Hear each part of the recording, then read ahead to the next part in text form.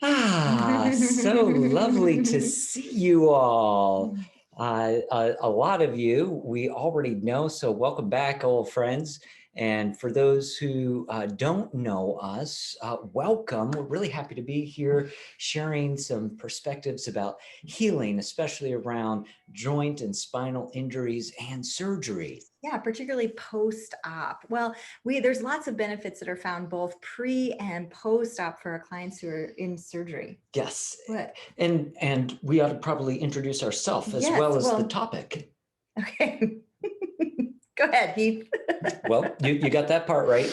I'm I just Heath. wanted to. Yeah, please add. Please go ahead. What else did you want to It's add? over. The moment has Oh, the passed. moment is over. Heath and I already started. Oh my gosh, you guys, you ready for a ride today? Well, we got 6 hours together. I'm Nicole. This is Heath. We're Living Meta. We're excited that you're here today with us. And we're looking forward to sharing some more, hopefully valuable information that you can put into action in your next session or with a loved one who is going through or experiencing some form of surgery. So I know my intention today is to support you, to help you feel confident and safe in nurturing the people that you care for. So first of all, thank you for being one of these cool people on the planet. We need people on the planet who care about other people. Yes. Yeah. And don't for a moment underestimate the incredible impact, not only that you have on the table with your individual clients, but the ripple effect, the butterfly effect of each person, each interaction, whether it be family, friends, or work, the stress relief, the anxiety reduction, the pain relief, Yes. the myriad of scientifically researched benefits of body work are vast. I don't have to convince you all, but it can be sometimes easy for us to forget how mighty an impact our touch is. And how much you guys actually, how much you do, how much you impact. Yes. Yes, and we absolutely appreciate that from you all. A little before class gets started. Well, this is a direct message, so we might not want to read that out loud. So just a few logistics. Yes. And one thing is how to communicate with us. So most of you are automatically muted upon coming into the call. Unless you call in on a phone, I think you have to manually mute yourself. And so it's your choice. If you have a question, you can simply unmute. And we would prefer to hear your voice. So if you have a question, our first preference is that you just speak up, unmute yourself, and let us know. And you jump in anytime, just like I did right here, anytime that you want to contribute or you feel like you have something to say. Yeah, Nicole and I are really interested in... Don't worry about interrupting. In playing and improving and not taking things too seriously. So we'll be live together for 6 hours, but of course we'll have a 1 hour lunch break, and that will bring us to about 4 or 4:30 Pacific time. I know we have people on the East Coast. It's noon for you guys, a little in the afternoon. So we'll be going to about 7-ish for those on the East Coast. And we love, love, love engagement in improvising and collaborating with you. So like Nicole said, if you do have a question, we don't see your interruptions as throwing us off. As interruptions. Right. But only when we do it to each other. Well, really. sometimes we do take things personally, but here we want to create... Did I make a new face? Oh, yeah. But we want to invite you to a collaborative, playful, friendly atmosphere, and we see your questions as invitations to play and collaborate. Yeah, so you can either just jump right in the conversation with your voice, or you can get down into the chat box and talk to us in the group directly, or privately direct message us, or you can address the whole group and ask the question like kind of out loud. You also have a little hand raise if you want to just throw a hand raise to if you feel like you're interrupting or you're not sure where to jump in, just raise your hand on the little icon in your little box, and you'll find we'll look for it and make sure that we give you some feedback about it. Cool. What are you doing right now? Cool. I was going to put the schedule up so that people can know when to anticipate the hands-on trades. Okay. So I'm going to do that. Can you tell them a little bit more about how we're going to sequence class with the anatomical tutorials while I pull this up? All right. So first, if you've been with us before, you guys know we love to move. So this morning we'll do a little bit of movement, warm up our bodies, refresh ourselves, find a way to give ourselves our own loving attention, and notice how we feel. Practice presencing, using our breath, our movement, and our attention and focus. So we'll do a little bit of movement this morning, and then we'll go into a PowerPoint. So we'll have a little discussion about our topic. Particularly this morning, we're going to focus on the joint replacement surgeries, and then we'll get into specific techniques following that on the table regarding joint health. After that, we'll have a nice big lunch break. We'll come back, we'll do maybe a little bit of movement depending on time, but we'll definitely get into some more PowerPoint looking at the spinal injuries, spinal joints, spinal surgeries, and a little more little more work at the table, hands-on work, trade, and be done by what time for our time? We're scheduled to go to 4:30. 4:30. And we won't go over. There's a chance we might go a little less. We'll see how time goes. And I just attached a tentative outline for today's class. And I tried to put Pacific and Eastern time, depending on where you are. And if you're somewhere in Central or Mountain. Well, yeah, and that's something you can post in your chat box right now is tell us where you're at, where you are located. Yeah, where are you hailing from? What city or state? We would love to hear. Nicole and I are presently inhabiting our home in Mesa, Arizona. Yes, and it's a beautiful 70-something degrees outside, and we might get a visit from our local woodpecker. Heath and I have been having some issues with a woodpecker in our neighborhood. Likes to rap on our house, so we might get a visit from our woodpecker later on today. All right, Florida in the house, Palm Coast, Tampa, Largo. Yeah. All right, cool. Orlando. All right, cool. And I know we have some in Florida. Little Mesa. Mesa AZ, 82 outside at 9:10. Yeah, I think we'll probably hit a hunjo. Awesome. Great to see everybody here. All right, Phoenix, Ahwatukee, sweet. Very cool. Very cool. Other logistics, Nicole, anything else you can think of? When will they need a body? Yes. So if you're wanting to trade with somebody and get somebody on the table, you might want to let them know when to show up. Yes. So let's see. I think that is also in the schedule. Oh, it is? Okay. Yeah. And I just pulled it back down to the bottom here on the chat. If you want to open your chat, you can see that we'll do a little intro. We're going to do some hands-on experiential anatomy with movement therapy. Yeah, we already talked all about this. I'm asking about when do they need? So hands-on demo. Thank you. Approximately 11 till 12:30 Pacific time. All right. So if you need to message your partner, message your buddy, message the person that you might be working with today. This would be a great time to do that, to be ready around 11 o'clock Arizona time, or is that 12:12?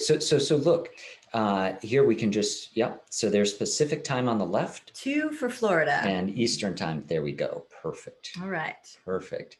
What else? I don't know what else you're doing. I'm looking to give some info about our handout. So I was going to pull the handout, and we'll get you guys the handout and the video recording that is all about today's class.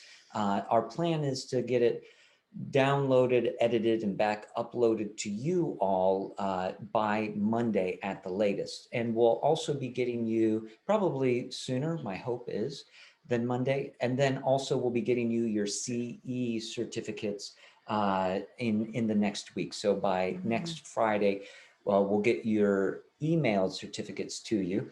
And we'll also, if you are a CE broker person, Florida therapist, if you're a part of CE broker, I believe we have your massage number. Yeah, you should have, there should have been a space to include your massage therapy number. when you were filling it out. If you are part of CE Broker, if you're not from Florida or you don't know what CE Broker Don't is, worry about it. ignore that. We don't need your massage number. It doesn't mean anything to us. But if you are in Florida and CE Broker, we'll be uploading your Hours. hours on CE Broker by Monday as well. by next Friday, actually. Oh, okay. Thank you. Next Friday. All right. Yeah. I like the space. Yeah. Sweet. Yeah. So that's some logistics about content, about information. We've got a tremendous amount of info to share with you. We'll do a lot of the lecture kind of in the front end. Then we'll, as Nicole mentioned, we'll do the hands-on demo for the morning or the first practice starting at 11 Arizona to Florida. We'll take a lunch. We talked about the lunch break. Yeah. Okay, great. And then you see the times for the second Yeah. demo. Yep. Okay. Already did all this. Thank Okay. you, Keith. Good. Are you caught up? We'll see. I'm here now. Okay, cool. Yeah. Regarding logistics. Anything else? Any questions, concerns, comments from you? And we haven't sent the handout yet. We'll be sending that out via email following the class. Yeah. I got a direct message inquiring about that, so that's why I'm responding to that. Any other questions? Yeah. So where do we find the recorded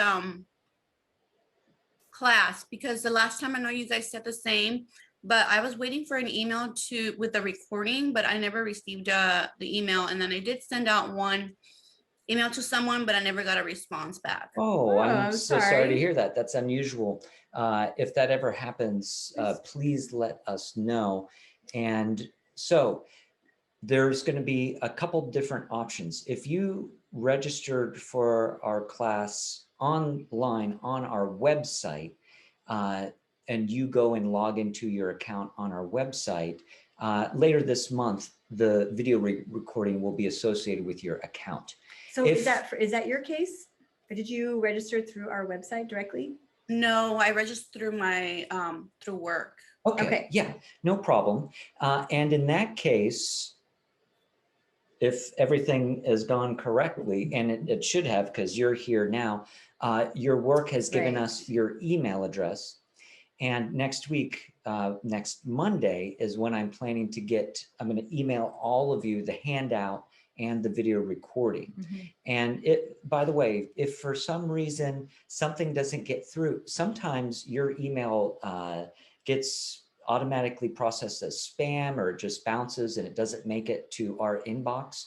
So please, if you don't get a response within 24 48 hours from us, please email again or text or reach out another way. us. Yeah, here's our number, our business number, so that if you're ever having complications getting your CE out, you're getting your hours, getting your certificate, getting the handout, or getting any information from us, please and it's not working through email, please contact us through our phone. Yeah, and just so you have our email in one place. Yeah, preferably try our email first, but if somehow maybe we're not getting your messages, or a lot of times when we send out messages through our email server, Constant Contact, a lot of emails will automatically bounce and put our email into your spam or your junk folder. So you might also want to be sure, if you want to be sure to get all the emails from us, to make sure you put our info@heathandnicole.com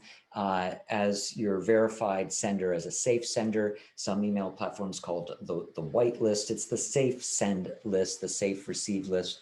And that way, you won't miss any of our notifications or our content. Yeah. Okay. Any other questions? Okay, cool. All right. One thing, we did ask you to do that extra step. Once you registered, you had to go and do that extra step for Zoom. And so as you show up today, your link is specifically associated with your name. So that will verify your attendance. Also keep on the lookout. We may be doing some review questions in the middle of our session. and they call those poll tests. So we're polling for participation. So somewhere randomly where we won't necessarily announce or give you a heads up, we'll put a question on the screen. It'll just be a review of the last minute or two of conversation, and we'll ask you to answer it. You don't have to answer it correctly. We're not judging you for accuracy, but we're hoping that it reinforces the content that we're sharing, but also it verifies that you attended. You are here. So perfect. And Oh, we have 3 in one thing. yeah, so Okay, if cool. you have extra people, and I have a direct message, yes, could you also put that? Can you rename your box? Yes, so if you have multiple people, and I am going to save the chat room, please, in your box, put the names of multiple participants. And you could put it in the chat box too, but it'd be really easy if we just do a photo screenshot of everybody. That'll be another way to verify attendance. Right, yes. Yeah. That might be the way So to do it, yeah. if if you need to use the restroom or get some water, no problem. Take a step away. But try not, at least while we're together and not on break, try not to wander too far, because you might miss one of those poll questions and it might question your full participation. All right. Okie dokie. I think that's the logistic, the left brain stuff. Any other questions or comments from y'all? All right.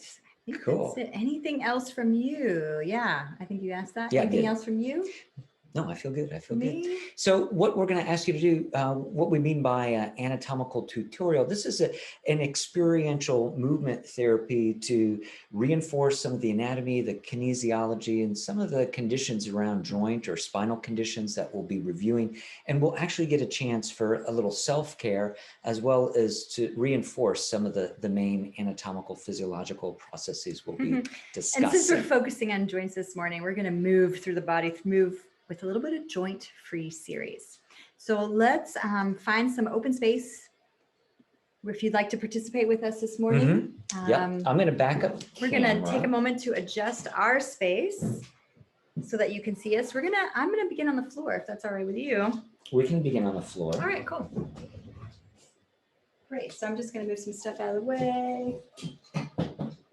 So you want a space, and maybe you want to put a towel down or something comfortable, or a blanket on the ground. I'll move this out of the camera. All right. Thank you, Jake. Here's Jake. He'll probably be a part of most of our videos. Can you bring the camera maybe just a little closer? I can. There we go. And maybe we'll put it a little lower too. All right. And just for a minute All right. So thank you for your patience as we adjust. Hi, buddy.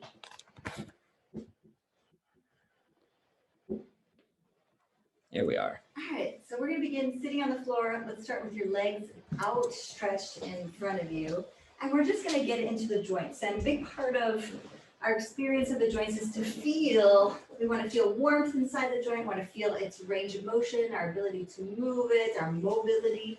And notice how it feels to be in your body, in your skin today. And you want to speak up really loud. Really we're loud. Far away. Okay. Yes. So And if at any time you can't see or hear anything, please unmute and let us know. And while we're a couple feet away from the camera, we won't see your chat questions come in. So if you need immediate attention, please just unmute. You might be all right, so resting back. yeah, you can rest back with your hands, or you can rest your hands on your thighs. Just really depends on what feels best for you and your body. And then we're going to start with your toes. So let's just scrunch your toes, just wake up your toes this morning. Maybe even smile to your toes, say hello to your toes. You know, you don't often say much unless something's going on. And I would say that about most of our joints in our body, most of the pain in our body, or most of our body parts, we don't notice unless it's not feeling quite right. So let's move and smile and appreciate what's moving well today, what's going well, what's going right. So we're gonna take a nice big inhale here, big exhale, and then pause. Yeah. And just sitting like this requires a lot of postural muscles. So notice what's happening in your posture. Avoid rounding or cashewing your spine. And in some cases, you might want to put a little prop or a lift, a blanket under your seat. It's much better that you're more of a back bend with your tailbone. You grab a little cushion rather than a C shape. So optimally, your tailbone is more down or back instead of tucked under. You don't want to be a sad dog with your tail tucked. All right, let's continue to move. So we're just going to go point and flex. Hopefully found nice adjustments for your spine, for your back, for your body as you point and flex, about 70% effort. So you're not going all the way to the max on the edge of the joint, but rather just enough to feel a good range of motion and to start to get that synovial fluid to lubricate through that synovial joint and that synovial capsule. So getting that kind of hydration to create smooth gliding surfaces for our tissues to create mobility for us. Yes. Not only does movement create more synovial fluid, like Nicole mentioned, it gets more blood flow, which creates more friction and heat, which brings more water and hydration. So important that we move. And then we'll pause, feel nice and warm. Then it's going to turn to it. Hit Jake. And then we're going to add some, let's bring our feet a little closer together and you're going to bring all your toes together if possible. See what that feels like. Maybe it's only the two toes, big and little. Maybe you can just get one toe to touch. Doesn't matter. So you just want to keep all your toes up towards the sky as you try to get all the toes to touch and then bring all the toes away from each other. So we're doing a nice inversion and then eversion. So let's go back and forth, keeping the toes up towards the sky the entire time. The more you point it, the easier it might be, but there's a little bit more stress on the joint. So keep the toes up. Yeah, so in the beginning, it might look more like this, like Barbie doll toes and your little plantar flex. But somewhat you want to create a dorsiflexion while you do that inversion. Really activate, strengthen, turn on those stabilizing tendons, muscles, ligaments around your feet, your ankles that support the knees, the hips, the spine. Yeah. Let's do this big breath in here. And a great way to let go of stress, tension is inhale through your nose, exhale out and open mouth, even with a gentle sigh. And then pause. So you can move at any pace that feels delicious, nutritious to you. So you can go quick or you can go slow as we now add some rotations to the ankles. Yeah. Getting a little relaxed. Jake is feeling it too. So notice, can you really isolate the motion in your ankles? So your knees are not really moving. Your kneecap, patella is shining toward the ceiling, but you're getting this beautiful motility happening in and around those muscles of your feet and ankles. Big breath. And reverse. Soft face, neck, shoulder, jaw, some of the first muscles that respond unconsciously to a stress response are just those, the face, the neck, the jaw, the shoulder. So can you relax your muscles even as you challenge and activate other muscles? And then we'll pause and relax. So we should get a nice like ring of fire around that ankle. Let's bring it up from the ankle to the knees. So let's support interlace fingers underneath your hamstrings and we'll just keep it out. Yeah, and you can decide left or right. It doesn't matter if you start one side or the other. We're gonna do both. Yeah. And even here, can you avoid that rounding? So try not to round like this. Can you feel even a little back bend behind your heart? Feel like you're more resting on your sit bones than your tailbone. Big breath here, dropping those shoulders, smiling to your knee, thankful for your knee, all the work that it does for you. Moving you through space, up and down stairs, in and out of cars. So cool what your body can do. One more breath. And then let that go. Let's feel a nice warmth in that knee. And let's bring it over our attention to the opposite knee. Yeah, your other side probably wants that balance, looking for that balance. So here, one of the coolest things about our body, and some of you might be familiar that anatomists and physiologists are actually debating whether or not muscle, fascia, connective tissue should actually be labeled an organ because it produces some of the same molecules, hormones, catalysts that all the other organs create. We're almost done with this. One more breath. So we are working in, some anatomists believe the biggest organ in our body are muscles when we move. And it doesn't have to be a big sweaty workout to turn on our muscles, just simple range of motion, walking, getting up, standing. These are wonderful ways to turn our muscles on. Let's bend the knee if that's comfortable for you. Support underneath the knee, bring the leg out. So we're going to get into our hip now. So the toes, ankle, knee, hip, let's do it. You can you can support the outer edge of your ankle or foot and rest it on the floor, or you can even bring it across the opposite side. Only do this if you have really happy, safe ankles and knees. And flexibility of your hips. Yeah, so go to your Goldilocks level. Not too Let's much, bring that knee up and Yeah. bring the knee down. not We're too gonna much. go up and down here, just letting the movement come from isolating from your hip joint. So notice, how happy is your hip this morning? Smile again into this hip and this giant joint, housing much of your proprioceptive neurons. So as we innervate here, we're getting more information, activating our central nervous system in a new way today.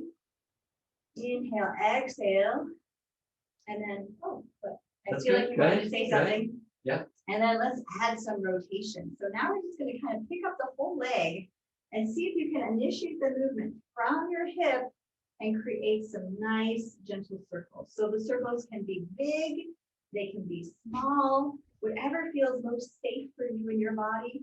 However it feels good in your joints, just kind of move and notice any flipping, any popping, any crackling here, and then reverse it. Notice with all this attention in your hip, can you also be long in your cervical and thoracic vertebrae? So maybe lift your chin up slightly, raise your chest up, and then draw your chin in, retract it. Chin up, chest up, chin back. Great way to create more space in the back of your neck and shoulders. One more breath. And then let's bring this whole leg, I'm not done with it yet. Let's bring it across the midline here. So if this is comfortable for you, you're just gonna pull it up and over. And maybe this is enough, you already feel a big stretch here. If you'd like to, you can cradle the knee by bringing the knee inside one elbow. And maybe if you're feeling particularly flexible, I'm not that flexible yet this morning, but you're coming to the outer edge, maybe the opposite elbow can cradle the outer edge of the foot. And safety, keep the toes facing the knee. So dorsiflex the toes. Flex your foot. Yeah. Flex your foot to protect your knee, and then you're adding a little gentle rocking. Can you get long in your spine? I like that cue of lift your chest, lift your chin, inhale, and then exhale, drop your chin, keep your chest up. Exhale, nice. And then we'll let it go. Might Hello. feel a little different from side to side. Definitely. Cool. All right, Other side. let's do it. Let's bring the opposite leg up. So either hand underneath the ankle, foot on the ground, or you can do a little half lotus. Find what is safe. Don't compare yourself to anyone else, even yourself at another time. In Buddhism, it said that the cause of all suffering is comparison. So let go of judging good, bad, right, wrong, past, future, and let's go into the sensation, the raw sensory info that your body intelligence is filling you with right now. Can you discover or learn something new about your body with your sensitive attention as we move conscientiously through our body? We'll add those rotations, support and hold up that leg, and let the movement initiate in the hip. Feel that hip rotate. Not only when we move our joints do we secrete that synovial fluid, but it generally takes a good 15 or 20 minutes to do so. Should we rotate the other way? One more breath. And then, let me do it. That's why it's really important for people who are having joint pain, strain, tension, arthritis, tendinitis, bursitis. It's really important that they move and a little more than 5 or 10 minutes. Yeah. Right? One more breath. Got to find about 15, 20 minutes to help produce and secrete that synovial fluid before that joint feels a little healthier and happier. Let's bring that leg across. Maybe this is enough for you. Maybe you can hug with that outer knee to your inner elbow. Maybe you can reach that opposite inner elbow to the foot and then rock that little leg, baby. Smile to this leg. Smile to your hips. You're stabilizing, strong, secure, safe hips. Smile into your body. Maybe even visualize the synovium, that joint capsule producing, secreting that egg-like slippery substance that creates that smooth, fluid connection over the articulate cartilage at the ends of the bones inside the joints. Lovely. And then let that go. All right. Yeah. So just to wake up a little bit more into the legs, let's do a little tapping. So we're just going to use either cupping hands or maybe a little soft fist. We're just going to tap down the outside of the leg. About 9 times down and outside. Get all the way to the toes and then bring it in. Tap, slap in the inside. Let's go About 9 around. times. So let's go. 1, 2, 3, 4, 5, 6, 7, 8, 9. Up. 2, 3, 5, 6, 7, 8, 9. Again. 2, 3, 4, 7, 8, 9. Up. 2, 3, 4. A little quicker now. 1, 2, 3, 4, 5, 6, 7, 8, 9. 1, 2, 3, 4, 5, 6, 7, 8. Woo! All right. Yeah. Open it up. All right, let's get into our spine a little bit. Yes. We're going to cross leg if If that's it's- comfortable yes. for you. And- If not, You could always have props under your knees, blocks. You could have one leg out. You could have both legs out. You could sit in a chair, of course. yes, this can all be done in a chair. So I'm just going to scoot up a little forward so I don't bump into you. Okay. And you don't bump into Okay, me. That we're gonna- means don't that come up way. with me. All right. All right, cool. So now we're just going to go, we're going to do a little bit of flexion extension of the spine. So we're going to inhale, maybe even bring the arms back behind you, open the chest up towards the sky, big breath. On the exhale, let's lift the knees, tuck the chin, round the spine. Oh, yeah. So let's do this a few times. This might be the first wake up to your spine today. I know it is for me. So I'm starting to feel the highway of information start to open, start to get flexible, start to get a little more juicy through my not only highway of information, my brain and spinal cord, but I also got my highway of energy, of chi circulating here. Big meridians circulate here along and around the spine. And this is one of the safest ways to move through your spine. Maybe not so deeply if pain is stopping you from the full exertion of mobility, but the simple forward folding, spinal flexion, and spinal extension, forward and back bending is one of the best things you can do, not just for your musculoskeletal system, but for your whole system. Let's do 3 more of these. Best flexions and extensions of the day so far. Use your core. Can you breathe a little more fully? Use your diaphragm, not just as a respiratory, but a postural muscle. Helping keep a sturdy, stable, aligned spine, core, pelvis with deep belly breathing. And then we'll pause. So nice. All right, feeling a little bit of extra warmth around my spine. How about you? Yes. Yeah, very nice. So now let's bring it, we do a little flexion extension. Let's do some lateral flexion. So this time we're just going to reach your right arm out to the side, deep breath in, long spine. On the exhale, let's drop over towards the side. Maybe your elbow touches the ground, maybe not. Maybe that opposite arm comes up and off. And see if you can keep this opposite hip, that opposite ischial tuberosity toward the ground. All right. So we'll inhale center. And then we'll do to the other side. And then find your pace. Back and forth a few times here. Moving at the perfect pace for you. Maybe if you want to pause and hang out and drape yourself over to one side, that's fine. If you want to follow your breath, inhale as you rise and come to neutral, And then exhale as you laterally bend to the other side. Avoid rotating your shoulders. So you want your shoulders stacked one on top of the other. You don't want to be rounding forward or back. And this is the second safest way to move through the spine when we're either rehabbing or prehabbing back injury. You want to do flexion extension first, and then lateral flexion extension, slowly warming up, getting that synovial fluid in there, getting that blood flow, and getting these muscles to activate. You got this. Not only, oh yeah, you want to hold his, he wants to hold on over. So let's go on over to the opposite side. Oh, I guess. Let's hold an extra breath here. Maybe if you'd like to, you can drop your hand behind your head. You can drop that elbow, deep breath in, and on the exhale, reach the elbow up towards the sky. Let's do that 2 more times. Exhale. What do I do? Inhale, Inhale down, exhale, open. Exhale. Let's try that one more. Feel long in your spine.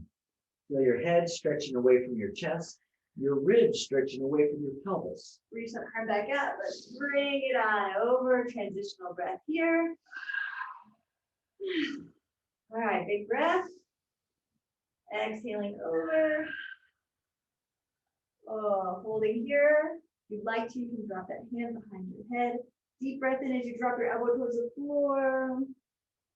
On the exhale, bring that elbow towards the sky. 2 more.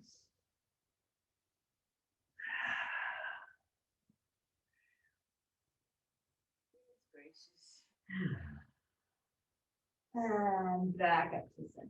Oh, lovely.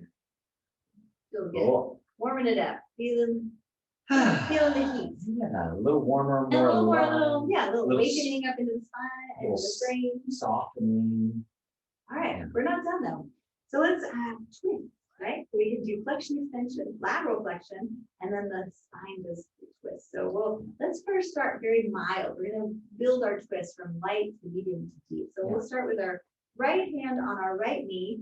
Reach your left hand back behind you. Long, deep breath in as you traction your head up towards the sky. Tuck your chin, lengthen your spine. On the exhale, let's bring your lumbar back first, then your thoracic, and then your head look back. Deep breath in, come back towards the center. Left hand, left knee. Right hand reaches behind you. Long spine, tuck your chin. Belly turns right. Keep looking forward. Chest turns right. And then the head, the gaze turns right. It's okay to turn the head, but if you turn it first, you're going to stop the twist from lowering your spine. All right, let's take it to medium progression. So this time, hand in front of your belly button. Left hand behind you, deep breath in, long spine. Tuck that chin as you bring your belly over. Heart, and then your head. Inhale, center. Long spine, set yourself up for success. On the exhale, belly, heart, and then your head. And then last round, we're going to bring the hand all the way across to the opposite shoulder, opposite knee. Deep breath in.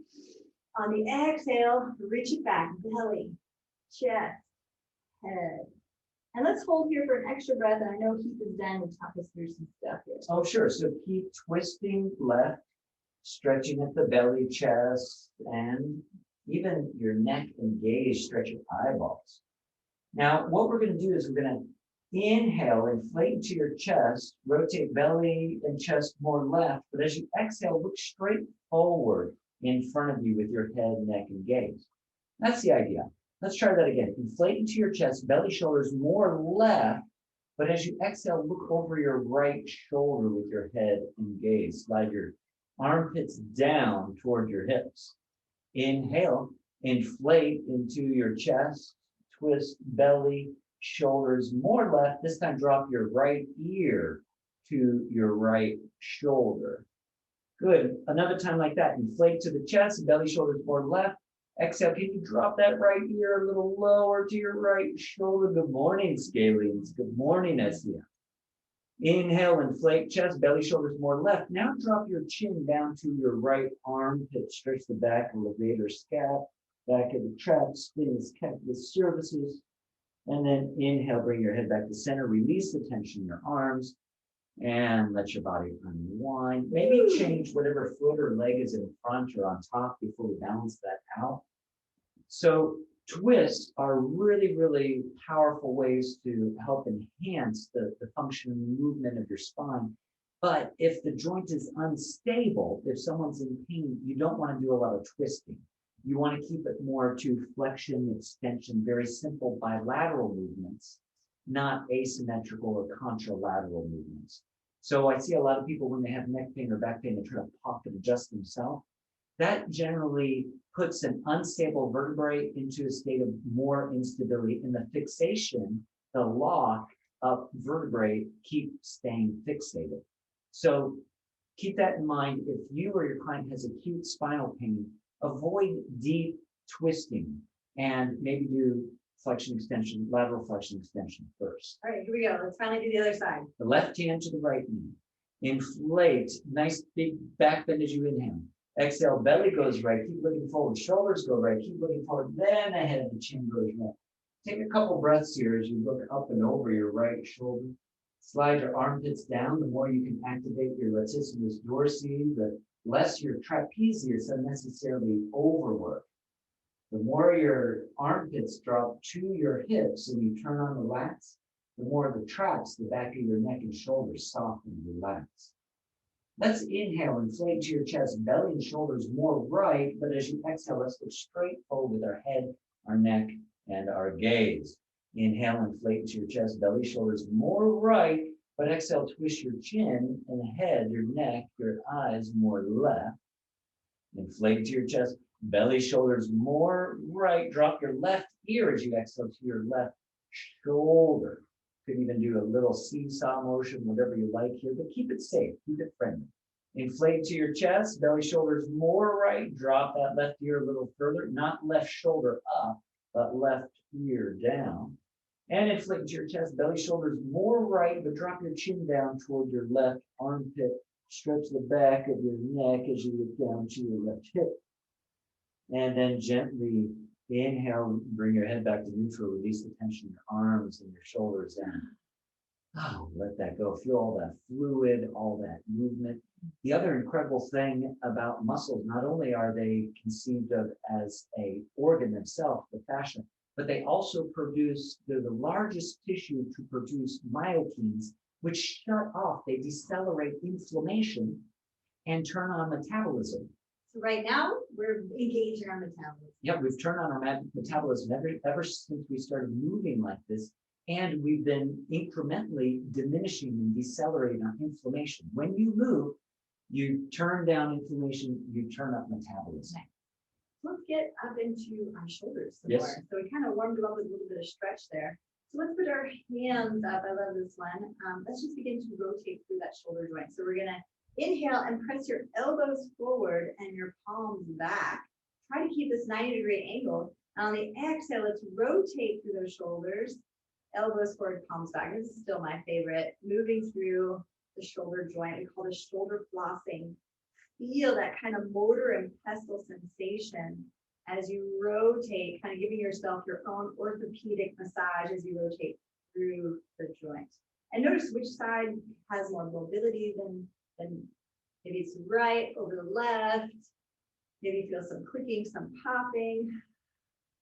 This is going to be really important for your folks with rotator cuff, sprains, strains, or tears. It's going to be really important for any shoulder bursitis, tendonitis, adhesive capsulitis, frozen shoulder. This really gets into the synovium, helps reorganize the fascia inside the joint. Well, hello, Jay. Oh, yes, welcome.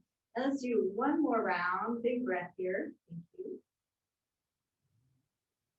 And I would love to. let it go. Shake those shoulders out. We'll bring our hands to our shoulders, and then we'll bring our elbows together in front and elbows together in back and forth a little bit here. Back and forth, just kind of opening things up, and again, moving with your breath or some other pace that feels natural for you. We want to create some heat Feel heat in your shoulders. Feel warmth as you again smile into your body. Appreciate and be thankful for what your shoulders can do.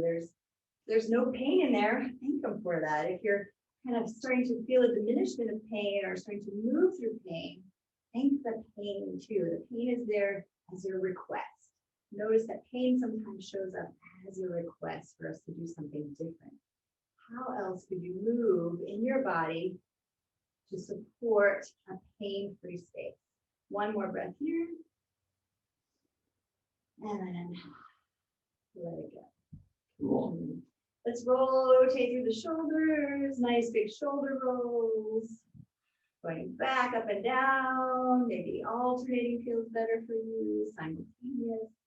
Little shoulder shrugs. Let's go the other way. So getting friendly with your body, we notice a lot of people who are in pain or before or after surgeries, they almost treat their body like an enemy, like it's a foe. See how much you can nurture that relationship with your body as your friend, as your ally, as your support. For sure. And then let's bring our arms out in front and let's get into those elbows. Let's just open those elbows, palms up towards the sky. Bring the fingertips towards your shoulders and then back out in front. So nice big extension and opening into your happy, smiling elbows. I saw a couple of chats come in, but I couldn't read them. Yeah. So I will take a look while Yeah. you continue moving us through. Perfect. Big breath here. And then we're gonna pause with our hands out in front of us, palms down. So now we're gonna bring all our fingers together and then open our fingers, extend our fingers nice and wide. Those were just funny comments. Okay, good. Yes. Excellent. I love commentary. Yes. And I think the dogs are speaking to each other and our bodies are communicating with other dogs. Yeah. Our pets are all getting involved. They're like, oh, what's this? What's happening? You're on the Are floor. we playing? Your hands are moving. They should be touching me. Yeah. I'm ready for my massage. I just got to reach up and find those hands. Next time you bring your hands up, let's bring all the fingers together, but just separate the thumb away from the rest of the fingers. Bring it all in. Separate the pointer and the thumb. Think about it. Bring it all in. Add the middle finger. Nano, nano. Bring it all in. Add the pinky. Oh, I gotta think about that I do one. too. And then bring it all in. Stretch it all out. And then shake, shake, shake it out. Mhm. And then I just like to add one more little qigong thing from your wrist. So we're just gonna take one wrist over on the other and just do nice little tapping. So if you have bracelets or watches off, you'll want to take that off. Lay open the wrist, channels, and then we'll pause. And we're gonna open up right in the center of your palm, big, powerful healing hands point. We're gonna massage Lao Gong, the laborer's palace, right in the center of your palm. Massage, massage, open up this channel, open this powerful therapy point of the healer's hands, not only for others, but for yourself too. It's right in the center of your palm in line with your middle finger. And I think I heard someone unmute themselves. If you do have a question, you can speak up anytime. And then we'll take your little soft fist and then we're just gonna open it up some more, a little pound right there, open a palm. 1, 2, 3, I like that. 1, 2, 3, one more round. 1, 2, 3. And then we're gonna do the same thing, just my opposite wrist. Feel that? Do we want to? Yeah, I just kind of want to sense left to right. Notice any new sensations. So body sensations are your body's wisdom to communicate with you. So the more sensitive awareness we can get, the better. Other side. Yeah, let's tap that opposite wrist. So we're tapping the back of the wrist on the front of the bottom wrist. Kind of like Wonder Woman move here. Oh, is that what this is? Yeah, I'm dodging bullets. I like it. Sniper technique All right, shield good here. deal, good deal. And then we'll pause. Let's massage that Lao Gong point. Healer's hand, activate the opposite hand. You can even Breathe, stretch. smile into your body. When you smile to yourself, you send a message to your brain that all is well, that your brain begins to relax and think that everything's actually all right. So just notice that sometimes sometimes our body gets the message from the outside in, sometimes we get the message, our mind gets the message from the inside out. So let's work together. Find highway of communication, open on both sides, and then let's Activate. 2, 1, 2, 3. 1, 2, 3. 1, 2, 3. And then we'll pause. We're gonna bring both palms together, and we're just gonna kind of heat it up. Heat it up. Like you're keeping those 2 points connected, and then creating heat all around those 2 points. You can heat it up to the left, Na, na, na, na, na, na, na. heat it up to the Na, right. na, na, na, na, na, na. Try again. Breathing, and then come back to center. Bring your hands to the center of your heart. Yum. Bowing your head to yourself. And then here we are. We get to set our intention for today, connecting with your own heart, your heartbeat, your breath. And then your intention for today, smiling into what you want to feel most. What do you want to learn? What would you like to experience? What would check all the boxes for your success? And begin to track that intention, clarify it now for your heart and mind and body. One more breath here. Let's bring those healers' hands right onto your traps and shoulders and energize your own neck, traps, shoulders, yum. You can even lean into your hands and give a little massage and squeeze, or just simply hold. If you can't reach same side, you could always reach to the opposite trap. And maybe we'll even add a little pulling. You can squeeze the back of your neck. You can drag the shoulders, same shoulder or opposite shoulders. Just drag the trap, soften, soothe the back of your neck, your traps. Might even want to give a little attention to your TMJ, your jaw, which is notoriously susceptible to chronic stress. You can open and close your jaw, massage around your ears. Auriculotherapy is a form of reflexology just for the ears, mirror the whole macrocosm of your body with your ears. Scissor, index, and middle and front and behind your ears, if you like. Find 1 or 2 more breaths as you connect, not only with how you're touching yourself, but can you notice your contact from the inside of your body? A lot of times we notice touch from contact point to contact point on the outside. Can you allow your awareness to receive your touch from just inside of your skin?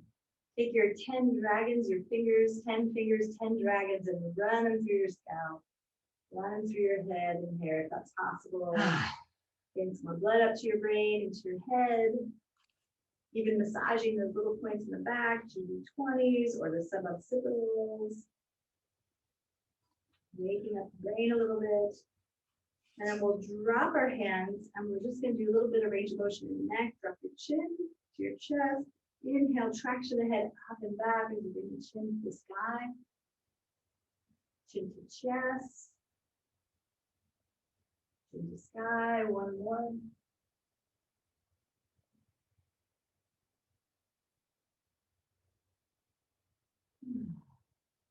Back to center, ear to shoulder we did before, but we'll just revisit and notice how it feels now. Back and forth. Inhale, center. Exhale, stretch. Inhale, center. We're doing that same thing for our cervicals that we did for the length of our spine by beginning with cervical flexion extension first, and lateral flexion extension second. And then when you're ready, we'll pause in the center and gentle range of motion, chin to shoulder, center, chin to shoulder. Just looking at. And then let your eyes follow your pace. So move at a perfect pace where you can see the whole space around you. Exhale. Sorry about that. Jake doing his protective job. And back to center. We'll bring our palms together one more time. Warm them up. Heat them up. And then we're going to rest your hands right over those eyeballs. Big breath into your eyes. Big breath into your third eye. Into your brain. Into your clear, decisive, bright brain. Big breath. Again, smile to yourself, smile to your head, to your heart, to your belly. Let your eyes smile. One more breath. And then let it all go. All right. And that is Cool. a nice little morning warm up. You'll have that on video too. So if you like that, enjoyed that joint-free series, that's something that you can forever have and follow along with. I know it's something that we could regularly go back to over and over again as a way to stay connected to our own joint health. Yeah, and to, again, turn off inflammation, activate metabolism, just feel good in our body from head to toe. So I'll recommend that you take a moment to get up, walk around, use the restroom, maybe get some water or tea or coffee, whatever your favorite is, a little snack, because we're going to come back and we're going to do some PowerPoint, we're going to do some overhead conversation. And if you have any questions or comments, or if you want to share feedback on what you felt or how you felt with that joint-free series, we'd love to hear from you in the chat, or when we come back, you can share on audio. We're going to take a 10-minute break. It's just about the top of the hour, so let's be back at 10 after, please. Amazing time. When we come back, we'll do some slides, and then following that, we'll begin our hands-on trades. Any right. questions before we sign off? See you at 10. All right, we'll see you 10 after.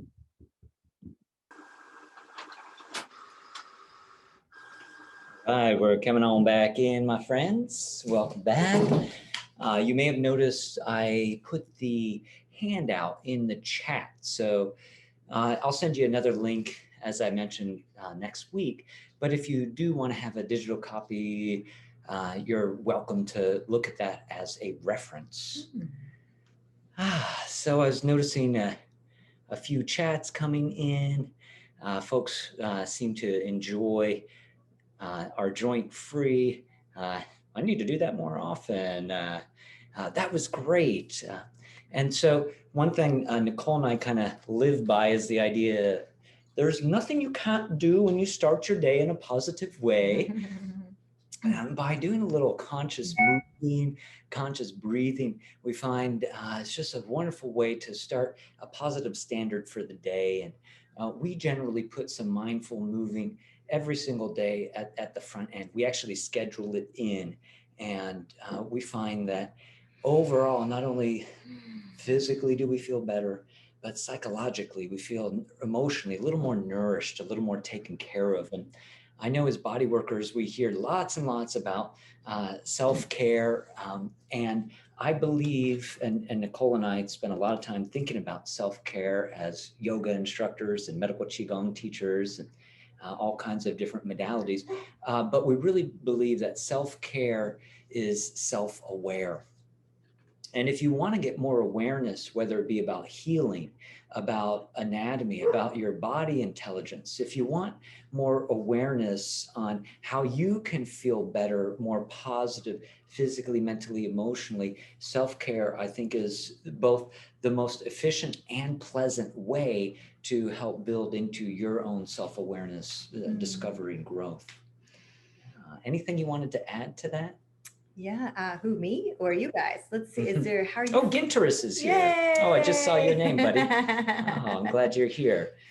Yeah, some old friends. Boy, I think Ginteris we've known probably 15 or 20 years. So glad to see you and that you're here.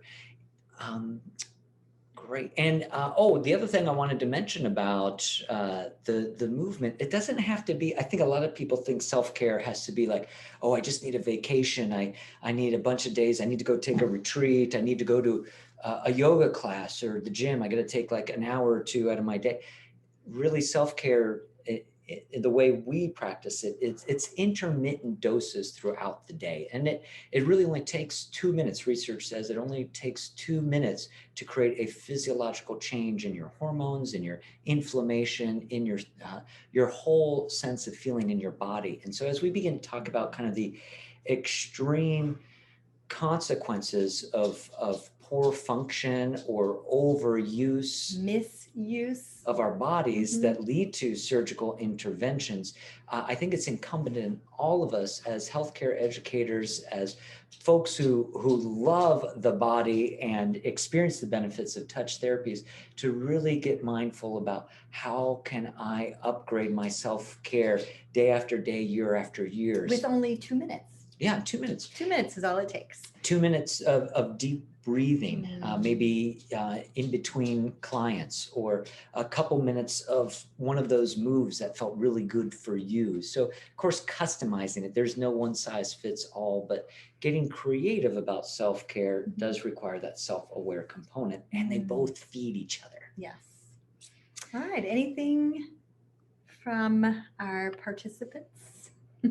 And I'm just going to angle this so I have less shade on the side of my head. So now the light's kind of right there. Is that okay with you, Nicole?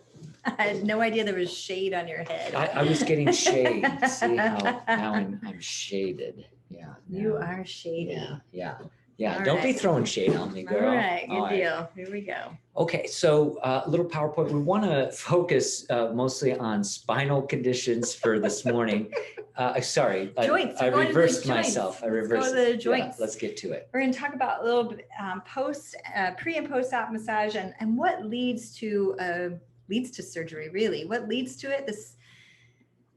The steps that we take, the practices that we make, the habits that we are adopting in our daily life that lead to possibly injuries, sprains, strains, and could possibly lead to arthritis, inflammation, and all the way into surgeries. Yes. So people don't usually have a surgery because maybe because they don't just wake up one morning and say, I'm going to have surgery. Usually there's a progressive kind of habit or progressive pain that has been modulated throughout their days or years that has led them to finally decide to have a knee replacement or some kind of joint replacement.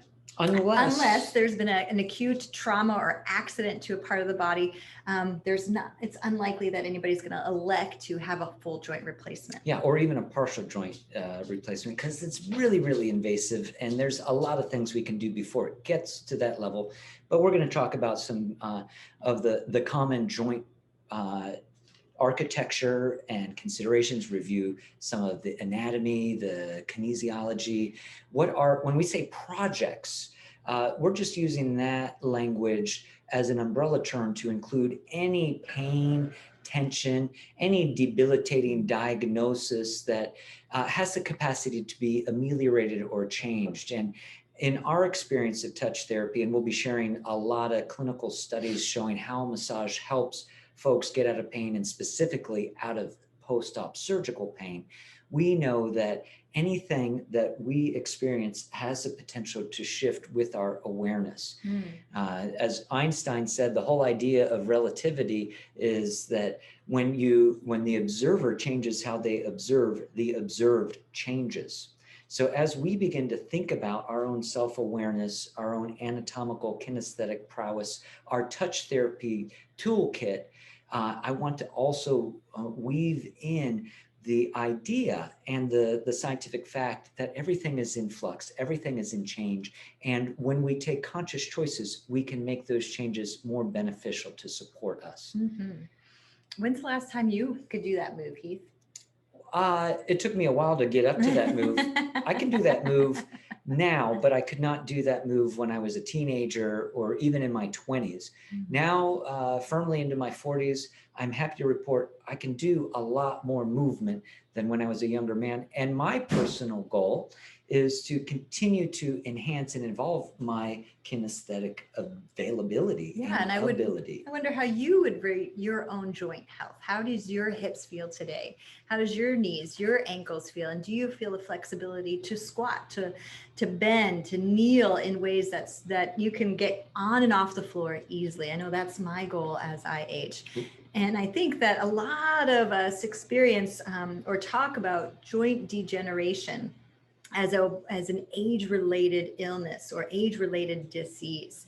And when really, in fact, it's an issue, it's a issue in in our the tissue. tissues. It's been it's a long time coming. And so let's look at the joints to discover and remember, okay, here's the anatomy of the joints.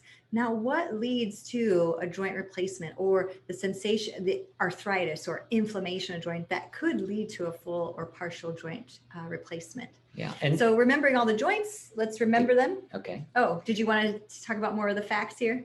Well, just kind of interesting asides that there's 1 million total joint replacements. TJPs is the common clinical. Is it really? Yeah, I think you just made that yeah, up. total joint, total K, total knee replacement, or total hip replacement. And there's 1 million of these approximately every year in America. Here's interesting. Half of Americans will develop osteoarthritis in at least one knee. Is So- anybody experiencing a form of inflammation in their body now? Osteoarthritis in a joint? Yeah. Let's see a couple hands of those who do have their cameras on. And 60% of all knee replacements are happening in women. And we'll talk about how some are gender associated, Well, yeah. Whereas like spinal injuries, was it? more common Common among among men. men. Yeah, so interesting how different joints affect different genders. And just a very quick review of basic 3 types of joints. We've got the synovial joints, the most common joints, like in your shoulders, elbows, wrists, all the major mobility, weight-bearing joints have These- an element of synovial. Yeah. And these are the joints that will be impacted by knee replacement, by a Total replacement. replacement Yes. or resurfacing or partial replacement. Then we have cartilaginous joints. Oh, I And see. cartilaginous, for instance, a third of your rib cage is made up of cartilaginous joints. These aren't total bones here in the front of the ribs. This is extensions of your cartilage. And you have cartilaginous components in between different structures in your shoulders. And cartilaginous joints make up both your synovial and cartilaginous joints make up your spinal column. So the discs are cartilaginous joints, but between the facet are synovial joints. Mm. And then there's that third classification, fibrous joints in the sutures. We're not messing with those. Craniosacral would be a conversation more for those. Yeah, they're the least common in the body. But the most common and what we're generally working with is the synovial joint. And the basic architecture is where 2 or more bones come together, and at the ends of their bones are cartilage. Mhm. And ideally, in between the cartilage is the synovium, the joint. The syn is like, ovial is egg, like ovum or oval. So synovial is like white egg, slippery, slidey surface. And Like egg whites. thank you. That's what I was going like for. White egg. Okay. White eggs. I want some white eggs, egg whites. That's what I was going for before they're cooked. That slimy, slippery. So if you think of a, So that slimy, slippery surface is produced every time that you move, and it's circulating in and around that joint capsule. Can you go back? to yes, that? of course. So in that joint capsule is that slippery white surface creating for smooth, friction-free movement in your body. However, Yes. if we're doing a movement too often, and that could be a repetitive movement, or it could be a postural movement. If we're doing forward head position, we're bringing our heads down to our phones instead of bringing our digital devices up. Who looks at their phone like this, right? So if we're doing a postural, a static position, that can also mess up the joint and create imbalances, can pull the bones out of place, can strain different tendons or extensions of the fascia and the muscle, and can wreak havoc on the superficial components of the joint, which would be the ligaments, right? The ligaments connect bone to bone, but also where the muscles and bones connect with the tendons. So a lot of painful projects, when people identify pain, it's often around attachment sites, origins, insertions, and around joints. And of course, it's all interconnected through this incredible highway of fascia, right? When Or tissue. These are muscle. Yeah. Well. and I'm getting to Okay, it, but a lot of times we think of muscles, but muscles is a limiting term. Fascia actually goes beyond muscle. And when we're impacting different parts of the body, a lot of times we're both the pain response is more fascia related than the muscles. Well, the There's fascia, 4 times more pain receptors in yes, fascia. more sensory, 4 times more sensory neurons in your fascia than there are in your actual muscle tissue. So considering when we feel pain in our body, we often feel it in our fascia. Mhm. And it's usually surrounding and located, back to the image, located around and in the tissue surrounding our muscles and joints. So when we're moving, we can see this beautiful example of a fascia, the tissue that kind of supports and holds and shapes and transmutes energy, kinetic energy throughout our system in ways that supports our uprightness, right? Our tensegrity. So when we have a tensegrity that's in balance, we feel pain-free, we feel easy, we're gliding, we're strolling, we're moving through space and time with no problem. But every once in a while, we'll come across and we have an injury. We have sustained a posture that Heath was talking about that doesn't necessarily support an alignment, where actually fascia will build and become disorganized. Yeah. So 2 key things happen when there's pain is one, the tissue is generally really dehydrated. So that could be nature of not getting enough fluids and water. It can also be not getting enough movement where the blood flow and the nutrients from the red blood cells that are carried along with the blood flow can help rehydrate and give more juicy, more plumpness to the actual muscles and fascia. So likely where you're feeling pain in your body or where your clients are feeling pain, we're also feeling this disorganized fascia underneath our pressure. And we like this little image because it's like a net, a fish net, right? That's surrounding and supporting and organizing our tissues in a way that we can feel where there's organization and disorganization, where there's thickness, where there's smoothness. So in where this, there's restrictions or where there's knots or yes. adhesions. I just wanted to finish my sentence. Just because I pause doesn't mean I'm done with my sentence. All right, go. Now I'm ready. So fascia connects to every single of your estimated 40 to 60 trillion cells, whether it's a bone, blood, brain cell, everything is interwoven in this magical connective tissue called fascia. And optimally, when we're hydrated and things are moving cohesively, it's kind of open. It has capacity to stretch a little, but also to hold and support, stabilize. So both mobility and stability are 2 of the hallmarks of what the fascia does. If we're misusing our musculoskeletal system, if we have imbalances, so we're just like couch potato, or we're not just on the couch, we're a computer table, a computer potato, couch potato. No, anyway, making up words. If you're just at a computer all day, or you're doing one single motion, or you're doing that repetitive motion, clicking the keys, or massaging, or playing an instrument, or painting a house, or working on a car. There's so many reasons and rationales why we will get repetitive motion and why adhesions build areas of ischemia. We call them trigger points where muscles get pulled and torqued out of position. And sometimes it's because we sit, but sometimes it's because we do too many of the same movements. Oh, you want to go somewhere else? Well, I was just talking about how form follows function. Oh, yeah. So how we move and how we don't move is how our body is shaped.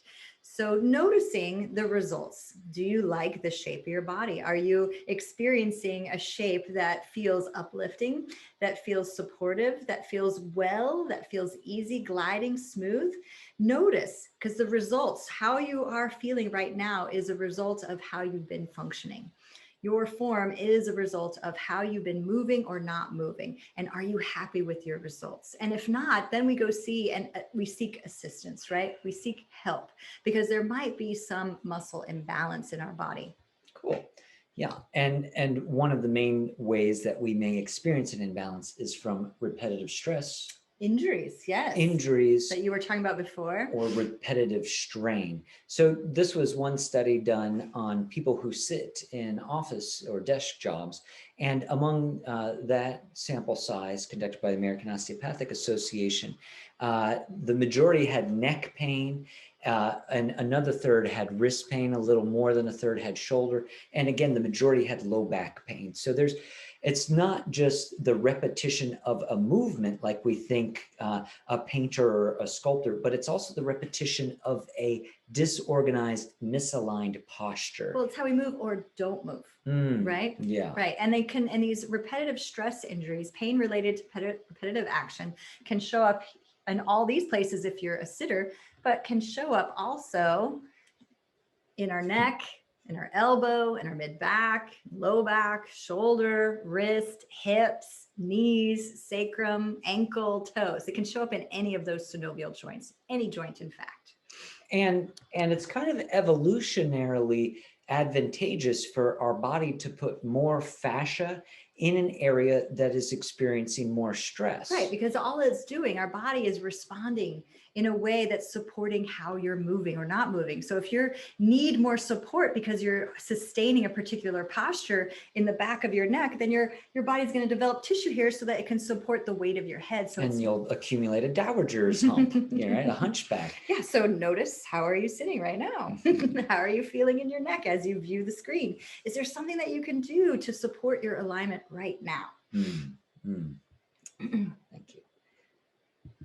So repetitive stress injuries can lead to sprain and strains. Yeah, and sometimes these terms are used interchangeably. Generally, a strain is less, a sprain. Let's talk about the clinical terms. Yeah, the clinical terms, if you were to have a big tear or a small tear, they usually rate it on grades 1 through 3.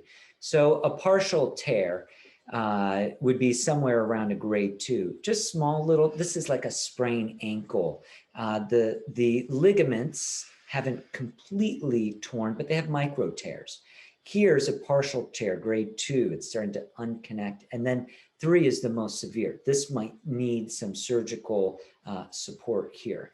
So sprains and strains can often set you up for worse injuries. They're horrible in and themselves when they're acute and they're swollen. You don't want to put load on them. But if they don't heal properly, and if you don't find the proper muscle balance following an injury, that can lead to an experience of tendinosis or tendinitis. Yes, in fact, my own experience with chronic ankle injuries led to excessively lax ligaments on my left foot. And that left foot, because I put weight too soon when I was healing in my ankle, those ligaments healed in an overstretched position. So then they were more floppy and lax. So strainings, and you became more prone to injury. Right. It created chronic ankle instability. And that happens with knee injuries also. A lot of times when people hurt their knee, they're more prone to knee injuries because oftentimes the ligaments, especially in the lower body, the load-bearing joints, if they get damaged, a lot of times the tissue and around the joint capsule, the ligaments, they become kind of floppy. Wouldn't it be so cool if we had courses in, I know this happened to us both when we were younger. Maybe it would have been so amazing if there was some kind of like physical education when we were younger in our growing up days in high school. PE? Yeah, well, that physical education. But fascia. It should be FE. I just played racquetball or basketball in my PE class. Yeah, fascial education. Yes. FE. We should all be taking some FE. We learned muscle balance even as we learn how to move in our body. Right. But we're kind of go backwards a little bit. And some of us are a little bit more quick on the go. As body workers, I think we've had an interest in finding out and discovering what are the ways that I can move in my body that supports my wellness throughout my lifetime. And I think that learning and discovering balance is going to be key to keeping us out of sprains and strains and out of tendinitis and repetitive stress injuries, tendinosis, and yeah. Let's talk about that. So try. You'll see this a lot, especially shoulders, hips, knees, common areas where client might get diagnosed with tendinitis, simply inflammation of the tendon due to RSI, repetitive stress injury. And don't let the itis throw you off. A lot of times we associate inflammation with itis, but it oftentimes is a chronic condition. So we know acute inflammation, when it's red hot, puffy, we never add load or pressure or mobilization to an area that's acutely inflamed, but a chronic ongoing condition like tendinitis, or when it's a chronic overuse, it'll be called tendinosis. And then the same thing can happen not just on the level of the outside of the joint, on the level of the tendon, but in between. In the joint. Yeah, in between the muscle and the bone, or between the tendons and the bones, we have these bursas. These little fluid-filled sacs that provide a little bit of cushion. Yeah, they're that same egg white synovial fluid filled sac, and they just create a little, like you said, cushion, a little pillow, a little bolstering. So as you walk, and your glute medius tendon, your glute minimus, your TFL tendon, they have a little padding, so they're just not worn over and over and irritated by that greater trochanter. However, if that bursa gets overused, then we get the condition of inflammation of the bursa. And then I wouldn't say necessarily overused, but misused, right? So when so if we're moving a lot, if we're walking a lot, that in itself isn't a bad thing, but it's how we're moving, how we're walking, how we're running, that can cause the inflammation, the pain, the tension, the rub in the muscle. Yes. It's less about what you do and more about how you do it. It's not that sitting is bad for you, but if you sit horribly or for long periods of time, you're going to have some negative consequences. There's results. Running isn't necessarily good or bad in and of itself. There's a host of variables depending on the conditioning, depending on the weight, depending on the intensity, depending on the length of the running. So being mindful that it's less about, oh, you did that and it created this. Almost always there's a confluence of different variables that lead a person into a painful project that might, over the course of months, years, or decades, lead to a potential need for surgical intervention. Right? Any questions so far? I want to make sure we're not moving through too quickly and that we are able to attend to anything that is coming up. You can always unmute or put something in the chat.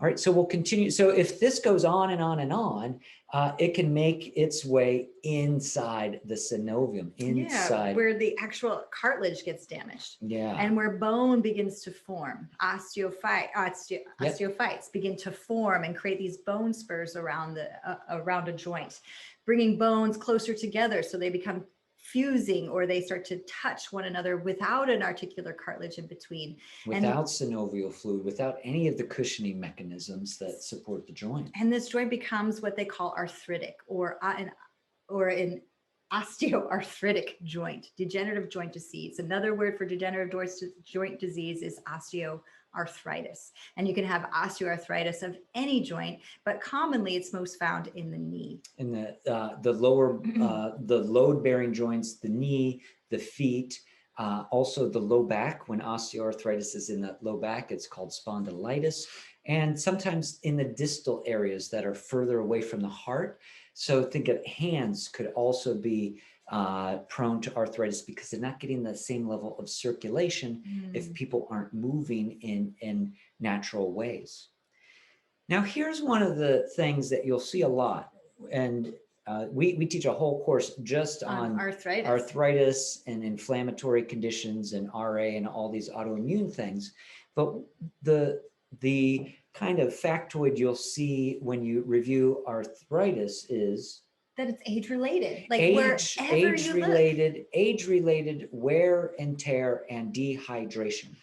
And if you just read it on its face level, and if you just talk to anybody over 70, they're like, "Oh man, what a drag it is getting old." I'm getting old, right? Or are you starting to feel that way when you get out of bed? Do you make those?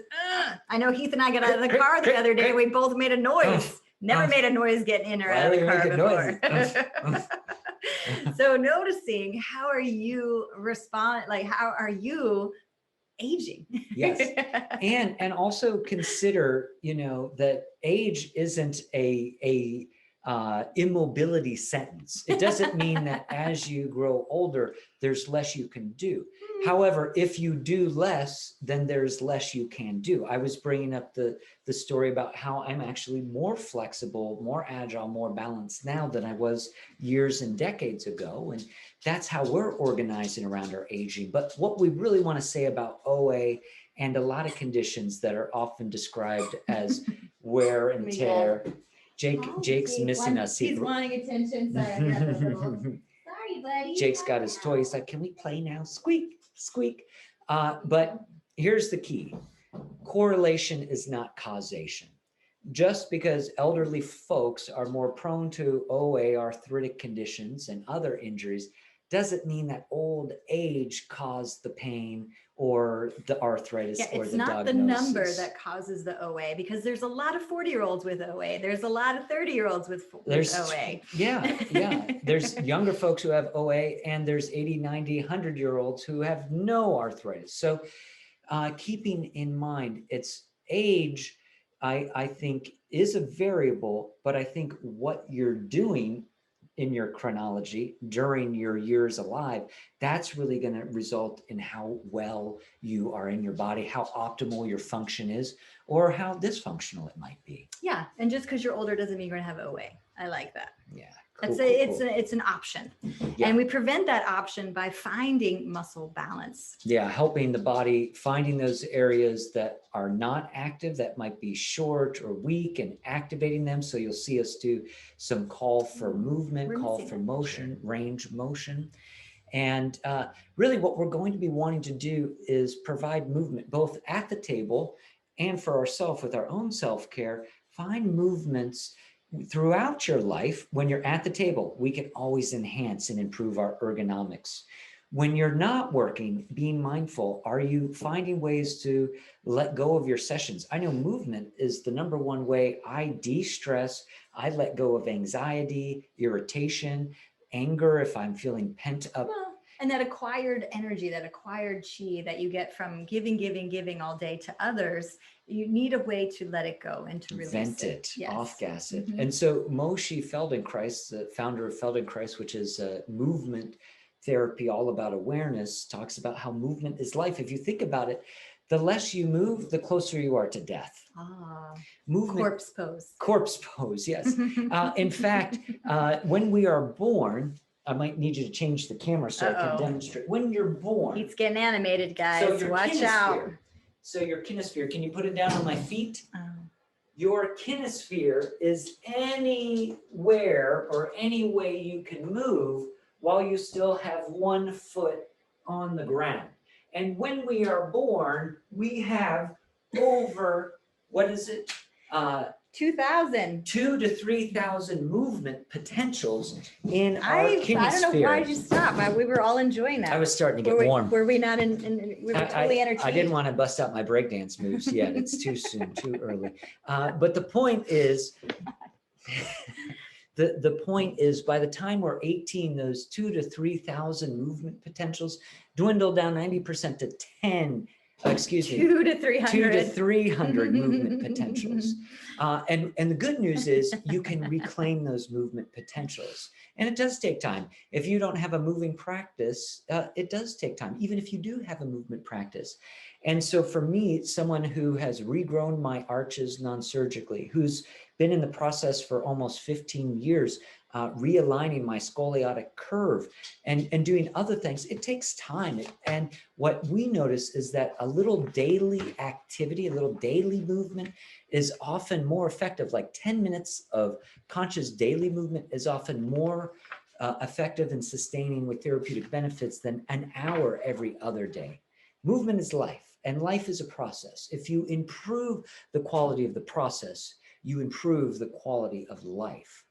And really cool, we mentioned earlier how the muscles and fascia are being reimagined in some anatomy texts that are published in the last few years, that yes, muscles are an organ. They secrete a lot of the hormones and catalysts and molecules that the other pancreas, spleen, liver, brain secrete. And your muscles are the primary tissue that produce, listen to this, myokines. This is my new favorite thing about muscles, myokines. Myokine molecules, anytime you move your muscles, and again, we're not talking about strength training, just stand up and sit down, take a walk. When you move your muscles, you reverse inflammation and you turn on metabolism. And I don't know anybody who doesn't want less inflammation and more optimal metabolism. Sure. So keeping in mind that largest organ in our body, our muscles, has a lot of positive impact when we do move.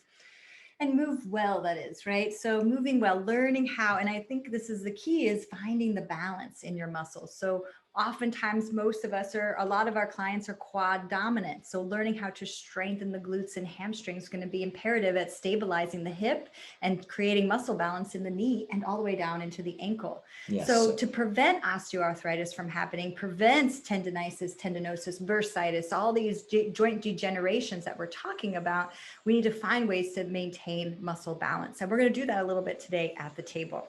Cool. But now, once you've been diagnosed with OA or with some form of joint degeneration. And it could be maybe there's a tear in a ligament, a rotator cuff injury, a meniscus tear.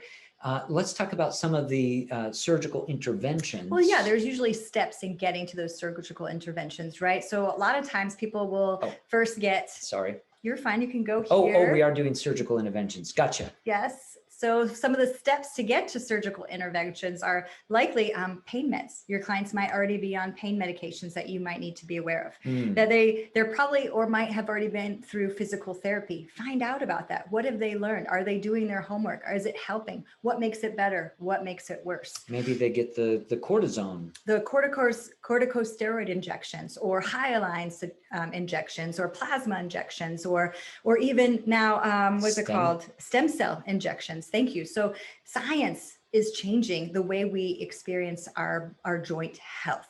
And it's very exciting to see the kind of the evolution of learning our own bodies, like what it's like as science is able to discover more about our humanity, we're able to support ourselves in different ways. So once we have those injections, corticosteroids, they can have anywhere from 3 to 4 injections once every month, but not more than 4, I think it is, or 4 a year total. Sometimes the benefits of those corticosteroids can last up to like 3, 4, 6 months. Some people, if they're lucky, maybe a year. Unlikely. Sometimes they don't work at all and they go on to something else. Something that's interesting in other countries, a lot of countries in Europe, before they do surgeries, they actually require the patient to do weight loss programs, something like this. So, but these are the first line of defenses before you get to surgical intervention. So this might be conversations that you're having with your clients as they contemplate having a knee or a hip or shoulder replacement. So let's talk about those joints particularly. The knee, the largest. Strongest joint. It's the largest joint in your body. Yeah, bigger than your hip socket, surprisingly enough, but super big and super vulnerable to injuries and things going out of place. So if you ever hear, they're going to scope my meniscus, right? Or scope my knee. Yeah. Arthroscopic surgery goes in small little incision and they have a camera. They usually have an irrigation water thing to get things out of the way. And they're just doing small little repairs on tears, or they're on cartilage, or they're removing little extra hangnails of the meniscus or cartilage. And so it looks like floating cartilage you're removing, right? Right. Repairing tears. Yeah. So, sometimes they hear, they're just going to scope it out. I don't think people actually I highly recommend my clients go on YouTube and watch any surgical procedure that they're going to have done to them before they agree to do it. So they really understand what's involved. But so that's knee arthroscopy, but it could happen at the hip. It could happen at the shoulder, at the ankle. These are some of the common joints where you might get arthroscopy. Any questions on arthroscopy? And we'll talk later about how to apply massage to these kinds of surgeries. Osteotomy. Yes. So he's been having trouble saying this word. Osteotomy. I like overthink it. So osteobone, otomy means to cut into bone. So they cut into, here's the tibia, and stick a wedge and then put a plate with a bunch of screws. To stabilize to- that wedge. And basically they're trying to help all the years or decades of muscle imbalance that has changed the structure of the musculoskeletal arrangement. They're like, okay, let's undo that by sticking this wedge in. So that's one way to try to impact. Yeah, Avoid a full knee replacement. right. Now, sometimes we're just going to replace part of a hip or a knee. And that can be called hip resurfacing or resurfacing in general. Yeah. So a partial knee or hip replacement is resurfacing. Yeah. Whereas a full, and so here we're seeing on the left, here you just have the ball and into, excuse me, is it the, yes. I don't know what you're trying to Ball go and for. socket joint, Yeah. excuse me, is the artificial component that's screwed just into this side. But if you're having both sides done, you're putting this long extension into this bone and into the holding place, you're completely doing the hip replacement. Or if this was a knee, you're doing both sides. So the difference between a partial replacement or a resurfacing and a total is how many sides are you replacing? How many components are involved? Yes. Thank you. Yes. Okay. So more than 1 million Americans we've talked about have had joint replacement. 720,000 go for knees, 330,000 for hips. And this Does anybody know anybody with a knee or hip replacement or have clients with a knee or hip replacement? Working with the, yeah, I think all of us do. So it's finding the confidence and maybe some new techniques today to support your connection with them so that you can break up the tissue, break up that scar tissue, the fibers that have binded after the surgery so that we can create more mobility in the joint. And in fact, the joints itself, so why they're these, when you see someone having a knee or hip replacement, do not be afraid to mobilize it, to move it. And big part of why our clients got these knee and hip replacements because they've lost mobility and they're in an S ton of pain. And they've lost a lot of stability. Yes. So what the artificial, whether it be a joint replacement or they're putting in a plate or some screws or hardware, a cage, that's all meant to create more structure and stability where the structures, the bones or joints were degenerating. So that it can move. Yes. So please do not be afraid to bend the knee, to bring the hip into flexion, unless there are some restrictions that the doctor said that they cannot be in. There are some positions in old hip replacement surgeries that you can't put the hip in. Mm-hmm. So finding out what those are, depending on how old that hip is or how old that knee is, science has come a long way so that they can now move in multi directions without fear of disarming or dismantling the joint. So don't be afraid to move them, but first ask if there's been any limitations.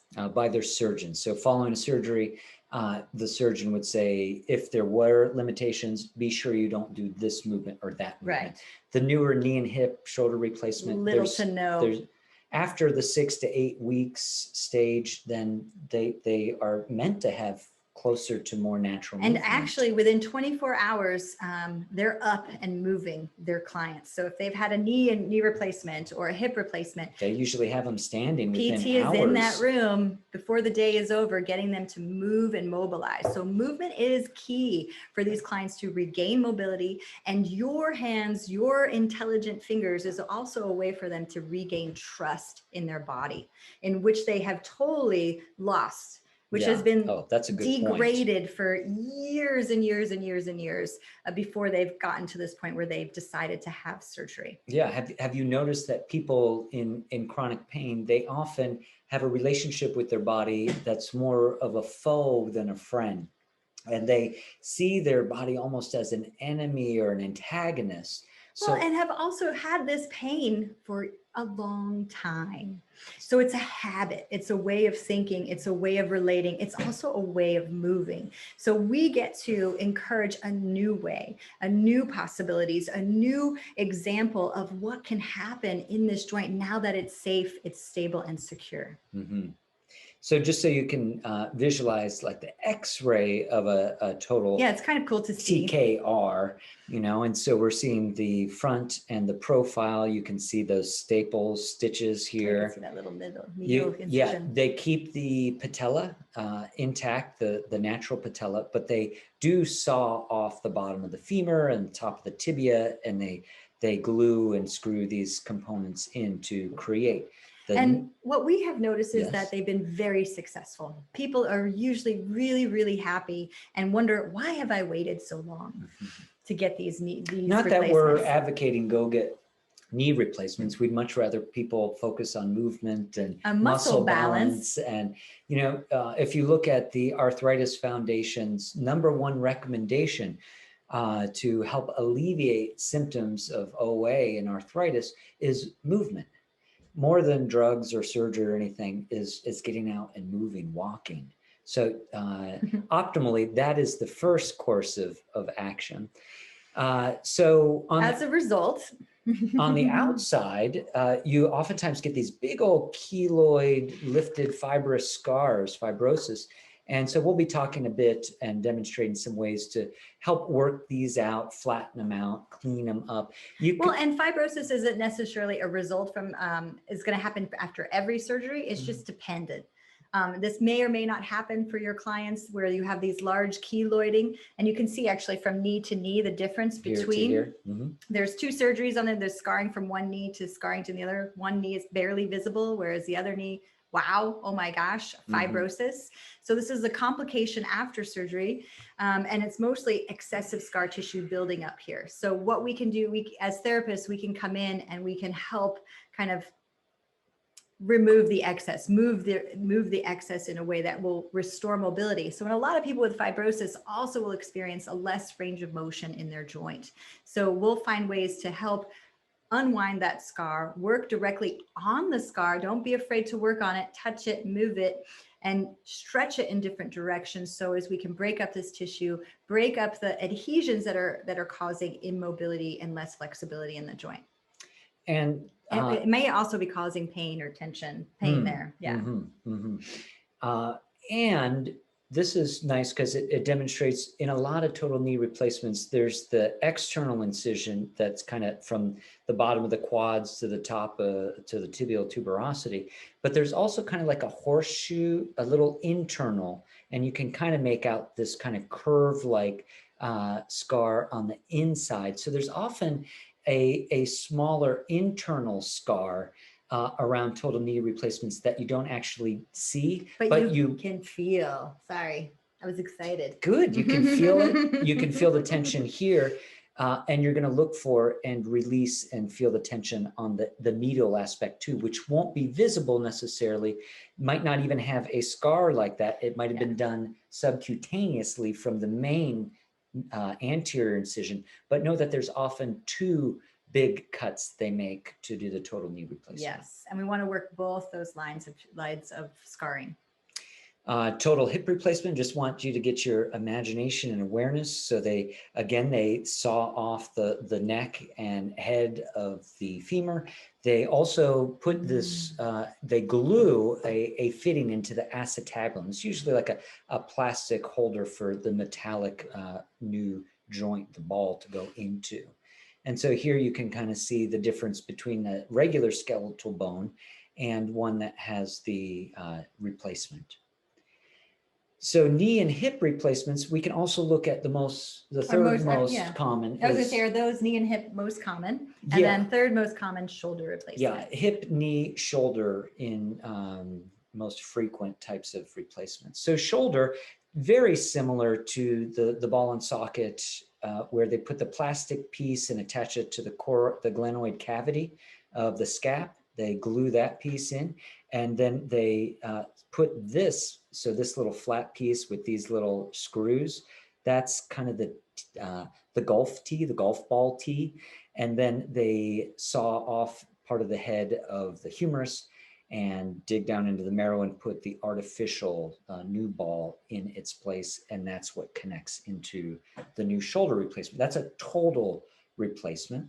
Sometimes they just do a resurfacing, right? A partial. Something that's a little newer is the reverse shoulder replacement. And this is in the case, especially if the rotator cuff has blown out. Think of your athletes who are using their arms and shoulders a lot, tennis, basketball, these kinds of movements with a lot of shoulder movement and I've even heard of it with cyclists who bear so much weight on their upper body when they're hunched over cycling that sometimes that leads to problems with the shoulders. So, but it's mostly due to reverse shoulder replacements are considered when there's so much damage to the tendon that they can't hook in, they can't use the regular, here you want to use the this. shoulder. Yes. So if the ligaments in the rotator cuff, the tendons yeah. in the rotator cuff are partially or fully torn, it's very difficult for them to put this plant to get anything to connect the two together. So what they'll do is they'll actually saw and put the ball, instead of on the humerus, they'll put the ball on the scapula, and they'll put the little golf tee holder, they'll put the socket on the humerus. So here's the two different shoulder, and another word for joint replacement is arthroplasty. So a total shoulder and a reverse shoulder arthroplasty or replacement, joint replacement. You can get a sense of what that might look like. So interesting. So again, this hardware is there to create stability. So you want to work in and around comprehensively 360 degrees all around the incision and the hardware and the synergistic and antagonistic musculature. Mm-hmm. So there's a few stipulations for massage therapists to consider when we're working with the spine and joint surgeries. We'll talk about the spine this afternoon after lunch, but there's a lot of contraindications. First and foremost, we want to say the general rule of thumb is to wait approximately 6 to 8 weeks following surgery. And it's always a good idea to protect yourself and your patient, your client, to get the doctor's consent, whether it be verbal or written. And I know some clinics and spas, they have their own specific requirements, but by and far, the 6 to 8 weeks is the common one is a safe zone to start working with somebody who's had a total joint replacement. Yeah. So again, you want to make sure to observe any movement limitations that they were given by their physician or surgeon, making sure that you don't go into those particular movements if that's an issue. So yeah, you might want to ask, is there any position that your doctor said you can't do now that you have this new joint? And just be mindful of that. Mm-hmm. And we have it here for older joint replacements. That's where things oftentimes, the science wasn't as good as it is today, that we don't want to pull the joint or move the joint, overstressing it in any particular direction. So find out, is it a 10-year or older joint replacement? Mm-hmm. Yeah, because that might limit how many things you can do. Also determine, why did they do the surgery? Was it an accident, or was it based on years or decades of miss or overuse? And then we'll look to help reorganize disorganized fascia. Right, because it was muscle imbalance that likely took this joint out of its normal range of motion, causing the osteoarthritis. We want to now prevent that from happening in the future so that we can support. Now we want to support and find different ways to create more muscle balance in that particular joint. You also might run into some more scar tissue. So we want to learn techniques to help break up that disorganized fascia so that there's not a limit to the range of motion or pain as they move their body. So those are our generic considerations. But we also want to tell you a step-by-step progression depending on what your client is presenting with. So, and this is the case, for instance, with Massage Envy clinics and a lot of clinics and spas, they say wait for 6 to 8 weeks before providing massage therapy. However, studies have been done like 2 to 5 days following surgery, and massage has all kinds of benefits. And we'll share those this afternoon. But just so you know, level 1 is the most severe case, and these are, you don't get to do a whole lot of touch therapies. So if it's red hot and puffy, you're never gonna do direct pressure. No, but you can work above and below the joint, or you can use light touch techniques like acupressure, cranial, or Reiki. Mm-hmm. So level 2, there's not any inflammation, but the pain level is high. So this is going to be a little more superficial if they have an extreme pain level, like a Swedish. 8, 9, 10. Yeah. Do things like lymphatic drainage, Yes. Swedish, or reflexive therapy is really important. Hand, foot, face, scalp reflexologies, or massage, where you're not going to be messing too much with the venous return or lymphatic drainage, and they can still get extreme benefit through the portals of relaxation. The highest. Yes, I was just thinking that the highest proportion of sensory neurons are found in the hands, in the face, and the feet. So if you want to distract the body out of pain, work these areas immediately. Yeah, and usually, and particularly the hands. I mean, they're disproportionately represented in our brain. Like they take up a large section of our brain. So if we can work the hands, we activate the brain in a whole nother way. And I'll invite all of you to maybe change your position. We're about 5 minutes away from ending this session, but this section before we do hands-on, but it might be nice to shift your position. I know. Did you feel a need to move? I'm getting tired of sitting. Yeah. Level 3, we're referring to, this would still be no inflammation. Levels 2 through 4, no inflammation, but it's kind of a low to medium pain. So here we can start to apply more pressure, more intensity, do things like structural integration, real deep tissue, fascial reorganization, start mobilizing and moving the joint, and even begin to stretch progressively from light, sequentially to medium to deep. And then level 4, and a lot of things that we're going to be sharing with you all today are level 4 techniques, are where there's little to no pain and no inflammation. Then you can begin to do what we all the other things, but we're going to include deeper stretching. We're call for motion. Yeah, we're going to ask our pin and stretch. Yes, and a call for motion is when we have our client do the movement while we're reorganizing the fascia. Or Nicole mentioned PNF, adding resistance and doing deeper, if you're familiar with those kinds of stretching techniques. I didn't say PNF, but I said pin and stretch. Oh, but pin and stretch. PNF is there too. PNF, call for motion. So really looking to mobilize and move the joints.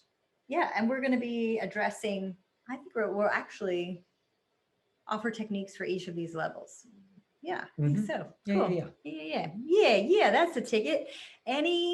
Great job staying with us. Yeah, that was a job. Long conversation. We have a smaller lecture for spinal conditions after lunch, but thanks for doing that big lift for us now. Next, we're going to be doing some hands-on. And any questions about any of that? We covered a lot, and I'm hoping it was super clear, but if there wasn't something, or there's another question you're wondering about, this is a perfect time to ask. Okay. Just chat. Interesting. She's currently studying. Now, is it time to have our model? Yes, you're going to want your demo body. We're going to take a short break, about a 10-minute break. So we're going to want our tables set up. If you have a table, and again, you don't have to actually practice, because I know some of you are quarantined or you don't have a demo body, but we will ask you to actively be observing and watching. If we happen to do a poll question or whatever, we haven't done any of those yet, but we forgot. Yeah.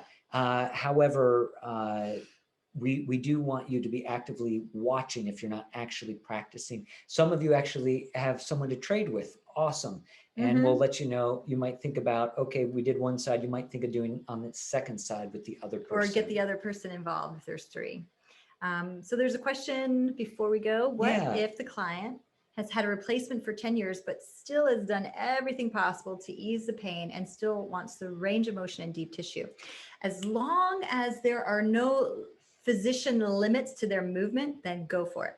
Yeah. So how long ago they had the joint replacement is less important than what are their current mobility opportunity and limitations. And if there's limits by a physician, that's really what you want to take into consideration.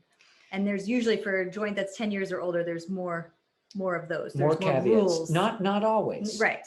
But you just want to be mindful that there's some kind of positional limitations sometimes with the older surgeries. We ask it with No any, matter what. any Yeah, surgery, no matter are what. there any positions that you can't do with your body or with your joints recommended by your doctor?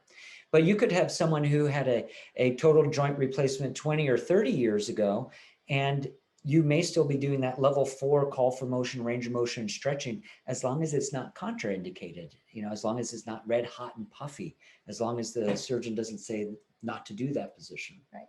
Does Hope- that make sense, Shanice? Shanice?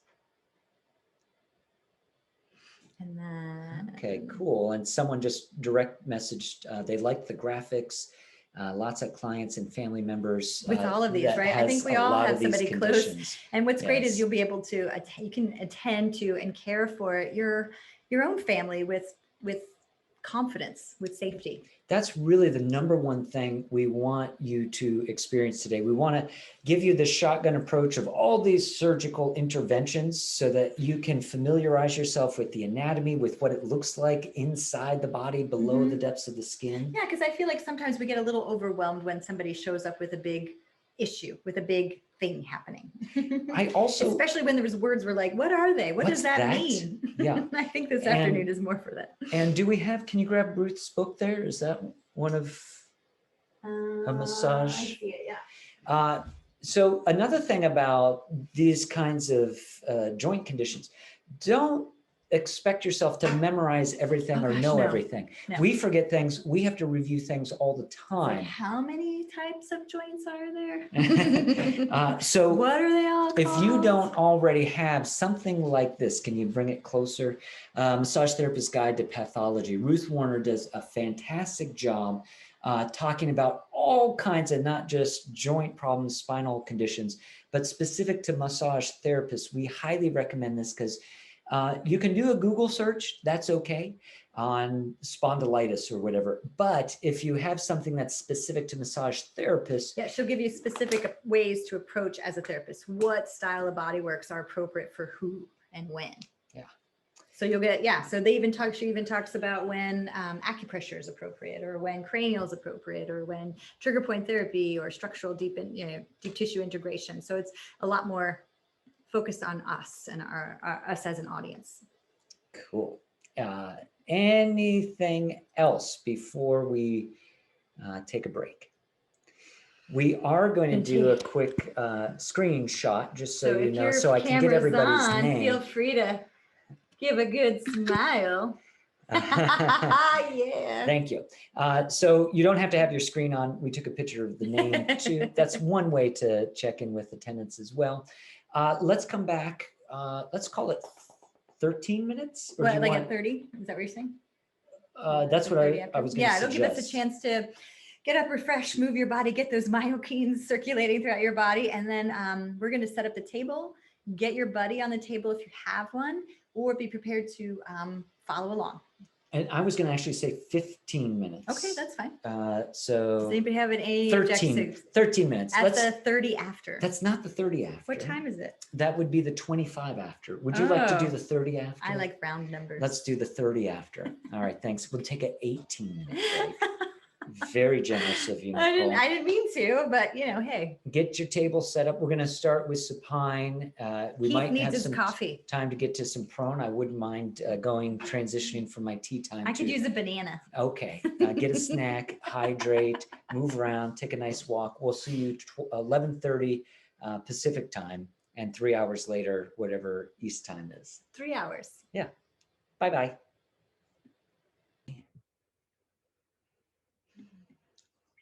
All right, friends, let's see and be sure you all can see what we want for our time together. And I really want to encourage you to, even if you don't have a demo body, visualize yourself doing these techniques, or I know you can't reach all the areas that we'll be contacting on your own body, but somehow if you don't have someone to practice on, either give your sense kind of a holographic experience by working on yourself in as much as you can, or at least visualizing how it would be for you to be working on a client. And maybe as we call out there's certain areas, and we're going to start supine, by the way, Nicole. We're going to start face up. My bad. Not at all. I understand you're ready to take a nap. And that's what I feel like when I lay face down. But anytime you have questions, comments, please speak up. I will be difficult for me to read the chat for this next hour. We're planning to do this for about an hour demo. Then we'll take a lunch break for about an hour, just so you know, for timing. And just speak up, unmute yourself. If you do have questions, you want to see something again, have it explained in another way, please let us know. So I'll ask Nicole to start in a face up supine position. Okay. Yeah. Great. All right. I'm just going to take this out of the way. And Am I in a good spot for you? you're perfect. And I'm going to give Nicole a little bolstering.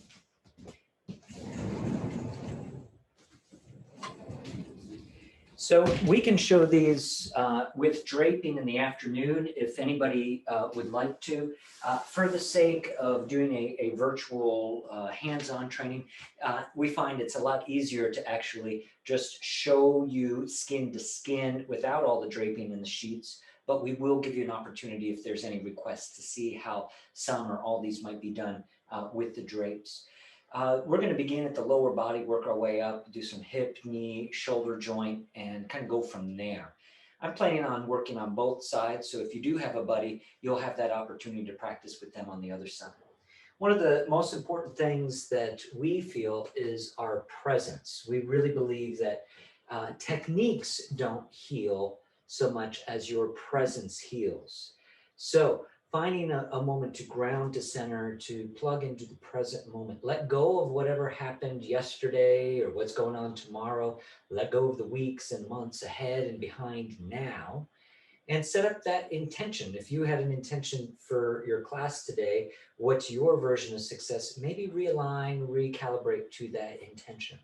My intention is to have a really good time, have a lot of fun with you while I clearly share the best and brightest of what's been effective in my practice. All right, so first thing we're going to do is give a little attention to the hip and the leg. So I'm gonna begin, I'll just bring Nicole's hand out of the way so I can come right next to her body. And I'll probably move the camera a few times, and I love requests. So if anybody has particular requests as we're going through this, let me know so that I can be sure to give you that kind of attention. So the thing we're going to be doing here first is working with the lower body, working with the hip. And this, of course, is going to help support the knee and the lower back. So find ASIS and just move an inch or less below. So we have ASIS, interior, superior iliac spine. If you move about a half an inch lower, then we are getting to the AIIS. And I'm going to simply place a forearm here, and I'm going to begin to drop my body weight. So first I'm just creating a nice compression here. I'm not on the bone, but I'm on the tendon, specifically the upper rectus femoris of the quadricep. So check in with your pressure. I want it to be, especially if, and this could be post-surgical, hip replacement, knee replacement, or someone just experiencing discomfort or projects in those areas. OA. Yeah, OA, arthritis in the hip, just hip pain, tension, stiffness, bursitis. Yeah, and then appropriate tendon. for anybody in those steps leading up to surgery. Yes, yeah. Great. So I like to take what I call a kickstand position. A lot of people are familiar with the archer's position, outside leg forward, inside leg back. I'm going to actually reverse that, bring my inside leg forward. I'm resting my seat on the table, and my leg, my leg is either out sideways. Let me get a little better view of the lower body here. My leg is out sideways here. Yeah, or it could even be back behind me a little here as well. And so hanging out a good 30 to 60 seconds, and getting friendly with that area, getting feedback is that, and we want to find the what we're calling Goldilocks intensity, not so much that it takes their breath away, but not so little that you're just going through the motions. We really want to get in that deeper fascia, help reorganize either disorganized fascia or dehydrated fascia, get some more blood flow into these areas. And this is a very easy ergonomic position. I'm a little slanted, but in general, my head's over my heart's over my hips. I'm not rounding forward or cockeyed, twisted sideways. And then just in this one little, it's almost like a 2 square inches, right? Below the ASIS at that top of that rectus femoris attachment. And we're gonna do a nice forearm roll. So I sink in with my pressure on the meaty muscular part of my forearm, my wrist flexors and extensors, and then I'm just moving from pronation to supination, and then I release. I sink in, and I'm moving longitudinal because I'm moving in alignment with the fibers. And you could even coordinate and synchronize this to the breath, so they could inhale, and then as you exhale, you could drop the pressure in and then do that forearm roll.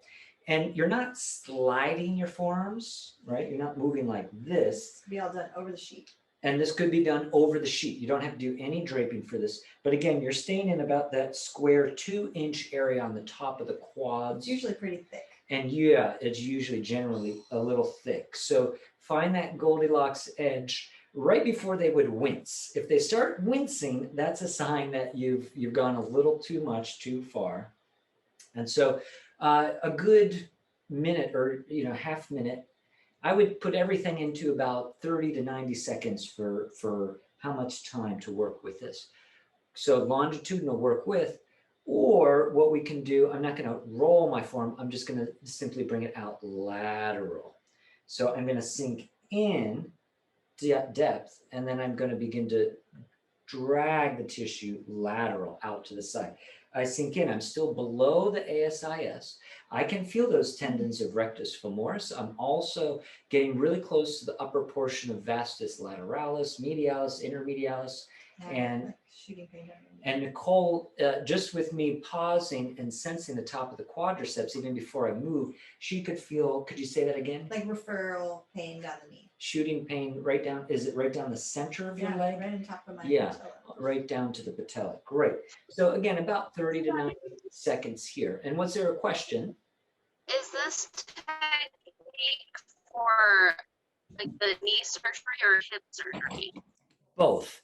Yeah, it's appropriate for both hip and knee. Does that answer that? And anybody else who has any. Yes. And it doesn't have to be specific to surgery. This could just be tendonitis, bursitis for the proximal areas we're working. Or arthritis in the joint. Or arthritis in the joint. So we're talking about surgical interventions, but this is also perfectly appropriate and indicated for people, any kind of hip or knee projects.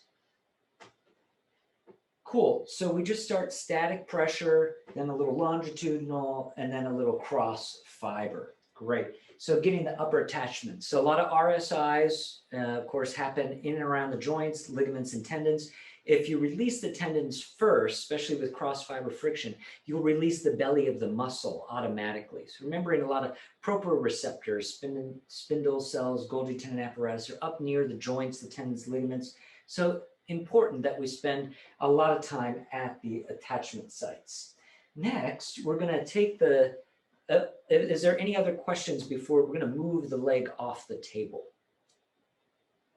Okay, great. So whenever I'm moving my client's limbs, I let them know, I'm going to move your leg off the table. And you can do this right over the draping. Again, we'll show it later on if you want to see how this would look with the draping. That's fine. I'm going to bring it out. I let them know I'm bringing your leg out and off the table.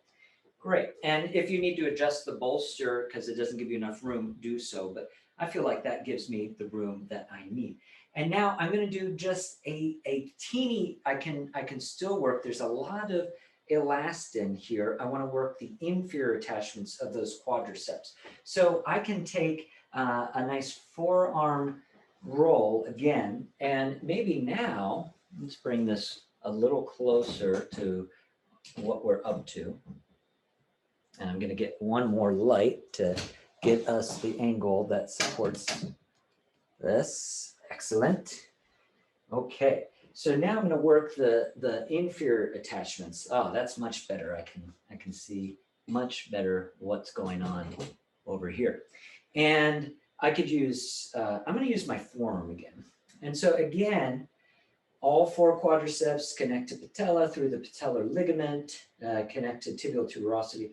And I'm gonna, again, just on the top of just superior to the patella, I'm gonna add a little pressure. And I hold, I wait. I want the body to get used to my sensation, used to my pressure. You could do this from a rolly stool. That's what I would generally be doing in my own private practice. I don't have a roller in here, but you could be sitting on the roller.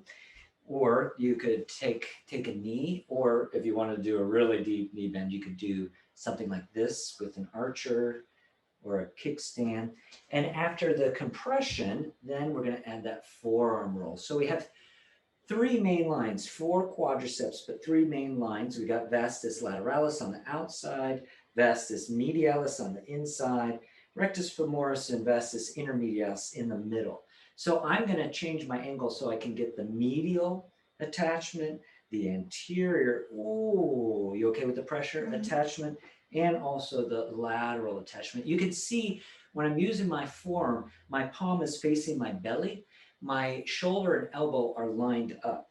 And that's good for your body mechanics. You don't want to have your elbow out here with your hand away from you, or you could blow out your shoulder. And you don't want your elbow in front of your shoulder when you're applying pressure, or you'll be putting force into a misaligned joint. We want that shoulder capsule to be neutral as we're creating these types of techniques, these touch therapy techniques. So we help release the inferior attachment. This will be partly associated with hip, but more specific to the knee. And make sure I don't miss anything. And now I'm going to add a little lotion. So go ahead, Nicole. Compressions all the way.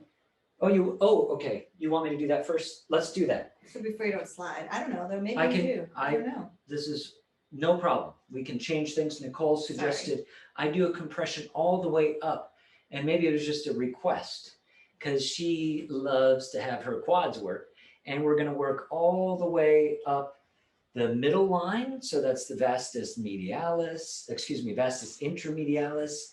And when I see her, I want to be sure we can see some of her facial expressions. So the folks back home can see her, oh. And so when she does make those big facial, oh, or that she takes a really deep breath, I don't want to antagonize her. I don't want to like fight her with it, but I do want to slow down and maybe give it a little more attention by hanging out longer, or maybe a few more repetitions.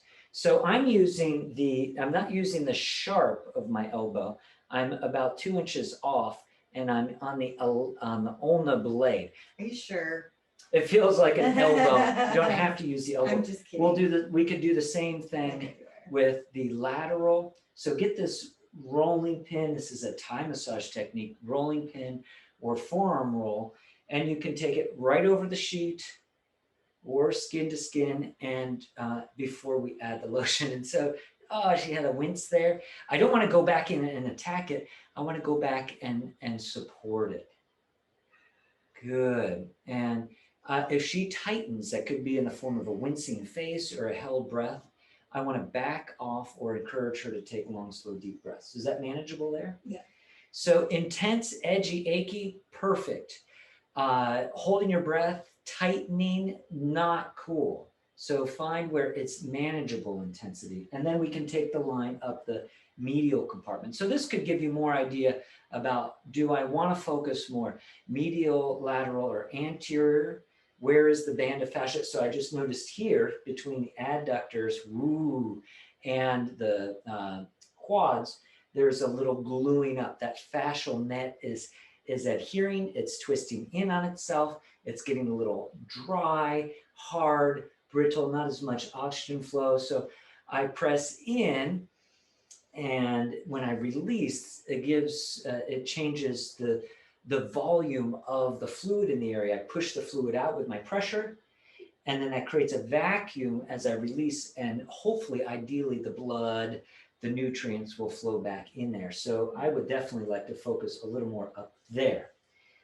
Good? Yep, great. Now I'm gonna add just a little bit of a lotion. And we like to use a dual purpose, something that is gonna give you some good grip. And we just add a teeny tiny bit. You can always add more. So what I'm gonna do, I can use a single soft fist. So soft fist, the back of the palm, wrist, forearm are all on the same plane. Yeah, and I'm just gonna take my soft fist all the way from attachment to attachment. Good, and notice I'm not white knuckling. I can check the medial compartment. My belly is always behind the technique. And my fingers are soft. I don't want to curl my fingers under. Definitely don't want my thumb under. You want everything nice, floppy. The hand is very soft. You're not gripping it. And then I want to get the outside. And for me, it helps for me to change my angle. So I came all the way out here for the lateral side so that my belly is always facing the work. Good. Nice deep breaths. And notice I'm taking my time for this fascial reorganization. The deeper I go, the slower I go. So I'm going pretty deep, and I slipped over the clothes. Fortunately, there wasn't pressure with the slipping. Now that's really, really nice kind of warming up, but what might be really beneficial is if I start to do a little range of motion. I'm going to be getting to create a little range of motion, either with the forearm or soft fist.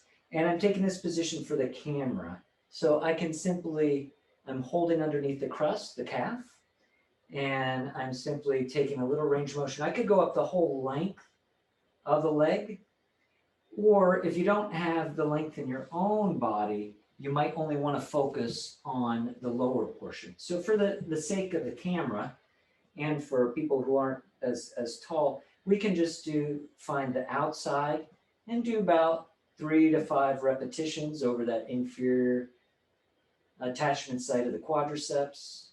Do the same right over the anterior portion, right through the middle. Doing okay? Yeah, that's great. Good. And then for the medial, I like to change my position so that it's super easy on me. And you could either glide, you could hold stationary, you could do that rolling pin. But I'm only moving, again, maybe now about 3 inches. So just the lower 5th or 6th of the quadricep. Now I was straightening and relaxing, but maybe now I want to add a little more flexion. All right, so now, and for me, the tool that makes the most sense for me is my forearm down here. So now I'm going to begin to flex the knee as I add my forearm.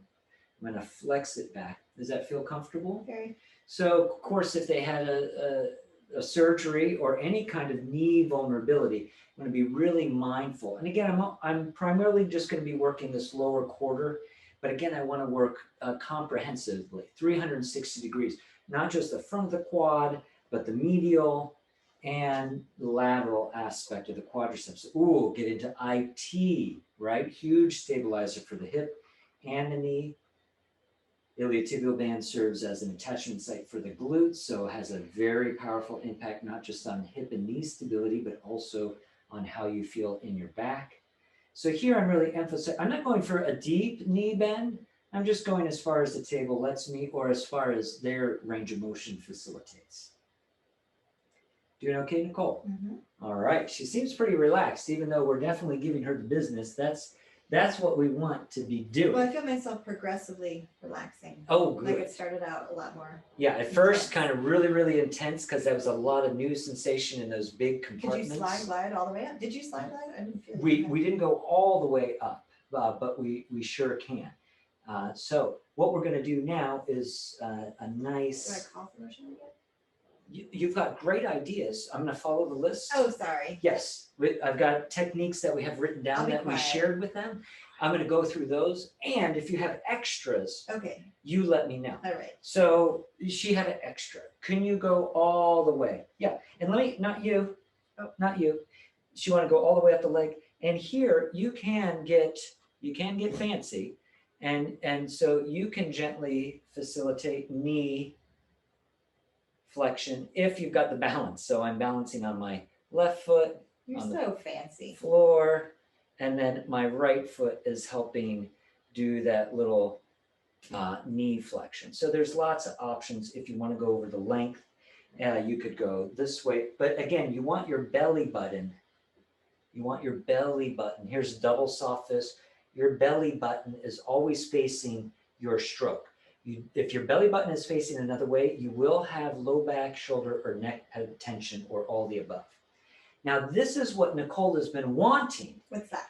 the call for motion. So far we did static, then we started to move, we got the leg off the table, I added range of motion. Now she is going to do the range of motion, which moves it from like maybe a 4 or 5 on intensity up to that 7, 8 kind of level that really creates a lot of longitudinal difference. So what I'd like you to do, Nicole, is you're going to keep your leg up, and then as I perform the stroke, you're gonna slowly lower it down, okay? And you'll take about 5 seconds.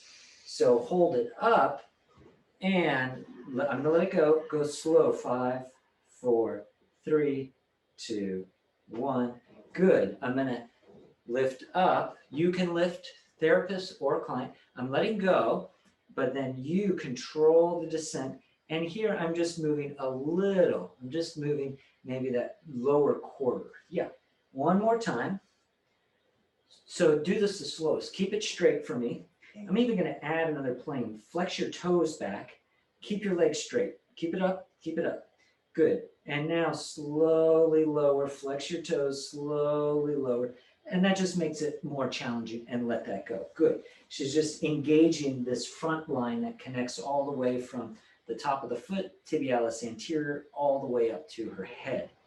So you can have her do the letting gravity take it, which is a little easier, or we're going to do the reverse. Mm-hmm. So especially when you're trying to get things to fire and activate again, instead of doing the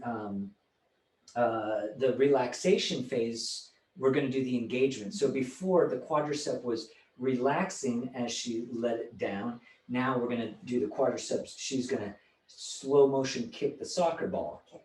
Yeah. And inhale. And again, exhale. Let's go straight for 5, 4. I'll move my body out of the way so you can see 3, 2, 1. Good. Let that down. I'm going to try a different tool so you all can see a little better.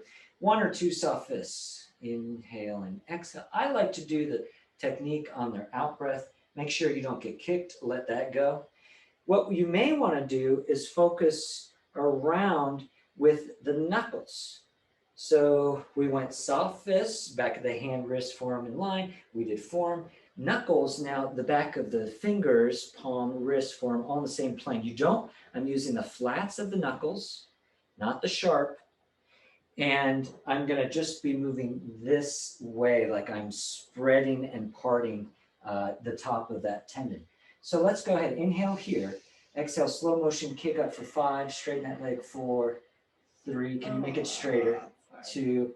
Okay. So maybe try less pressure and less time. We're going to do it for a count of 3. Ready? Inhale here. Exhale. 3, 2, 1. Okay. Knuckles are too much. Let's use our fingers. Inhale here. Exhale. 3, 2, 1. Release. Guys, girls, ladies, I'm using that much pressure, just so you know. And she's having a significant impact. And that's what we want, right? We want to have maximum positive impact with minimal effort. Great. You feel good with that section? Yeah, feels great. Great. Before I go on to new techniques, are there any questions about that first kind of hip to knee work that we were focusing on?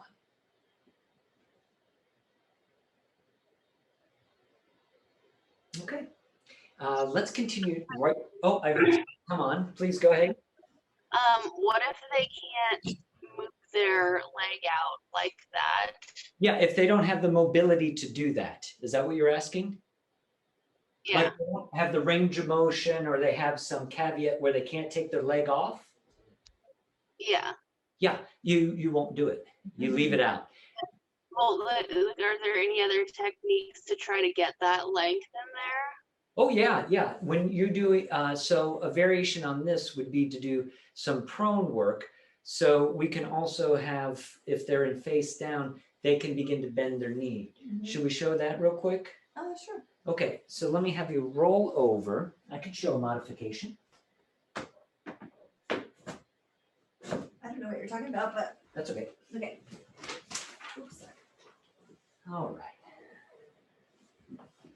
This isn't in your handout, but so they can't take their leg off, no problem. What we can do is we can have them do knee flexion and extension in prone position. And instead of being on top, I mean, you could certainly work the back of the knee, and that would be fantastic. You could certainly work ischial tuberosity in the hamstring or any of these other compartments. But if we are looking primarily toward getting the knee helped out, then I would undrape the leg. I would start with the knee here. Let me get a hand towel so I can show proper sanitation.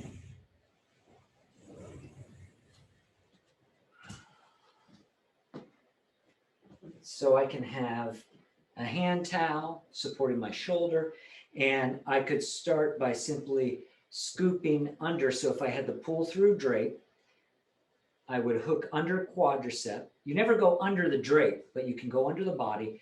And I'm just going to scoop and sculpt. And I could do something like sliding my hands under the quadriceps as I did this kind of motion. So I could say primarily at that lower quarter of the knee, and we could do it like this way on the outside. We could switch our hands. And I'm scooping, you can't see, but my fingers on the inside hook under the lower tendon. And we can do, and all I'm doing is I'm just scooping. It kind of looks like I'm doing this above the knee as I am encouraging the range of motion. So that could be the range of motion variations. And I want to be comprehensive. I want to work all over the bottom of the quadricep attachments, medial, lateral, anterior. And then I would ask them, so in a moment, Nicole, you're going to slowly lower your leg down like that. Does that make sense? Okay. Okay, so hold it up. Good. And then inhale, slowly lower it down. And I can support static pressure on the lower quads. Good. Before I was helping them, so you could help or you could make them do it. Hold, inhale, exhale, and slowly lower it. I could hold static. Or I could start to glide and slide. I could do some longitudinal friction. Or maybe I want to hook under a couple of the tendons, hold it up, and slowly lower. And I'm going to scoop cross fiber friction. Okay, so those are some options that you could have them do if their leg doesn't have the mobility to come off of the table. Does that answer your question, Shanice? Yes. Okay, good. Great. Let me have you roll over again, Nicole. Okay. Okay, so let's focus directly. If they had that knee replacement, remember that big, nasty fibrosis scar from all the staples and the keloids and the raised tissue? We're going to focus really specifically right at and on the knee. So let me get everybody a nice camera level for right on top of the knee. That looks good. All right.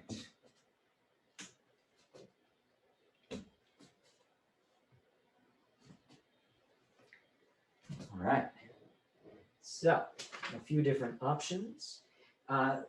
We can certainly do some myofascial traction in here. So I'm just hooking in with my fingers above. I don't have any lotion. I don't need any lotion. In fact, I don't want too much lotion because I don't want to slide over the skin. I want to slide the skin over the muscle. So here I'm going to hook in just superior to the patella. I can feel the kneecap under my finger pads, but my fingertips curl around softly. And then I'm just going to angle up toward the head. And it's as though I'm trying to stretch the skin over the muscle. I just hold here. I'm using just a couple pounds of pressure, not a whole lot, not really deep. But I hold for about 30 to 90 seconds. It takes about 30 seconds, 20 to 30 seconds to overcome the first myotatic stretch reflex. So after about the 20-second mark, that's when about here the fascia begins to yield. And again, I go into that medial, anterior, and lateral aspect of the quadricep. So I can do a very nice, this is like a longitudinal myofascial. So we're going in alignment with the tissue. And this would be very specific to that long scar. So you could be you could start right on the kneecap, and then you could be a little more, you could have a faster tempo is what I was going to say. So I can hook in and imagine you're stretching the skin over, or the scar over the underlying muscle and bone. So we could do that longitudinally above the patella. I'm going to do the same thing longitudinally below the patella.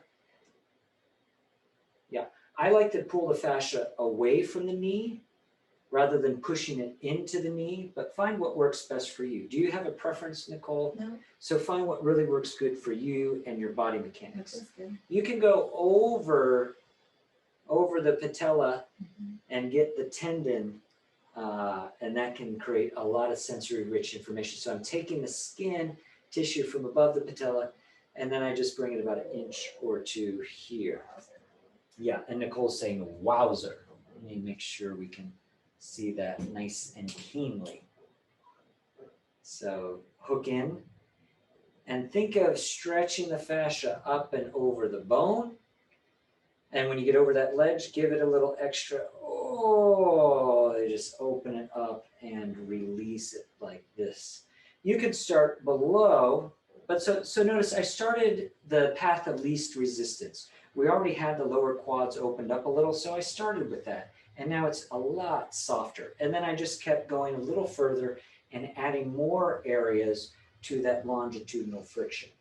After you've done a bit of longitudinal friction, we can also do, of course, cross fiber friction. And maybe you're doing little C shapes. There you go. So you could do like one C, or you could do S shapes. Good. Go all kinds of different directions. And you're directly on the scar tissue. And yeah, you're going to be right on the scar. So you want to move everything, all kinds of different directions.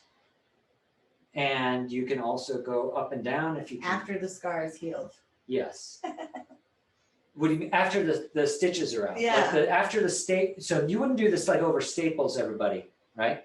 We're talking about that 6 weeks after, and it's raised.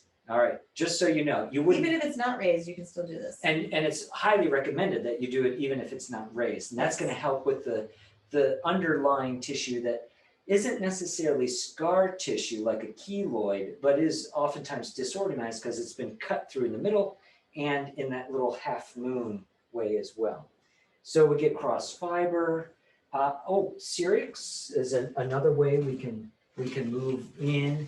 So oldie but a goodie. You interlace fingers, and we can do, this is sometimes a little more amenable. And nice way just to give the body and yourself a variety of techniques, of sensations. Keep it interesting for yourself. Makes my knee itchy. Ah, good.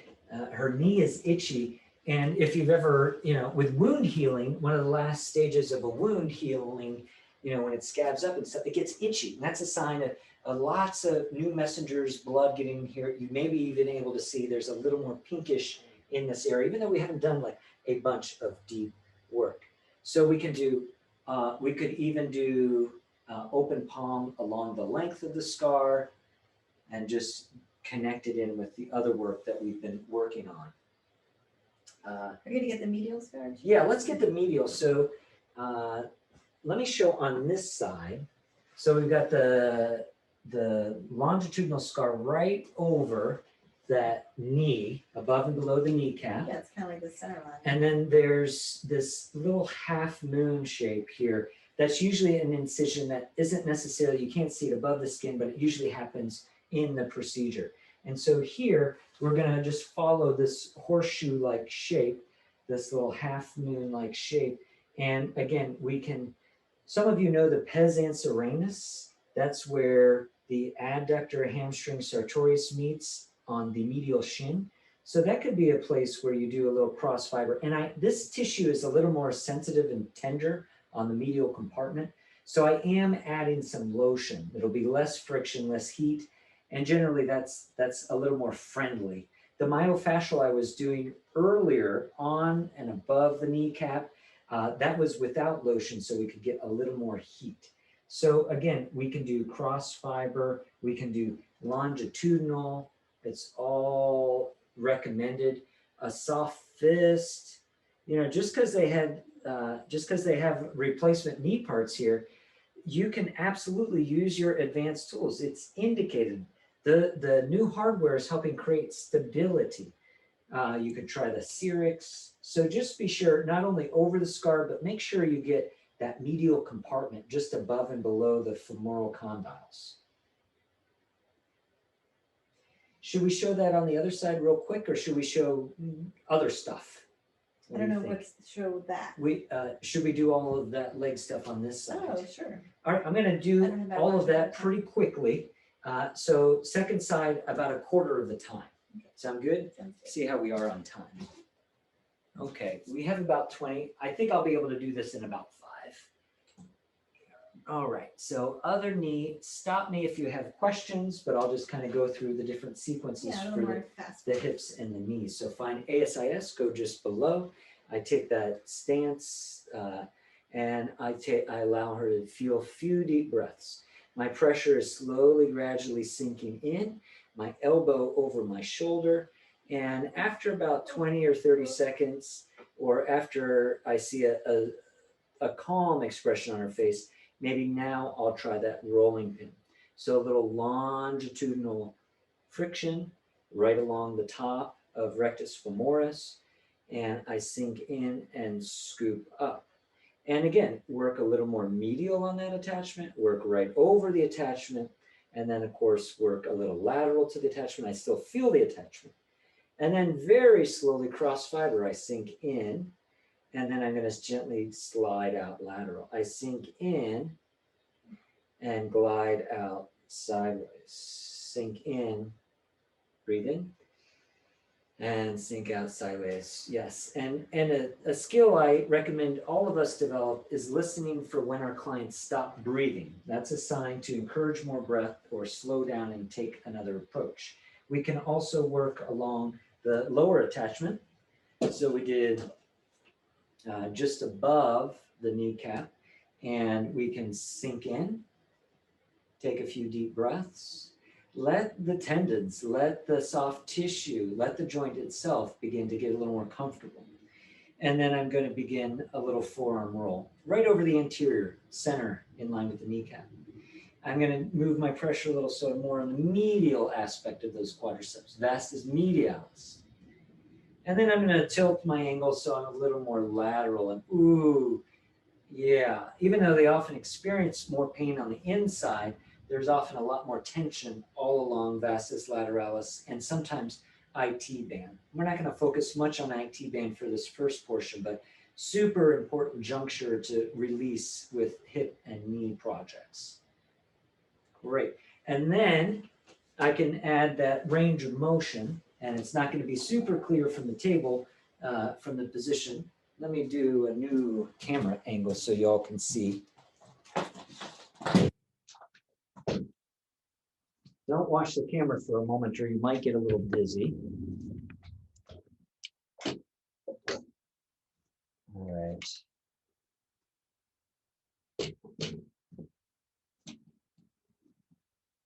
All right, so here we can again begin to simply create static pressure. The tissue's already a little elongated. I can do the longitudinal, I can do the cross fiber. I can also add a little range of motion. So you can't see with this hand, I'm bending the leg. Here we go. So I'm bending her knee, get my hand out of the way. I bend her knee as I'm adding this pressure on the bottom quad. Bend and release. 1,000, 2, 1,000. 1,000, 2, 1,000. And I release the pressure and the stretch at the same time. Give her a moment to catch up. Doing all right? Good. I could do it longer. I could do it along the length of all three of those. And again, I feel a lot closer up to the attachments. That's generally where you want to spend a little more time. And then this time, I'm going to ask Nicole, you are going to hold your leg up. And then I want you to slowly lower 3, 2, 1. And begin again. Inhale, exhale, 3, 2, 1. One more. And I'm going to use double softness. 3, 2, 1. So for her to drop and let go of the quad is easier than engaging the quad. So let's do that again. Inhale. As you exhale, slow motion, kick your leg straight for 3, 2, 1. Let that go. I could use soft fists, forearms, even knuckles. As you're ready, kick that leg straight, gently, slow motion, straight. Ooh. So as I change the stroke, let that go. It'll make the movement, the call for motion, a little more challenging. One more like that. See how straight you can get that leg. Straighten it out. Go, go, go. Flex your toes towards your nose. Flex towards me. And let that go. Whew. Good. I'll release. I'll support under the leg. And then we did the, let's bring it over here. Then we focus on all that myofascial. So I hold and wait for the skin to release over the muscle or the bone. I'm going a little quicker. So think of holding about 20 to 30 seconds. You could always hold longer. If you've got too much lotion on your tools, you might want to wipe it off so you can get a little more grab if you're sliding. And then, of course, we can go along the entire tissue, patella, hook in, and scoop. So start at that patella ligament, tibial tuberosity, glide the skin up and over patella, follow patella with your finger pads, and like a bottle cap opener, hook under and scoop up with that inferior quadricep. We'll do that one more time. Glide, slide. I'm pulling the skin. I'm going over the skin a little, but I'm really visualizing, imagining the skin going over the tendons, over the muscles. We could do the C or S shape myofascial. I could hold.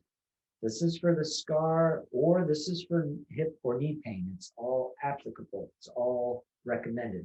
We could do that Cerix and all different directions. Don't forget, really work out. Yeah, sorry. You can see Nicole perhaps really work out this horseshoe part. So we have the major incision here and more the invisible or discrete incision that often isn't external here. So we want to scoop. We scoop Pezan serenus. I added a little lotion here just to make it more friendly because the medial compartment is generally really tender, not as much tissue, more bone, yeah, more nerves. And so we just want to be really comprehensive around that area. All right. Did I miss anything, Nicole? Let me double check my notes, make sure I didn't. I think we've got it. I also want to give some attention to the hip and shoulder before we break for lunch. So this is one of my all-time favorites for helping to release the shoulder and the hip socket. And this is what's called a orthopedic technique. Just like you have disorganized fascia outside of the joint, you can also have disorganized fascia inside the joint. We're going to do the shoulder and the hip. We're going to do the same exact routine for both joints, but I'll show the shoulder first because it's easier. No, we're going to do ossipine. So first thing I'm going to do is I'm going to support the elbow and the wrist, and I'm going to simply traction, little myofascial release. I'm going to hold here anywhere from 3 to 90 seconds. So I'm using only about 30 to 50% effort. I'm leaning back easily, and I just want to create a nice traction in that shoulder socket. After I hear that big deep breath, that's a good sign that you've reached that first level release. Then bring the elbow out directly perpendicular from the shoulder.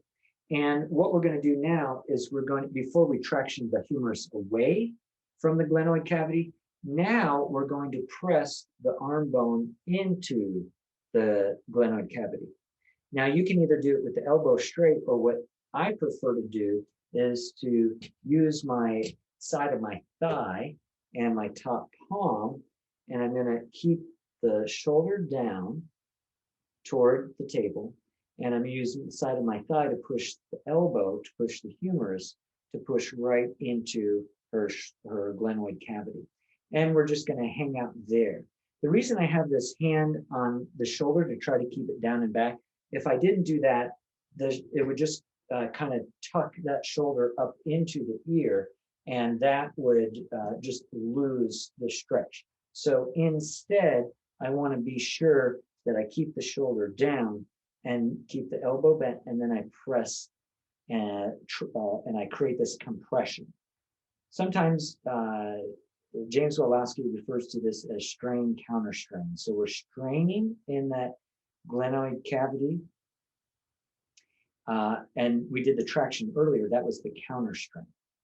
So just like fascia can get disorganized outside the joint capsule, here we're helping reorganize fascia inside the synovium. After you do the distal traction and the proximal compression, now we're going to do what's called mortar pestle. I'm going to support either around the humerus or the humerus and forearm, and I'm going to press the arm into the shoulder socket.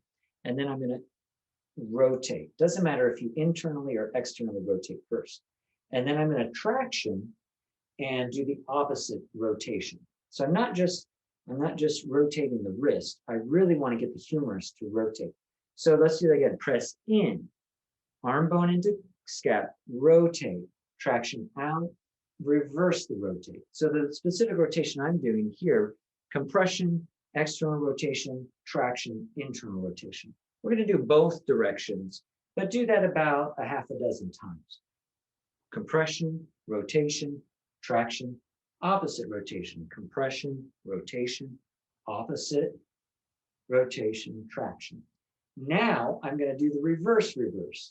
So now I'm going to compress and inwardly rotate, traction, outwardly rotate. So imagine, some of you know that mortar and pestle, that bowl-like ceramic object that holds the grain or the herbs, and then you get the mortar to press into it, grind up the herbs, press in and grind.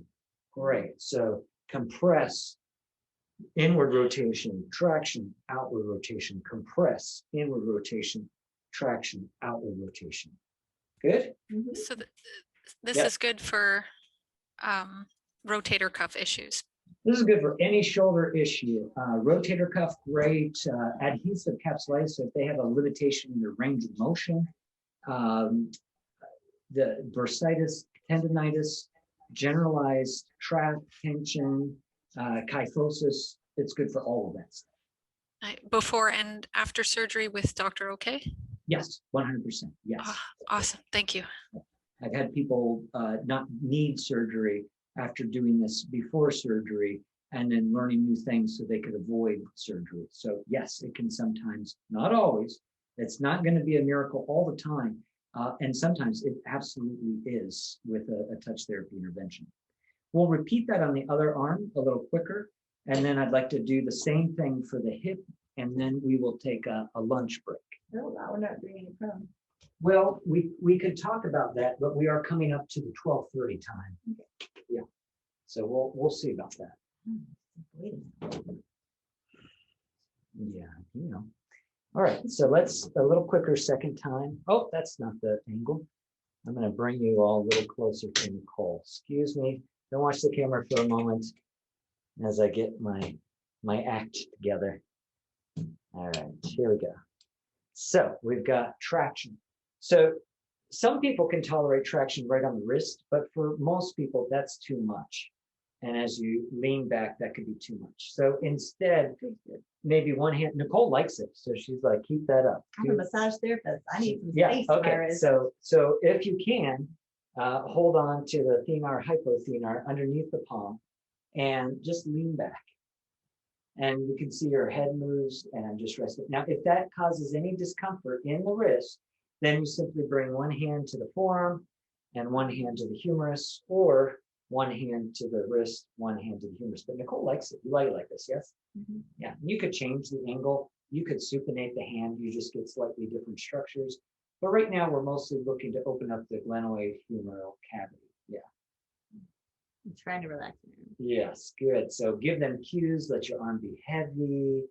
Feel as though your muscles are releasing their grips from the bones. After about a half minute or minute, then we do the strain. So we did the counter strain, the traction. Then I'm going to do the compression. So I like to have an elbow directly out from the shoulder, press the pec down, stabilize the anterior delt, and then press that arm bone, that humerus, into the clavicle. And hardly using a little pressure on this hand so that the shoulder doesn't roll up or crunch the ear, but most of my pressure is just simply my thigh. And we learned this to use all your upper body. So if you prefer to use your hands and arms to push the arm bone in, go for it. We like to use our lower body, our strongest muscle group, our quads, whenever possible. And then let's do the mortar pestle. This is the last portion. Let my arm dangle by your side Yeah. and then do it Okay. because you're stripping me. Okay. So how I usually do it is I press There in you go. and rotate. That feels much better. So I was trying to move the arm out of the way for the sake of the camera, and I was ending up like squeezing Nicole in an uncomfortable kind of way. Sorry, thank you. Yes, let me see if I can get, we've went out of focus. Let me turn it on and then back off. Sometimes it's just a simple change the camera. Oh, what do you know? It's not working. And I don't want it to be blurry for this part. Focusing, focusing, focusing. One more moment, everybody. Sorry about that.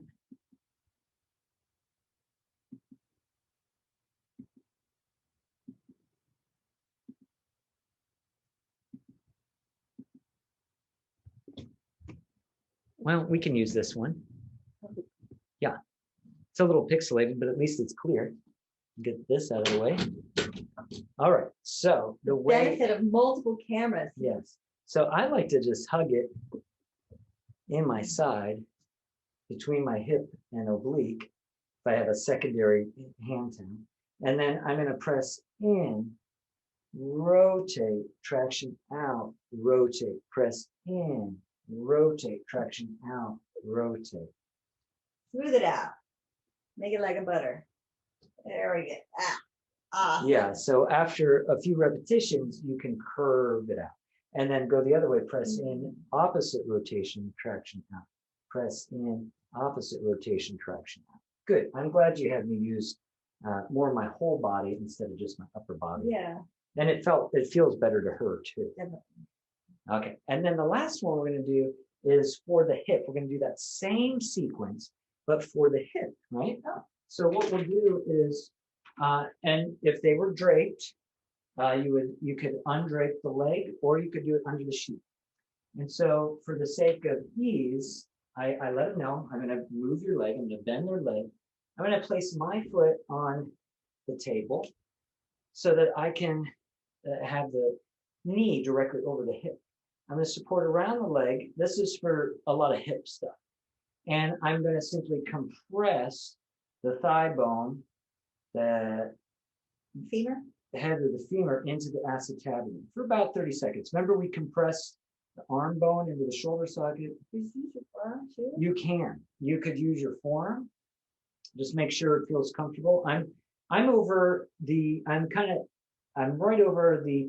ligament. So I'm inferior to patella and right over the kind of tibial tuberosity, or a little higher. And that's what I'm using to compress down into the joint. And what's nice if you have like one of those electric tables. You drop the hydraulic all the All the way way down down. so you can get more of your leverage over them. If you have a super tall client and you're super short, this won't work unless you're able to bring it really low. And then I can hook under. I can actually feel you like sinking. Yeah, okay, good. And you can also hook under, support the leg. We have a few different variations. The easiest one, I think, is take your outside hand underneath, interlace your fingers, so the inside hand interlaces, and I'm going to also use my leg, and I'm going to lift. And so it's not a huge lift. I'm just move a couple inches, and I'm tractioning the leg, the femur, superiorly out from the hip socket. And again, about 30 seconds or so. Always check in, make sure it feels safe for the knee. We're not doing a whole lot of crazy motions for the knee. It's primarily in a safe position, but it's important. If they are healing, always be sensitive around those areas. And then I'm going to keep the same interlace kind of relationship. And I want to find a way to support the legs. So everybody has a slightly different way of doing this. So find what works for you. And again, I want to have the idea of pressing in, rotate, traction out, opposite rotation. So I'm pressing in and internally rotating, and then I'm tractioning away and externally rotating for the first portion of this strain, counter strain, or mortar and pestle. Compress, rotate, decompress, compress, rotate, decompress, opposite rotate. Strain, rotate, counter strain, opposite rotate, strain, counter strain, opposite rotate. And then compress, external rotation, decompress, internal rotation, compress, external, decompress, internal. So imagine like you're just lubricating inside that joint capsule. You're breaking up any static, any fascial patching or casting, like a cast goes around an injured bone. The fascia will cast in the same hard, immobile way to support or brace an area of vulnerability.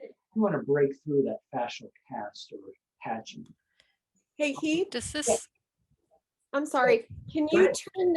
turn the camera angle a little bit so we can see how your body it's hard on the angle to see Yes. the counter pressure on her foot Okay, cool. Let me get a sideways view. and good positioning on that. Yes, appreciate that. Yeah, and I'll do that for the second side so you can. Thank you.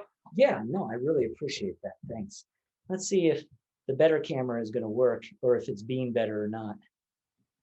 Let's see. No, it likes to be out of focus today. Huh. That's good. Close focus. Not so good. All right. Thank you for entertaining me. So what we'll do, we let them know I'm going to move your leg. Is that all right? It's all right. Okay. Good. I'm going to use my lower leg to support. You know what? I think I got the same problem with the camera angle. I got to lower it a little. Upper. I got to raise it a little bit. So I'm supporting approximately Achilles here. I keep the knee over.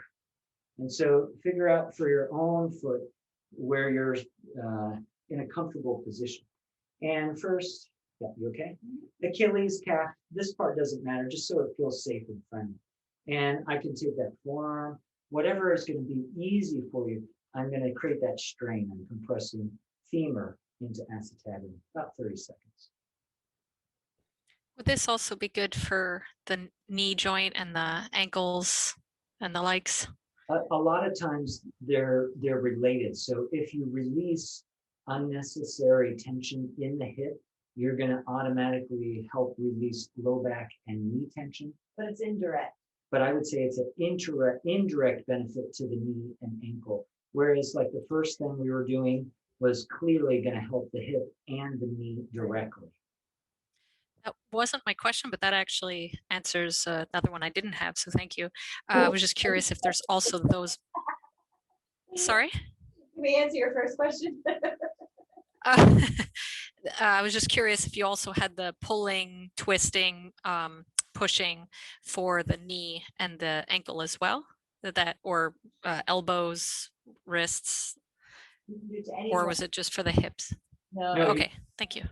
Yes, we do it on the toes, Yeah. fingers. You got In and out of the ankle. I do that, the calcaneus, yes. And then I like to. Thank you. Yes, great questions. I appreciate that. And then we're going to support. I like to take outside hand under and hold, and we have it braced. And then I'm going to lean myself back, and I just take the leg along for it. So don't think of trying to lift up a leg toward the ceiling. That's going to be way too much effort. But here, my biceps somewhat supportive, but really it's my bottom leg And it feels like this arm. and leaning back. Yeah, good. So get that decompression. It's like you're levering. Yeah, this is going up, but this is sandwiching and keeping it stabilized. So I kind of have the shin, the crux in a nice vice grip. And then we do the compress and rotate. So you could use your hands, compress, rotate, decompress, rotate. I like to have one hand under for the lifting portion. It doesn't matter if you choose to do the inside or the outside. Compress, rotate, lift, opposite rotate. And now I hope the angle's a little better to see what is happening with the lower leg. And it's just going along for the ride. I'm not trying to create any rotation. I'm not doing anything in the knee at all other than compressing the femur straight down. The rotation is happening in the hip socket. So make that clear that you might see the lower leg move a little, compress, rotate, decompress, rotate. But all the action, the pressure is in the hip socket, rotation out of the hip socket, rotation. And this is kind of an afterthought, but do be mindful if they are healing in the knee that you may need to be a little more sensitive. Yeah, originally we were trained and like you hold the leg like this and it just requires a lot of upper body strength. And we like to support with the other leg, but if that's not comfortable, you could try different modifications. Yeah, and again, you can do it to the wrist, you can do the ankles. Yeah. We'll even show you how to do a version of that in prone this afternoon because we move through time really, really fast. Are there any questions on any of the supine work? I know we did a lot. We started the hips, we worked with the knees, we did a lot of stuff for legs and hips, a little for shoulder. We'll come back to a little more for shoulder. And likely that'll be after lunch. We'll come back, do some low back, do some spinal fusion surgery. Yeah, we're going to info. talk about the spine on this afternoon. And then we'll do our second hands-on. That'll be probably closer to an hour and a half or so. Yeah. And we'll finish up the shoulder, and we'll get some really lovely Yeah, low he's back going to hip. finish. He's got a few more techniques we got to show Yes, from this morning straight. you got it. You got it. But before we leave you for our hour-long break, does anybody have questions or comments or anything like that? And I do see something coming through here, so let me make sure I don't miss anything. The rotation of the hip in and out, I sometimes thinking like people have surgery and replacement of the hip is possible, but is not dislocate the hip from the socket. Very unlike the kind of pressure we're using is on the order of ounces or like 5 to 10 pounds. So Okay. It would take a lot greater force or something that's way more vulnerable than an artificial surgical implant to dislocate. So relatively speaking, it's safe to do those techniques even on total joint replacements, as long as you're adhering to the 6 to 8 weeks post-op and you've made sure that their attending surgeon hasn't given them any limitations on movement. It will be safe even in those joints. All right, perfect. Thank you. Good to see you again, Terrence. Yeah. Good to see you guys. What else? Anything else out there? Okay. Is our camera working now? Oh yeah, look. And now we're like opposite. I had a question. It Please. was more of an experience that I had yeah, during a trip recently. Okay. So I was holding on to the tuberosity of the ischium where the hamstrings attached Mhm. because he was complaining about his hamstrings hurting his hips and everything. Yes. And this was in a message that I sent both of you. Is just that he felt like some drainage in that area, like where I was holding on to. So I was Okay. wondering if that was I'm just like an gonna okay follow thing up. to do. So you're on the ischial tuberosity? Or I Yeah, missed Lisa, that the ischial tuberosity below the butt? yeah. Okay. Did we do, I don't remember doing that. No, she Oh. did something on her Oh, own. I'm so sorry. Okay. Oh, okay, cool. Are you able to describe what you did? Tell us how you did the technique again. What happened? Okay, so I brought his leg off of the table, kind of like in a figure 4 position, and just let it hang there and have him try to relax it while Yeah. I was holding on to that attachment site. And after a couple minutes, he felt like some draining Oh, And inside of can you describe more about the draining? Where was the draining and what did he describe the draining as? he just said that it felt like it was like something was draining Mhm. from the point where I was holding. I couldn't feel anything, but he felt it a lot. Yeah. I don't have a specific, without being there and maybe getting more info from him, I don't have a specific descriptor of what was draining. When I think of or hear of draining, though, it's usually a positive thing, like Mhm. draining sinuses or draining edema Fluid, or yeah. fluids. What actually my mind went to is ischial tuberosity is also a very important point in Chinese medicine on the urinary bladder channel, which is associated with clearing out hip pain as well as clearing out stagnation in the pelvis. So there may be, and I'm not sure, but there may be some Chinese perspective too, medical perspective of what kind of draining was happening. But I'm sorry I don't have a more specific, like, that's what it was. But based on what you said, nothing sounds contraindicated. If anything, 2 really positive things happened.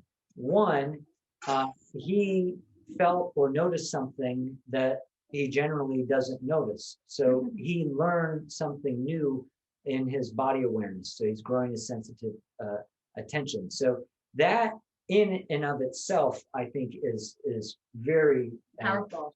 important for their healing. Oh, yeah, I was just wondering because I think he had a hip replacement. I wasn't sure, or a knee replacement. He's been like in a bunch of motorcycle accidents and just accidents in general throughout his entire life. But like his tissue's fine, everything's fine, and I don't really feel much. Well, I do, but it was just odd. Yeah. So I'm not sure if like a drainage kind of has anything to do with replacements. Oh, I haven't heard any kind of drainage. Sometimes with surgeries, you have things like edema and fluid will accumulate if there's been damage to lymph nodes or lymph nodes have been removed or just the lymphatic system is somehow compromised.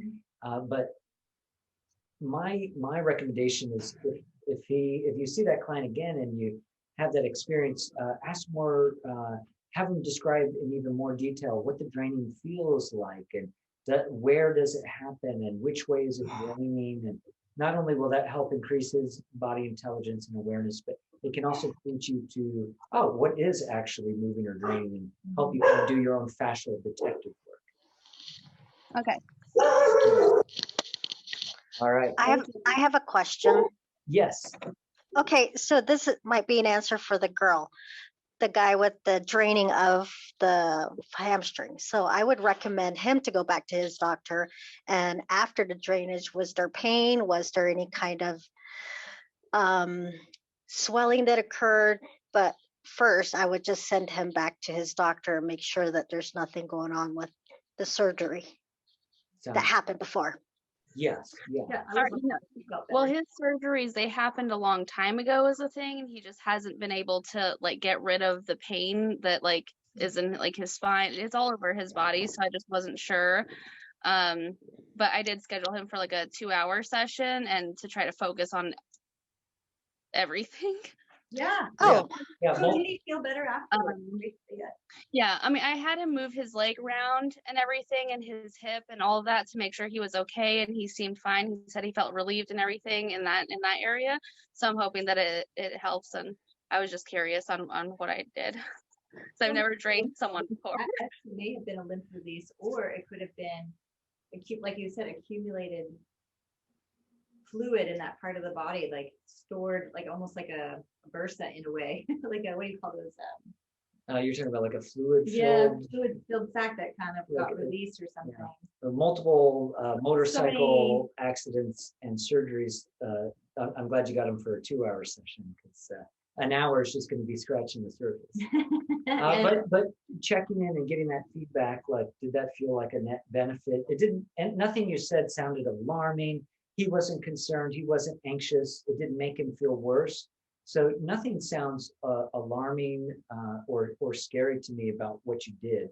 But I would continue to ask even more questions. And he won't necessarily have a vocabulary built up around body language or body intelligence, but by really asking those penetrating questions, it can sometimes give him more information about what's happening, and or you too, and how you can support. All right. Thank you. Thank you. Other questions, comments? Okay. Let's go for an hour. Let's come back at 45 after the hour. It'll be 1:45 here, 2, 3, 4:45. 4:45 in the East Coast. All right. Thanks so much, everybody. Have a great lunch or meal break, whatever time it is for you.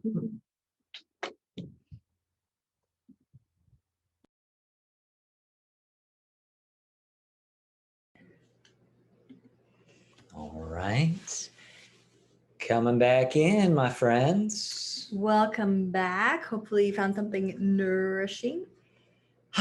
Yes. A good break. Yes. And we do, by the way, I don't know if we mentioned, but we love seeing your faces. So it's not a requirement to have your camera on, especially I know hands-on, sometimes your client is modest and want to respect that. But we do love, kind of seeing your face and reaction. So for those of you willing to share your video, we Thank appreciate you. it. Thanks for being here. Yeah, it makes it a little more fun and relationship chemistry happening when we get to see you. It's a lot more fun than looking like we're speaking to a bunch of dark screens. Way easier to connect. So for the last, we only have about 2.5 hours. All right, we got to zip through this. We got a lot of techniques still to go. We're going to do a little review, see if there's any questions from the hands-on or the earlier conversation. We're going to go right into spinal PowerPoint slideshow and spend that last hour or so on hands-on. But we wanted to make sure that you knew that you had your handout. We did send that to you. So if you haven't had a chance to check it out or look at it, it is, it's got a lot more information than we're actually able to share in real time. And I know there was one thing in particular that we wanted to share about. About the contributing factors to joint projects. And to joint degeneration. But before that. Oh, wait, can we finish? Can I finish? Do you want to do a poll question? No, let's do it right after. Let's sure do it thing. right after. So this is on page 2. But don't worry, remember I put that in the chat room. So under joint projects, page 2, this kind of gives a lot of info about how people get to the point where they actually will need surgery to stabilize a degenerative joint. Yeah. So, or the common contributing Contributing factors. factors. Is that what you said? I missed that. I was reading our chat. So easily distracted. Squirrel. Well, a common assumption is that that the body ages and the articular cartilage has a tendency to dehydrate. That's the allopathic assumption. And this is, you're reading in the second sentence of that paragraph. And has under a joint tendency to projects. dehydrate, leaving the joint more susceptible to injury. So other contributing factors include excessive weight gain, putting stress on the joint. Joints that have been chronically dislocated can also create instability in the joint. You may also joints that there may be hormone imbalances, nutritional deficiencies, dehydration, any kind of inflammatory trigger can throw off the balance and the harmony of that, of a synovial joint. So it's not just age-related wear and tear. Yeah. And just to kind of highlight, for instance, based on the ergonomics and the structures of the joint, what happens for every 1 pound that you lose at a body weight, you reduce the amount of force or compression on your knee on the order of 500% more, five times. So for every 1 pound you lose, that's 5 pounds of pressure less on your knee. So weight is a common cause. You talked about joints that have been out of place, or like an area that's been chronically stressed, strained, sprained, and yeah, dislocated, creating or that laxity sprains. and that looseness where it heals in an overstretched position. You also mentioned nutritional deficiencies. So Sure. you might not get enough water. That's a simple, obvious one. Or Dehydration. maybe you get enough water, but you're not getting the electrolytes or the minerals that your actually body needs. activate. Yeah. So considering that, or maybe on the other hand, you're getting some nutrients that are creating inflammatory responses like sugars or processed foods. And those can all irritate the joints and all the tissues and organs, of course. But the really big one that we keep coming back to as body workers. Well, because as body workers, we can do something about it, is muscle imbalance. Right, right. So we don't want you to think too much in terms of, if you think arthritis, don't automatically assume, oh, it's because they're old, and things are falling apart. 40's not that old, by the way. So we really want you to start thinking about arthritis, especially because as body workers, muscle imbalance is something we can get to right away. We can release those areas that are chronically stressed or tight. With range of motion, get more blood flow, more of those myokines to help reduce the inflammation, turn on, activate the metabolism. And certainly when we start that doing should have been the poll question about myokines. Oh, it still could be a poll question. We haven't asked the poll question yet. It's coming up. It's coming up. I Stay. just want to give you enough time to get here. Yes, Back stay. from lunch. Stay attuned. So Give a friend a warning. Yeah. Hey, come back. Oh, and I saw a hand raised. All right, give us a Go for it, Amanda and the rest of the group, please. Hello. Hey. Question about the replacements. Yes. After they get the replacement, whether it's partial or if it's complete, does the muscle go back to where it's supposed to anatomically be, or does it have any of their bad posture or overuse type of thing factoring into it? Like, are they going to go into, like, whenever you're trying to do your posture and you don't have a surgery, you have to go through a, like, oh, it hurts to stand up straight between my shoulder blades type of thing? Is that a contributing factor to their pain aside from the actual surgery in their more daily activities? Are they dealing with that? I think what you're asking is their posture both before and after the surgery going to impact how they feel in their body? Or are we asking something different? And I also... Okay, so you have a degenerating shoulder. Yes. Right? So they replace the ball and the socket and they do the whole shebang thing. So when the doctor puts the ball in the socket, is it going to be where their body is used to it being, so the muscle lengths are going to be the same, or are they going to put it where it's supposed to be and the muscles are even going to be shorter or longer and having like that kind of rehab pain? Okay, there's going to be several things that are happening. So yeah, really good question. One, did you want to start? Go ahead. One thing to consider is even like we mentioned that reverse shoulder replacement, which is done when the rotator tendons are too far gone and they're torn and there's nothing actually to hold that joint together. So in some cases, when you do depending on what kind of joint replacement and how far along the degeneration has gone, there might not actually be muscles or tendons where they were supposed to be because they were already gone before the surgery. In other cases, They don't like fix that while they're in there. well, they They just can't. let them. Yeah, sometimes they will use other tissue or other tendons or other fascia from other muscles and try to rewire certain tendons to create more structure and stability. But usually not. In those cases, they're just trying to create stability instead of trying to replicate and reproduce the incredible complexity, which is the fascial network. So in one case, if the ligaments or tendons were blown and they're doing a total joint replacement, then likely they're not going to be fixing those little tendons.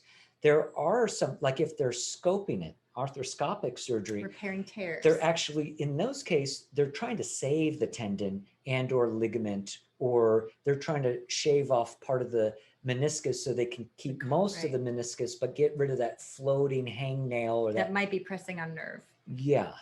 The question about will they put things back into place?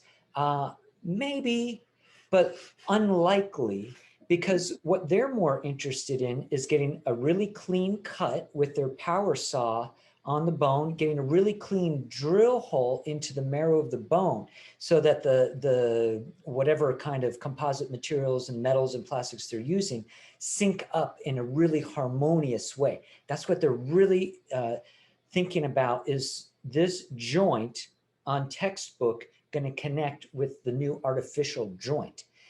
Some of the things that are kind of secondary concern are we're cutting through a bunch of fascia. We're literally severing and cutting sometimes muscles, tendons, ligaments that through bone may or may not ever be repaired, may be supposed to be or not, depending on the surgery. Remember, depending on how far gone they are, who they are, what kind of surgery. But so likely they won't put it back where it's supposed to go. But they'll try to get it where it's more supported, where it's more stable, where that joint is now using the artificial material to take the load and the strain, rather than that articular cartilage that's been just totally blown away and eradicated. So far, so good? Yeah. The other thing to consider is, hypothetically, in a magical universe, the surgeon is able to put everything back where it belongs. Now, just because they're cutting through with lasers or scalpels or whatever, things are already going to be displaced. But say, hypothetically, it all goes back into place. But a lot of times the client is going, or the patient's going to keep doing the things that they did that landed them on the OR. That's why I'm asking. Yeah. Yes. So this is why it's incumbent on us in that rehab session, or to prehab it, before things go out, is to give people functional movements that activate as many muscle groups as possible in an integrated, holistic way. So like what you see at gyms a lot, where you're on a machine and you just do bicep curls or doing pull downs, that is not a very comprehensive, functional way to work on our body. A lot of new workout routines, a la CrossFit, which sometimes a little too aggressive and can lead to other surgical necessities, vulnerabilities. But things that activate more fascial planes, more contralateral movements, more top, bottom, left, right, opposite movements. Those are the kind of motions and movements that we want to work up to. In the beginning of the rehab, we want to get the basic anatomical kinesthetic flexion extension or abduction adduction. We want to get the basic range of motions happening on the table, so A, they feel safe and they're willing to trust the new hardware, they're able to trust that this area is likely going to feel a lot better after the tissue damage from the surgical incisions heal. And what often happens is lower or upper on that side will start to hurt. So they get, say, their left hip repaired. Now, all of a sudden, their the left knee hurts. Didn't hurt before. Or now the right hip hurts or the right knee hurts, because our attention can only handle so much information. Right. And so if you kind of remove the linchpin that has created the greatest radiating pain, but you Other don't, pains show but up if you don't instead. do anything to help its interconnected synergists and antagonists, then the other dominoes start to fall. Da, da, da, da, da.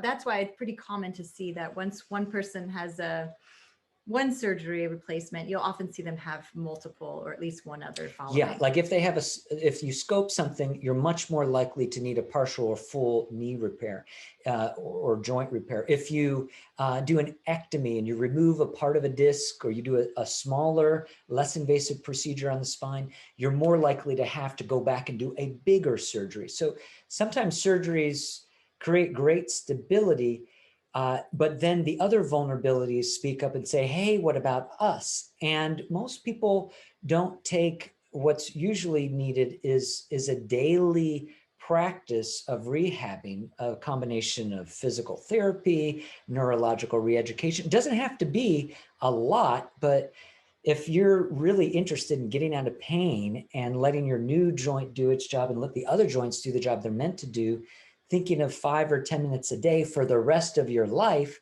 is going to be one of the skeleton keys to your own body's success and a life filled with ease and pleasure rather than pain and discomfort. So did I answer, what questions didn't I answer? Because I probably answered some you didn't even ask. Well, that's fine. Yeah, you answered it. I was just, it popped into my head because, you know, whenever you're talking about just removing parts that have either muscle, ligament, whatever attached to them, and then they put them back in, are they going to be at a different angle? And then that's going to play in. And then the client's going to go out and, you know, do what they're usually do what they wanted to do or thought they could do 10 years ago. Like they're just going to restart the cycle of, unless we get in there and say, hey, you know, put 2 feet on the ground before you stand up out of your car and make that your new habit type of thing. Exactly. But yeah, you answered me. Thank you very much. Good. Great question. Really appreciate that. Thank you. Thank you. Other questions or comments from anyone? I do. So after a surgery, and I can I hear someone speaking, but I can hardly hear. Can you speak up? Can barely hear. Let me We'll turn turn up. it up on our side too. I have you up all the way. Go ahead and see if we can hear you now. Can you hear me now? No. I hear a mumble, but It's super faded. there you. Nope, we're hearing. Oh, I'm hearing myself. Yeah. Try again. Maybe turn. Yeah, there you go. I don't know. I think you're making noises, but we still can't hear you. Feel free to put it in the chat room. Sometimes turning off and on your mic. You want to try one more time? Yeah, can you hear me now? Oh yeah, a little better. Slightly, yeah. Almost yell into your phone, but yeah, we'll try to hear you.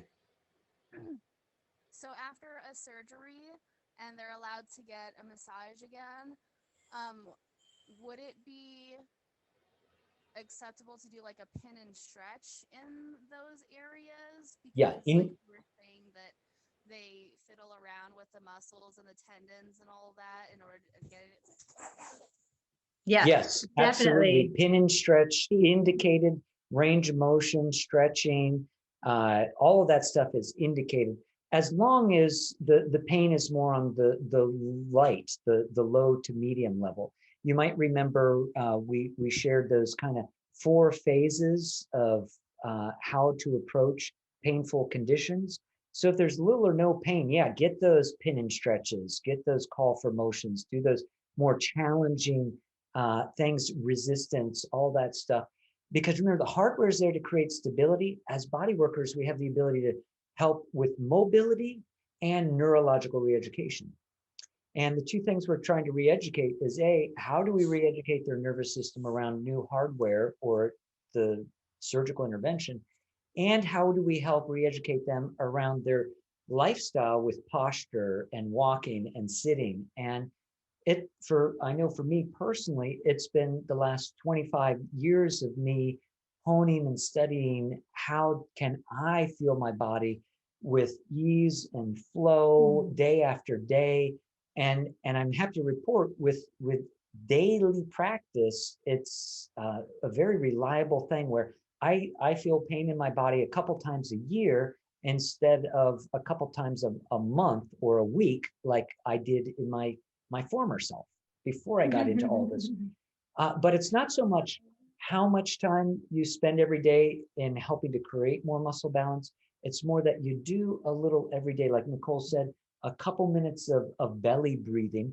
Not only does that help your psyche with getting your respiration on track, help cool down the relaxation response, turn on your vagal tone, but it also helps with your postural muscles. So there's lots of interventions we can do to help keep us healthy. But we recommend, and what the experts say, is that varied intermittent movement that uses a lot of muscle groups all at once are some of the best kinds of things you can do. So it doesn't need a gym. Gardening, it's one of the best exercises you could do on the planet. Getting around, taking a walk, these kinds of things. Getting on the floor with your kids or grandkids. Yes.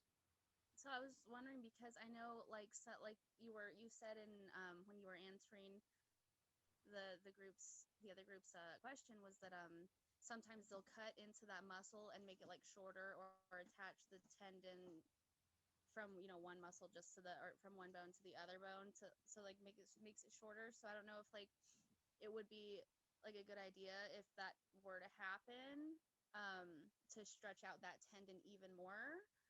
You do want to, yeah, and I know like some clients have like their muscles are stapled back onto their bone, like, so I'm just wondering if would it be smart to do like a pin and stretch on those stapled muscles, or like shorter muscles? Yeah, following that 6 to 8 week safety zone, following and assuming you've got the doctor's clearance for body work, all those kinds of manual manipulation, reorganizing fascia through direct palpation or indirect shear via stretching, those are all going to be beneficial and not contraindicated. That's what we really want to say, because you see a rod or you hear about a cage in the neck, or we kind of get and scared. you hear a plate and screws in the shoulder, and remember that is stable now. That hardware got glued in, hammered in, sawed in. It got fused in to create stability, and our opportunity is to create mobility and neurological reeducation. And the more kind of movement, bringing our 2-dimensional session into the 3 dimensions, where we're doing range of motion, pin and stretch, they're doing call for motion. Those are the quickest, easiest ways to release disorganized fascia, get hydration into the area, and create those neurological connections so people can connect their awareness, their psyche, with their physiology. Cool. Thank you. Cool. Yeah. Any other questions? Great questions, comments? Everybody. Really nice. Thanks. All right. Here we go. Poll time. Yes, here's the poll time. Be ready. Okay, you don't have to answer correctly, but you have to answer, because this is what we use to judge your attendance. Muscle imbalance is one common contributing factor to joint pain and degeneration. All right, so we have about half of you voted. This was a hard question. Tough. We're tough. No, it wasn't. Hopefully this has been repeated enough times so you can all answer. We've got 5 of you who haven't answered. We'll give you another couple breaths here. So again, it doesn't matter if it's right or wrong. We just want to be sure that you confirm and verify your attendance. You're here. So there's 3 more of you that want to make sure, especially if you have 2 devices, at least be sure that you're answering on one of your devices. Yes. All right. Cool. And I'm going to end that poll, and looks like everybody who voted was right. Yeah, so nicely done. All right, pat Of yourself course. on the back. Of you course, guys. it's the that's what we keep saying. It's not just wear and tear, age-related wear and tear that creates the OA or the joint dysfunction, the Arthritis. itis, the shoulder tendonitis, bursitis. Really, we want to keep in mind that how you move is just as important as if you move. All right, let's move on to our afternoon discovery of the spine. Spinal bum, health, spinal bum. projects, surgical procedures. Yeah. So let's review the spine a little bit here. Cool. So seeing the spine here, here's a nice fusion. Look at these screws going into the, yeah, and a little rod here. Doesn't that So look intense? So let's start with just generic terms that refer to back pain. So the clinical term that describes, and this is the big umbrella term, that describes any kind of deterioration of the spine. Yeah, degeneration of the spine, deterioration. Yeah. Spondylosis. Yeah. Yeah. So a condition relating to degeneration, and there's all kinds of versions of it. It could be happening at the disc. It could be a narrowing at the nerve trunk or some kind of subluxation. So let's talk about, say it's in the low back spondylosis. So lumbar spondylosis. So patient's got low back pain and see these bone spurs. So remember, osteocytes are the name for bone cells, and osteocytes can either show up and present as osteoblasts that build bone, or osteocytes might get the message to chomp up and smooth out bone, and that's the osteoclast. Class. Yes. Chomp, chomp, chomp. Yes. Class. And when there's an imbalance, the bones will get the message to either build more tissue or create cavitations to remove tissue.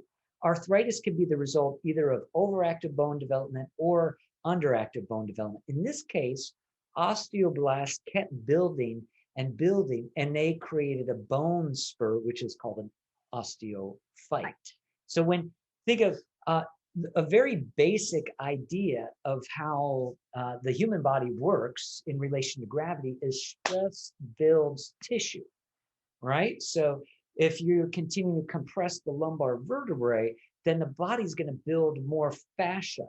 It could be soft tissue, but fascia, again, of course, is interwoven into all our bone cells as well. So it could also be hard tissue in the form of osteophytes. So we want to understand that if it's occurring at the low back, spondylosis, we're just talking about right here, one condition of the lumbar, disc degeneration, and it could be related to OA, osteoarthritis, or a host of conditions. But we want you to get familiar with spondylosis. Could be in the lumbar, could be cervical spondylosis. And those are the two areas where we generally have the most challenges. Yeah, the cervicals and the lumbar is where we seem to experience or see the most interventions occurring at the low back and at the cervicals. Yeah, if we're talking about the spine, yeah. Yeah, and they could show up as bulging, or degeneration starts to show up as bulging and ruptured discs, spinal stenosis, osteoarthritis. So these are all ways, these are all the kind of under the umbrella term of spondylosis. So if someone shows up on your table spondylosis, you might want to ask them, can they be more specific about what kind of pain, or if they have any other more specific diagnosis in their back. And they may or may not, and they might not even say the term correctly. One thing we like to say when a client gives us medical terminology is we ask, when did your physician diagnose you with that? Right. I know a lot of clients come in and they say, I've got this, I've got that. And I ask them, when did your physician diagnose you with that? And they say, oh, I read it online. So we want to make sure, get that extra level of veracity by saying, when did your physician diagnose that? So you know, well, have they actually been seen by a doctor, or they kind of making up stuff pulling on it out their of own. the air? They went to WebMD. Yeah. So let's talk about what happens. Some of the most common injuries happen at the level of the facet. And this is the dreaded bend, lift, and twist. So remembering that spinal vertebrae have both cartilaginous via the intervertebral disc, cartilaginous joints between the bodies, the anterior front bodies of the vertebrae, and in between all the facets, the wings of the transverse processes, we have the little synoviums in between, each of these in between. So if you do the dreaded bend, lift, and twist, right? You lift something up, pull the kid out of the car, or put the groceries, then bend, lift, twist.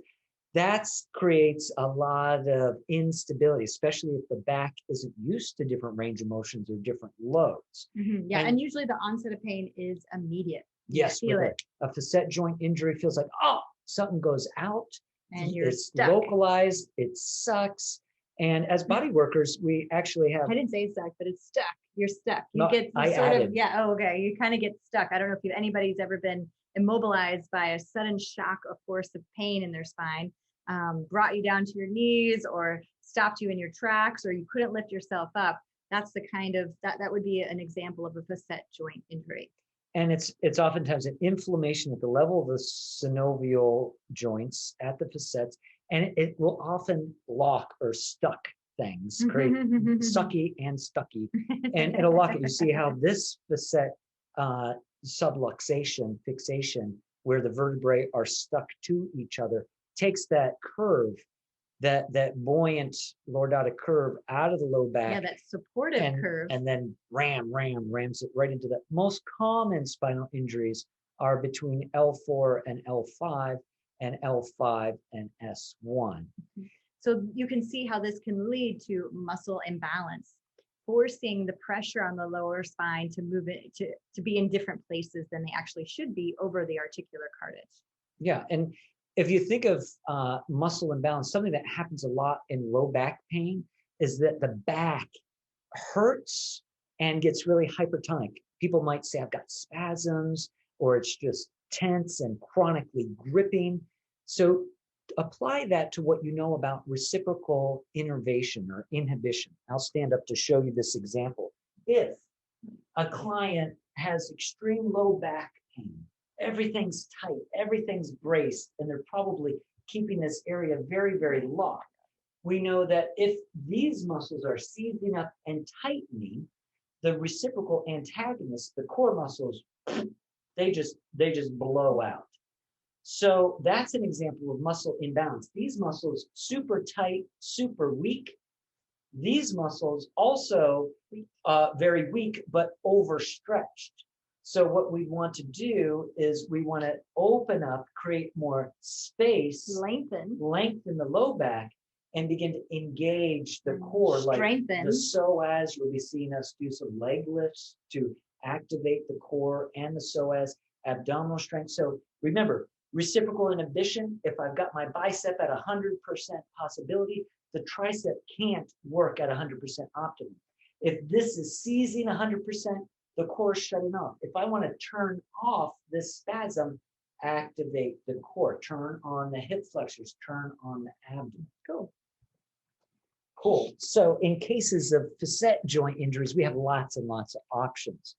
Now, the more pernicious challenge is when something happens at the level of the disc.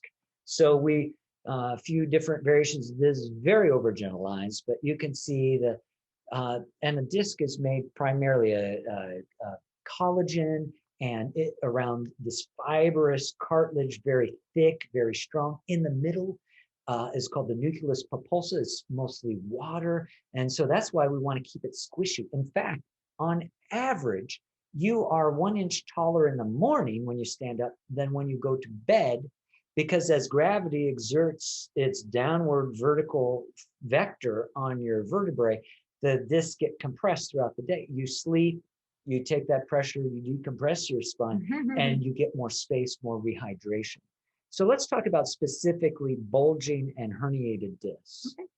And just a few things to keep in mind. So about 90%, this is some things we want you to be aware of. Vast majority of bulging and herniated discs happen at the level of the lumbar, especially L4, L5, and L5S1. And this is the part where you were, where bulging discs or where disc injuries in general are more common in men, 2 times more common in men than women. They usually will heal in several months, but not always. Yeah. Here's something that's interesting. Even though 1 to 2% of all people are thought to have some kind of bulging discs, when you, so that's just to keep that in mind. Not everybody who has a bulging disc actually experience discomfort. So that's something to keep in mind. So listen to this, in elderly populations, about half of people who've been examined with an MRI have some kind of bulging disc, but not all of them have pain. So just because you hear bulging disc, it's usually the result of an examination from a physician because they were in pain, but not all bulging discs lead to pain, but they can. And the discs and we'll compare the two. Here's the back, the spinous process, the posterior part of the vertebrae. Here, where the body of the vertebrae would be cushioned with this annulus fibrosus, thick fibrocartilage, and the nucleus pulposus.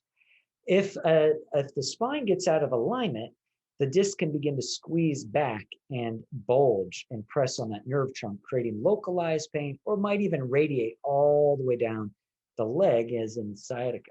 Yeah, and it predominantly protrudes posteriorly. That's right. And if you think, and that's both with herniated and bulging disc, if you just understand, most people when they sit, like a cashew, are cashewing their spine. I love all your demos Yeah, today. thanks. And so if you imagine the front bodies of my vertebrae are coming closer and the back of the vertebrae is opening. Wow. So if this is what I'm always doing, then the front of the disc is getting squeezed and the back of the disc is opening, and that's where things will generally press. So just as a homework idea, back bends are one of the best things that you can do to help rehab or prehab low back pain. And Sabrina, I don't know your question about does the 1 inch shorter apply to indigenous people?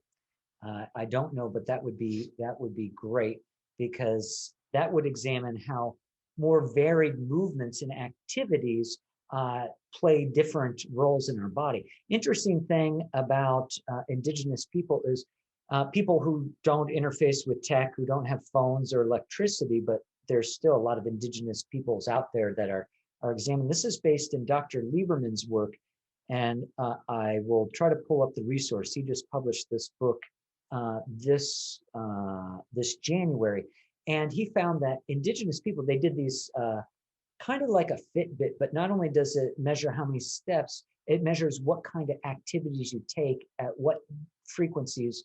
And the interesting thing is that indigenous people sit about the same amount as modern people, but they don't sit all at one time, all right? So they do sit for like 8 to 10 hours plus a day, but it's often they'll be doing some effort or something, some chores, and then they'll sit by the fire and they'll tend the fire, or they'll do different tasks outside, and then they'll help with the childcare, or they'll be close to the ground in that way. They'll also sit in more varied ways, exactly. Right? Like squatting and the likes, which we won't so much. Yes, 100%. Yeah, I appreciate you. Yeah, the one thing that's really common among indigenous people. Thanks, Sabrina, for this. Yeah, and we don't need to. Just want to appreciate you for this, but this kind of position where your hips are below your knees. This is a very common position you see with indigenous people everywhere. Not even just indigenous people, but people who just don't sit as much. When we go to Thailand, I'll never forget 20 plus years ago on our honeymoon, we go to Thailand, and our server hung out and chatted with us while we were sitting up. She was like this for like a half hour, no problem. And shifting her weight from side to side, but just hanging out in the squat. And like this kind of thing, by the way, this not only does this give you more mobility, it adds about 33% more space in your SI joint. So you get more stability, but it also gives you more range of motion and makes it less likely to create that imbalance from sitting where if you sit, one more thing to think about, when you sit, the chair pushes your leg bone up into the front of the hip socket. And so when you're sitting, the front anterior hip socket's all getting worn away. The posterior, the back of the acetabulum is just getting thick and it's not getting any range of motion. So that when and if someone were to have a tumble or a fall, now that joint is all excessively cavitated in the front, it's stuck and thick and no range of motion in the back, then the stress can't go into the joint, it goes into the neck of the bone, and that's when your patient or client might get a broken hip. Yeah, so great point, Sabrina, that it's not only that they sit more often, I mean, excuse me, it's not only they sit as much, but they're sitting at different frequencies and in way different ways. Yeah. Anything else you wanted to add to that, Sabrina? Just the flat feet too. That's key because a lot of us can't squat that deeply, and especially with our feet flat, and that's also pretty significant. That's a. Anyways, thank you. That's quite interesting. Cool. Thank you. And just so you know, there's always options. There's always options. You got him on a roll. This is what he loves to do. I'd love to do this. Yeah. So for those of you who aren't able to get into a full squat, I don't know if we have a yoga block, you could put a block under there. You could be, but a lot of people, they need like a blanket or something under their heels. But practice this, you know, when you're watching TV, sit on the floor, get, you know, prop up some padding, some pillows under your seat so you're not hurting your knees, but you're giving the acetabulum all that beautiful, luxurious stimulation, sensory awareness, synovial fluid, give it that innervation. Cool. Thank you, Sabrina. Appreciate that. Moving on. So bulging discs, everything stays intact, but the disc bulges backwards. So thinking of doing back bends, back extensions, which is the opposite of how most people are in their kyphotic curve. Whereas a herniated disc, the annulus propulsus, the jelly in the donut, in the jelly donut, squeezes out and then it presses in on the nerve. That bulging discs, you can do non-surgical replacement or non-surgical realignment by getting that disc to get back in line with, say, back extension. However, herniated disc, once the jelly goes out, there's not a way that we're aware of to get the jelly back in the disc that doesn't involve surgery. Not yet. However, sometimes the body will reabsorb that. There are anecdotal studies of how there has been a herniation, they saw an MRI, and after time, some people's bodies just figures out how to clean up the mess. And well, and now there's new genetic genome injections. the CRISPR technique, which is basically what led to this incredibly fast production of this vaccination, is going to radically change not only how we deal with pain management, but how we can cure cancer. I think in our lifetime, by taking cells out of the body, putting them through a kind of training, so to speak, genetic new instructions, put those cells back in the body. And I was just listening to a really cool story about how they did this CRISPR technique on people who were blind, and they did it in one eye, but not the other. They took the blind gene, the cells out, they re-educated, they give the genes different instructions, put those cells back in. And after time, the eye learned how to see again. Oh my gosh, so excited about tech and taking our humanity with us.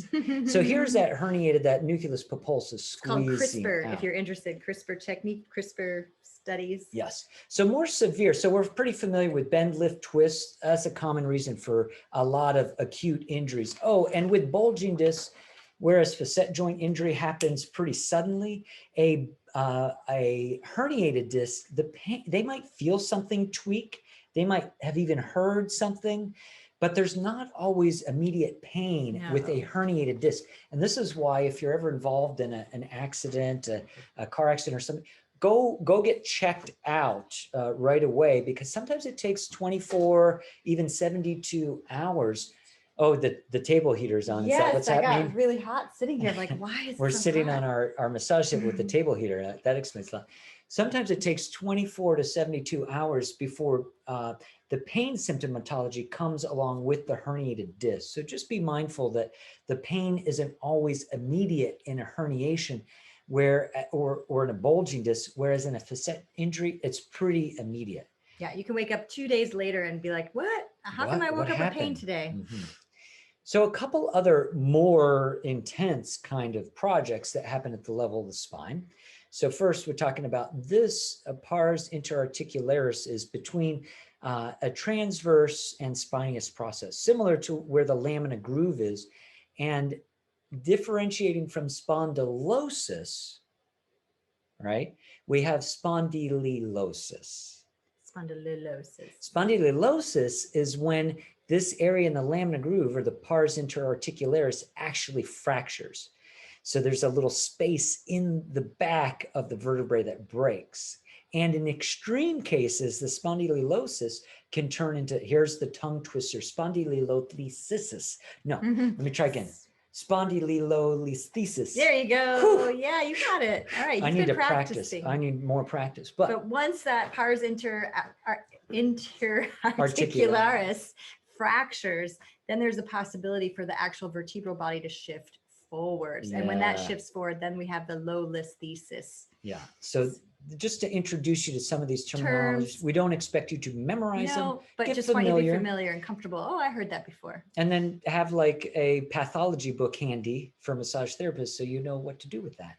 Another spondy, but is different. Is of the itis kind. And it's also another type of osteoarthritis. But when it's in the spine, it's called spondylitis. So when you hear spondylitis, that's just arthritis in the back, almost always referring to the low back, but it could be the cervicals as well. And it's primarily we're talking about the degeneration of the articular cartilage and the formation of bones.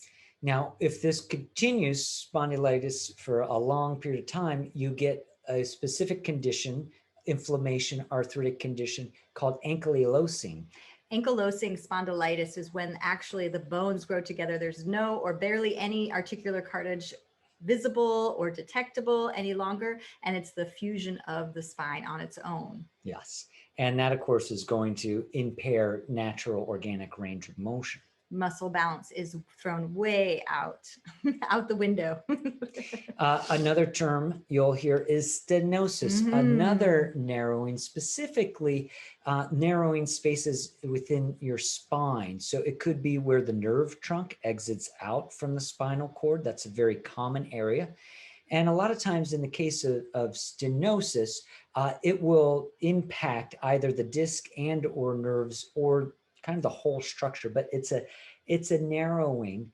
And for me, I don't know that there's studies on this, but for me, it makes sense that if I stretch my spine regularly and I move it in all its natural range of motions, it's less likely to narrow. That just is what seems natural to me. And that's what I've been doing. And happily, I don't have back pain. So here's an idea of that spinal Narrowing canal. of the space. Yeah. So here's normal. Here's where the spinal cord gets really impinged. And that's Yeah. So then that stenosis. might lead to tingling, numbness, tingling and numbness along the body or in specific patterns coming away from the spine. And localized or radiating pain. Yeah.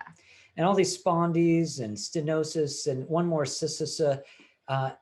I think we're all familiar with the condition of scoliosis, but just wanted to point out how lateral curvature, and this is oftentimes thought to be congenital, although anecdotally, I've noticed that a lot of it from my own personal anecdotal experience has a lot to do with how children mimic the posture, the gait, the walking of the adults around them when they're little children. And just because there's a correlation between how a child's physiology and their parents' physiology, even though it's similar, it doesn't mean that the physiology created the anomaly in the structure, but it could be simply the mimicking of how that adult holds their body by the child, who then begins to occupy that same potentially less optimal alignment. So those are the main ideas about major spinal conditions. But before we go to the surgery, does anybody have questions about any of those. And like I mentioned before, we don't expect you to memorize all that or know all that, but to be familiar with it so that if you hear it, it doesn't create a stress response. You can be like, ah, yes, familiar, and then get some more resources so you know safe interventions. Oh, are you pulling up another poll? I was going to pull up another poll, but I want to see if there's more questions. I think Shanice raised your hand. Please go ahead. So with all of these like discs issues, would it be a good technique to put like a pillow under their stomach to kind of get that length 100%. inside of their spine? Yes. And if you're not familiar with Okay. what Shanice is talking about, we will demo that when we go into prone, but highly recommended to put some kind of decompression towel or blanket under the ASIS when they're in prone, or to heavily bolster their legs and knees. And I didn't emphasize this in hands-on when they're in supine. Yeah. Okay, cool. Thank you, Shanice. Other questions, just unmute or put it in the chat. Sorry, I didn't realize. But it seems like a good time to do another poll. All right, since we can. So we did lots of spondylosis and this and that and blah, blah, blah, and scoliosis and spondylosis and spondylitis and spondylosis. And so what is the umbrella term, like the generic term? And again, we're not grading you on accuracy, but we're grading you on please answer something so we can verify your attendance. What is the general term, the generic umbrella term that describes painful degenerative conditions of the spine? And we've got about half of you polling in. As you consider that, we did have a question that came in through the chat saying, what about a slipped disc? That's just a vernacular colloquialism. That's common speak for a bulging disc. So oftentimes a slipped disc, the clinical term is a bulging disc, but kind of the layperson's language is a slip disc. Slip disc usually refers to bulging disc, but sometimes people have it confused and it's actually herniated. Most orthopedic surgeons would say bulging and slip go together. Cool, so we got 20 and 24 of you. Would love to get 4 more votes in the last 10 seconds. Take all the time you need in the last 10 seconds. So far, it looks like we're getting some clear majority rules on this idea. And cool, minute and a half. Looks like a good time. So I'm going to end that poll. And just so you know, yes, what a great brain trust we have as a group. More than 2/3 of us got it correct. So yes, it's spondylosis, just refers to a condition of degeneration of the spine. Just to review, spondylitis, that's the OA, the arthritis, scoliosis, lateral curvature, and the spondylosis is what refers to when we have the vertebrae, the pars interarticularis broken, and that creates a space there. Okay, cool. So just a couple more slides. I want to show you some spinal surgeries, but I am seeing a question come in. Do we suggest a cat-cow for lumbar range of motion when that nutcracker effect is happening with the degeneration? I recommend cat-cow, which is simply spinal flexion and extension for every human. That's what we did this morning too. Yeah, we just did it sitting. So would you do the camera? Hands under shoulders, knees under hips, and you simply lead with the tailbone, move it from lumbar, thoracic, cervical. And then a lot of people lead with their heads. Here we want them to lead with their pelvis. And you could even coordinate your breath, inhaling spinal extension, exhaling spinal flexion. But can you really lead with your core? So notice I move my lumbar first, then I snake up through thoracic, then the cervicals. And then as I come out, I want to curl lumbar, then thoracic, then cervicals. And I recommend a good 6 to dozen sets of that. You could do it sitting, you could do it laying down.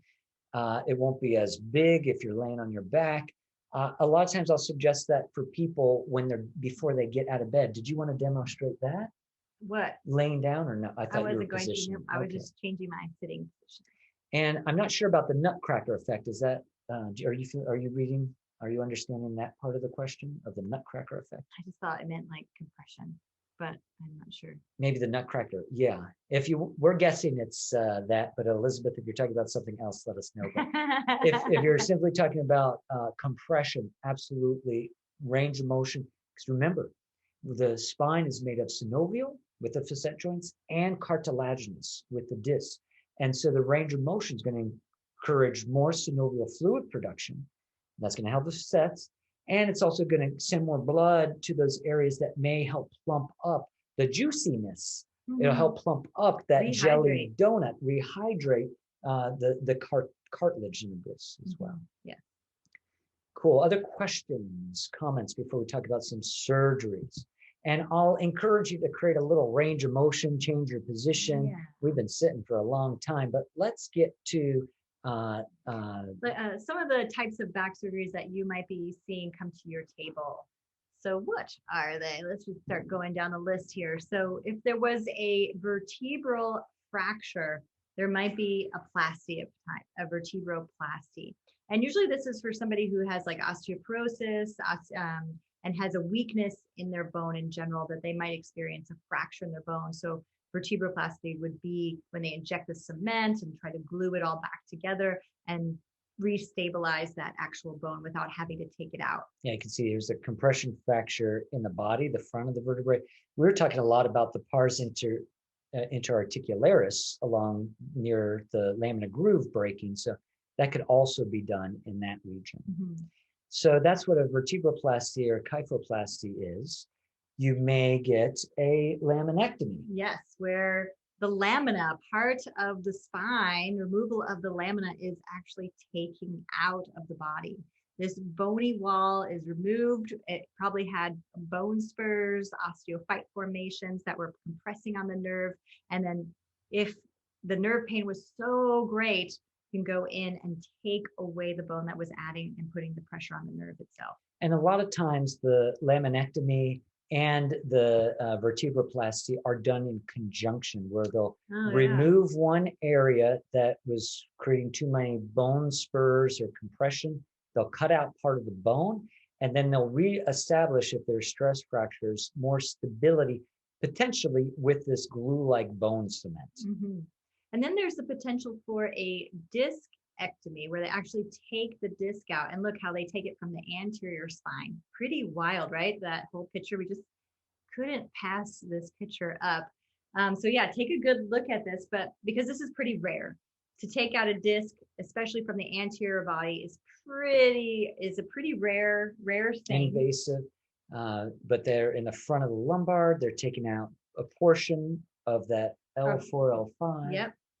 And replacing it, we'll see another picture. I think, do they actually show the replacement these little, here? Yeah, these little boxes, these little collagen sponge cages that create little cushions, little artificial discs, so to speak.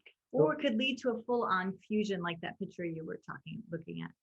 Here? Yes. Yes. So the discs were taking out, and then they added little spacers between the bones, and then they fuse and add this hardware to keep and stabilize this part of the spine.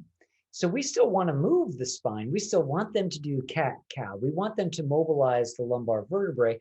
They won't have the same individuated motion in these three vertebrae in this example, but we still want to encourage range of motion. Right. For them individually, or when you see us do a few of the hands-on techniques, you'll see us mobilizing the lumbar vertebrae. And then just working here to help reduce the formation of scar tissue and fibrosis is going to be really important, and the realignment of disorganized fascia. Here's another image of what that spinal fusion might look like. Again, from the posterior part of the body. And neuroplasty. Nucleoplasty. Excuse me. Thank you. Yes. Go ahead. Oh, this is pretty wild. Laser beam shot right into the disc. So there's a needle inserted into the disc. A laser device is inserted, and they vaporize the tissue to help reduce its size, especially if it's compressing and pressing on so they nerves. Vaporize the portion of the disc that is pressing on the nerve. Yeah, this is a much newer and cutting edge technology. Pretty cool, pretty wild though. And then here's what you might see with that replacement with those bone spacers or those artificial disc replacement kind of going out of sequence. But here's another visual on the MRI. With yeah, that got those. mixed up. Yeah. Sorry about that. Yeah. So some things to consider for our hands-on techniques is about the benefits of body work post-op. I know we don't have to shout out the benefits to you guys, but sometimes it's a nice reminder, especially for your clients, to remember why they're investing in their regular massage with you, their regular sessions. Research shows that massage reduces inflammation and it reduces scar tissue formation. That's okay. You can go on. It also helps effectively reduce pain and anxiety related to receiving surgery. So I think this is for the research has been done primarily for a post-op, but there has been significant amount of people getting sessions and massage and touch therapy techniques pre-op to help reduce anxiety and stress related to getting a surgery. Yeah, it's a big event. And it has a big impact on our biology. So not only is it by impacting the specific tissues that we're going to be working with, but it also impacts our mental state, our emotional state, our digestive health. I mean, they're on all levels and dimensions, our bodies are impacted by this big invasive treatment procedure. And it's really important that we don't forget that we're looking at not just pieces of a person, but their whole being. Yes, body, mind, and heart.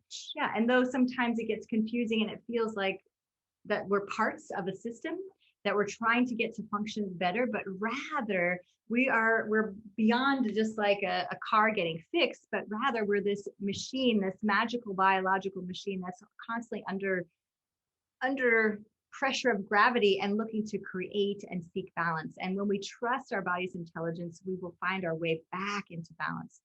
The chi knows where to go is what we say, and it's continually what we experience when we let the energy, our breath, the blood flow. It knows where to go. Yeah, and yes. And then what I love for those of you who have friends and family who are experiencing or going through any of these surgeries or operations, I think it's a 2010 study, they talked about 20-minute massages. Oops. Sorry, go ahead. 20-minute massages help reduce pain, tension, and anxiety anywhere from between 2 to 5 days following surgery. So I know it's outside the scope of some of the clinics and spas that we work out to give our clients a massage, but if you have family members who are going through these surgeries, please don't wait 6 to 8 weeks. You can get your hands on them right away and safely address their anxiety, safely address their tension and pain and stress. And in a lot of cases, the 6 to 8 weeks prohibition on massage is specific for the joint that was being affected. Right, you can massage everywhere else. You can massage other areas, or you could do reflexive therapies that are staying away from the major blood vessels and lymphatic drainage by working hands, feet, face, almost always safe, regardless of where they are in their surgical or healing ability. Even folks with undergoing chemo and radiation, you can still do reflexive therapies in safe ways in most conditions, in most situations. So that is our more afternoon on the PowerPoint. Next, we're going to go to the table. Are there any questions, concerns, comments about what we have covered? I did see, do we have suggestions communicating with clients who are terrified of any type of movement involving joints or areas that they have had any surgeries, including plate, screws, fused vertebrae replacement? So first and foremost, what we like to say is give your clients what they want before you give them what they need. Yeah, you have to build trust before you can move into more rapport. Yes. And go further. So in a lot of cases with excessive pain, there will be a lot of fear. Yeah, a built up anticipation and expectation of things going horribly wrong. Likewise, following surgery, they might have that kind of situation come up. So Nicole is messing with the screen here. So absolutely letting them take the reins. Will only do whatever you feel totally safe with. Remind them, my number one interest is your safety first and helping you feel better in that context. And so I want to partner with you, client, so that we can collaborate in a way that feels really safe, feels really friendly, and also has an element of therapeutic benefit to it. So I will be offering different possibilities and always be checking in with you. So start by telling them your intention. I want to create a safe therapeutic environment. I want you to be involved in that, in creating that environment by how you communicate. I never want to do anything that hurts, feels uncomfortable, or you even twinge, you even have the thought of being scared. Sometimes you need to explain this in more detail for your clients who are coming in like fragile flowers. You can already read the anxiety on their body language. So make sure they're clear that they have the power about everything that happens on the table, and that you continue and you check in regularly to build that feedback. Clients, you've already got the trust and rapport and they let you do whatever, sure. But you do need a lot more communication up front when you're working with someone who you haven't developed rapport with, you haven't established trust with, and they have a lot of fear. So give them what they want first. Maybe you're doing more superficial things. Maybe they're not ready for range of motion. Tell them why you think it's helpful, why you would recommend they do it, and also that they never have to do it in their life, but you would recommend sometime in the future, maybe not today's session, but sometime in the future, this would be a great way to help continue getting more long-lasting therapeutic benefits. So safety first, give them the power, and tell them, why do you think it's beneficial, but always let them know they have the power if we go there or not. So once you give them what they need, once you give them what they want, then over and over again, then they'll trust you. And that might take 1 to 3 sessions. That might take 30 to 60 to never, like infinite sessions, till you build that trust. Everybody's coming in with a different level of trauma or whatever. So it's good that we meet them right where they are. We plan to be emailing, we'll be able to share the PowerPoint slides, yes. Okay. So when we mail you your not the certificate is going to be a different email, but I'll get definitely the recording and handout again. And these pictures take up a lot of size, so I'll probably have to resize them so they're smaller, but at least you could get the general gist. Oh yeah, that takes time. It takes a little while extra to get you the slides, but I'm happy to get them to you. A lot of the info's in this handout, even more than what we've covered. So use it as a resource, read it over a few dozen times so you can retain about 10% of it. It takes repetition, right? Other questions, comments? Cool. All right, so we'll take, let's call it a 9-minute break so we get that nice round hour. We'll come back at 3 o'clock our time, 6 Eastern time. All right, and we'll get on the table. So we'll start, I believe, prone, and then we'll also get some sidelines. So if you are working on someone, maybe grab a couple extra bolsters or pillows so you can comfortably brace their head and their upper thigh. We might just do side, or you want me to pick up what you didn't get? I'm going to let Nicole lead the show. So be ready for sideline and maybe prone. And maybe prone, yes. Any questions? Starting off in sideline. I have a question. Yep. Go ahead. I have a question. Yes. So when they have all their surgeries and all that stuff, and before they come in for a massage, sometimes they get clients who are already trying to do certain stretches without it being recommended, but it feels good or whatever.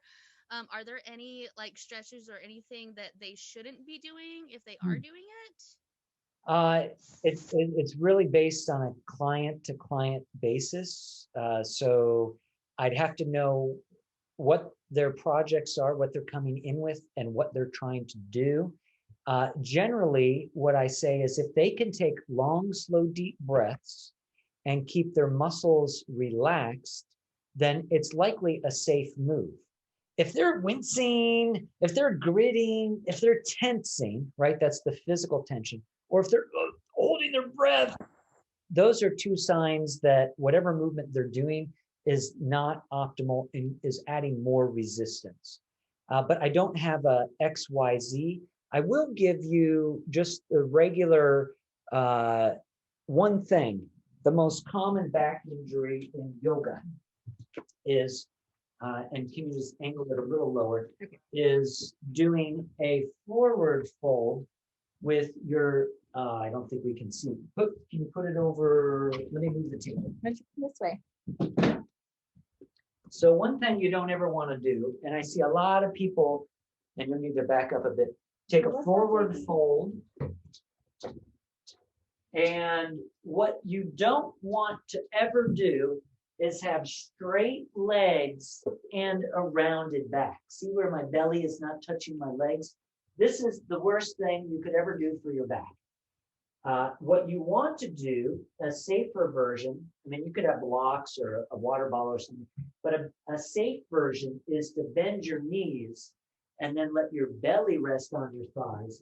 And this is, then you can straighten as much as you want, but you never want to have straight legs and a round spine. It's better for you to have bent knees and your belly touching your thighs, your ribs touching your legs. So I will say that's a really common ill-performed stretch that people do all the time with forward folding. And I recommend don't ever do that. Straight legs, around spine, because you can literally pull your disc out of place. I know it because I did it myself. I've done it. And it took me weeks and months to feel better in my back. I temporarily, and this is my own self-diagnosis, not from a physician, but I temporarily bulged my disc backwards by having straight knees and a round spine. Or a nice little facet joint. Yeah, yeah, Subluxation. yeah. Cool. Anything else? Thanks, Shanice. Okie dokie. So let's come back at 5 after. Sorry, Nicole, but I want a whole 10-minute break. I don't All know right, let's about do a whole you. 10. And we'll be on the table for about an hour, something like Yep, that. totally. All right. Thank you, everybody. Sideline, we'll be back in sideline. Sideline. Good deal. Thanks.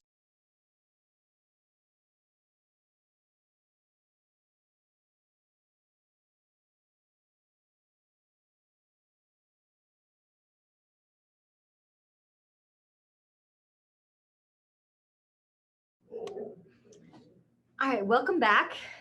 Where is my camera? Oh yeah, we changed cameras so that we can have more mobility. So I put you on a freestanding camera. Okay, so welcome back. Getting you ready for the next part, our next trade. Heath will come back in just a moment. Our dog Jake, he just started barking a little crazily, so we want to contain him so that you can hear us. Meanwhile, your client is in the sideline position. You get your head get your head bolstered, you got the knee bolstered. Oh, and Jake thinks the table for him. Fat chance, buddy. My turn. All right, so now I'm just going to set up the camera for him so we can see Heath. You gonna try to lay on the table with me? Oh yes. Where are you gonna go? All right, cool. All righty. I didn't hear what you said. What? Bolstering. Okay. Yes. Let me get adjusted first. Okay. So we got your client nice and bolstered. You got their head bolstered, neck and cervical supported, and then you got their front knee bent. This knee is supported. We got a nice bolster under there so that the knee is about the same height as the hip, and the bottom leg is straight. Just make sure you have your dog there to keep it straight.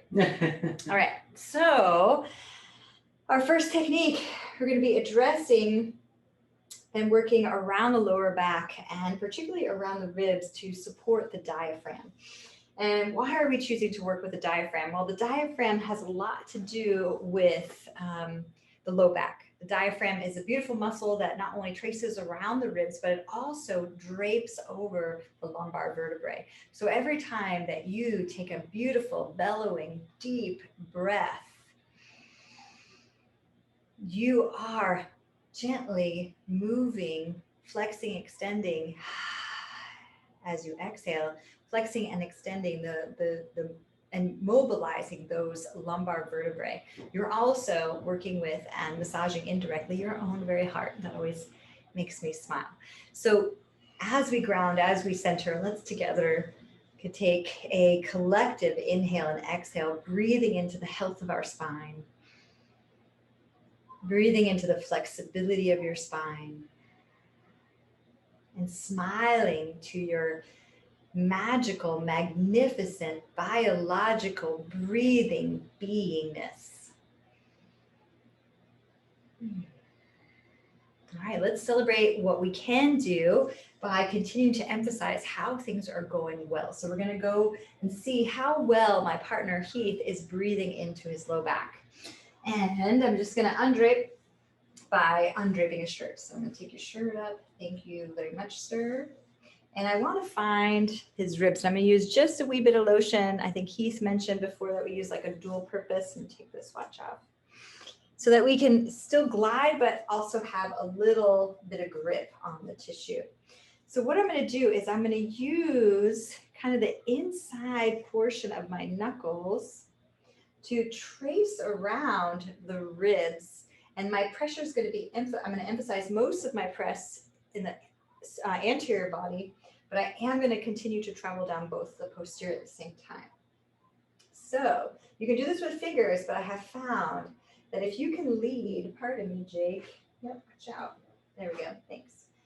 So if you can lead, let me see if I can get a little bit more of me in there so you can see a little bit more of the technique too. There we go, I think that works. Let me know if you need a new angle, different perspective, always open to your feedback.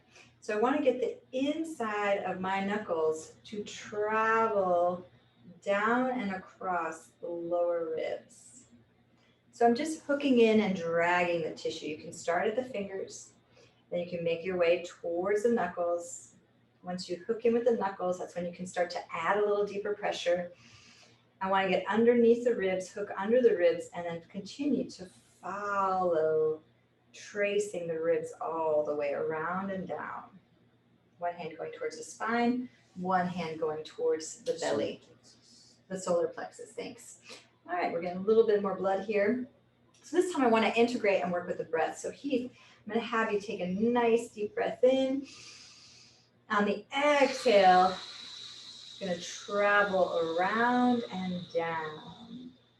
Ooh, how's that pressure? Good. Can I use more or less? More, and it might not be clear, but it's this part of Nicole's knuckle at the base of the index right here. That's really where the bulk of the pressure or intensity comes from. Got to tuck your thumbs in. I know they want to work. So the hardest part is to keep the thumbs out of it.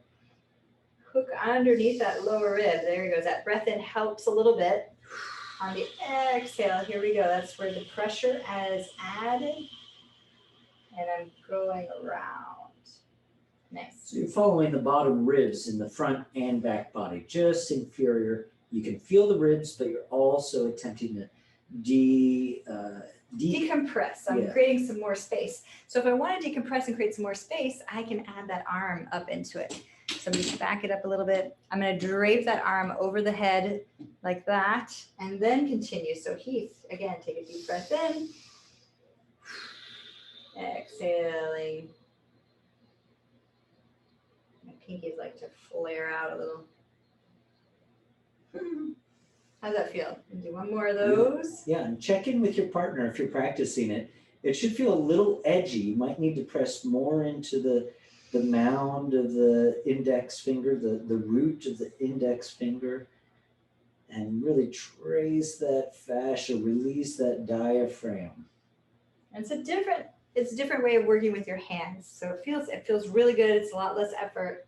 I think you'll enjoy it. So we can also add a little tail tuck on the tailbone on the exhale. So here we go again, Heath. Deep breath in. I hook in with my fingertips. I can find my locate where I want to be. On the exhale, add a tail tuck. Tuck your tailbone as we trace under. Oh yeah, that's a good one. Now I'm able to actually get all the way around, feel myself wrap around the body a little bit more. Let's try that one more time.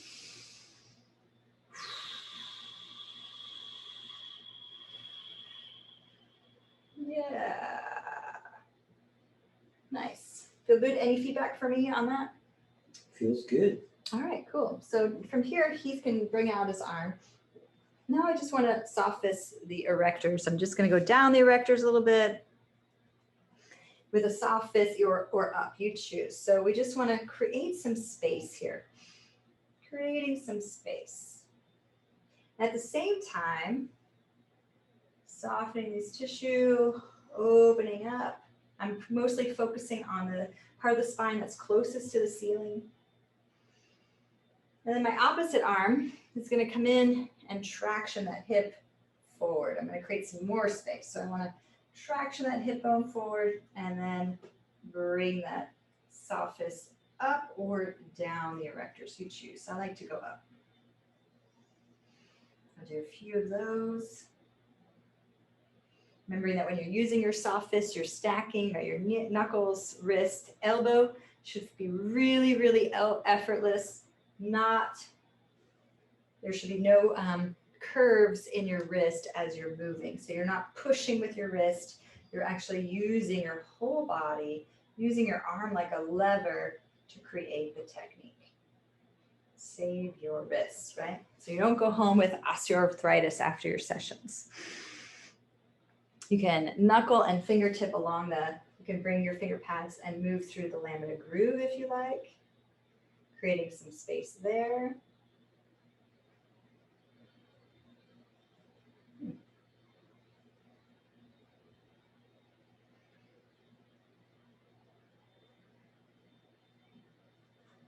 Working with my knuckles. Comfortably deep, Heath. 2-3 passes. Making the space. That's what we're doing here. So next time that I soft fist or work with the knuckles on the spine, I'm going to ask my client to hug, do a little call for motion. I'm going to have them hug their knee into their chest, and that's going to create even more space in this low back area. So my partner's going to take a deep breath in. On the exhale, I'm going to have you bring and hug your knee up towards your chest. Nice. Okay, cool. And go both ways. So we'll try one more time going up. There we go. Beautiful. And then we can also, let's go down the back. I'm just going to adjust the camera a little bit so I don't step on it. And I'm not sure if Nicole said, but your client can help their knee lift by using their own hand and arm. I didn't say that, but yes, you can. Here we go. Deep breath in and out. You can use a forearm here. You can use just an open palm if that feels better, or those knuckles down the spine. So I like the soft fist right now. Deep breath in and hug that knee in towards the chest. Take it all the way down. Maybe you can even get lucky and take it through the SI. One more time. You got one more in you?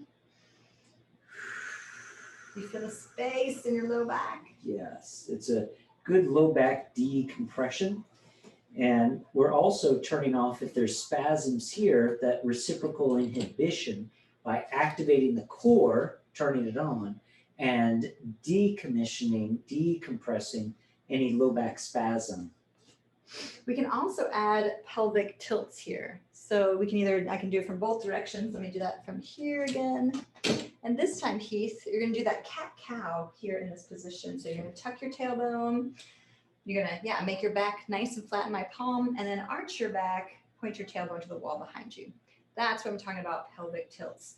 So now you're gonna do that with your breath. So you're gonna inhale one way, and then exhale the other way. So that's another way to kind of get the same effect. Inhale one way, exhale, tuck. Yeah, it's a little easier for the client if they're able to create range of motion in their pelvis. It's a little more challenging for most clients to lift their knee toward their chest. Just keep that in mind. Not everybody can do all of these. One more time. Beautiful. Nice. And again, you can always use a forearm down here. You can use an elbow. You can work specifically in the lamina groove. So here let's try that one more time with the lamina groove.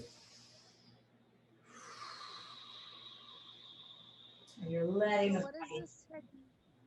Go ahead. I couldn't hear you. Can you say it again? what does this technique do for the spine? Yes. All the discs?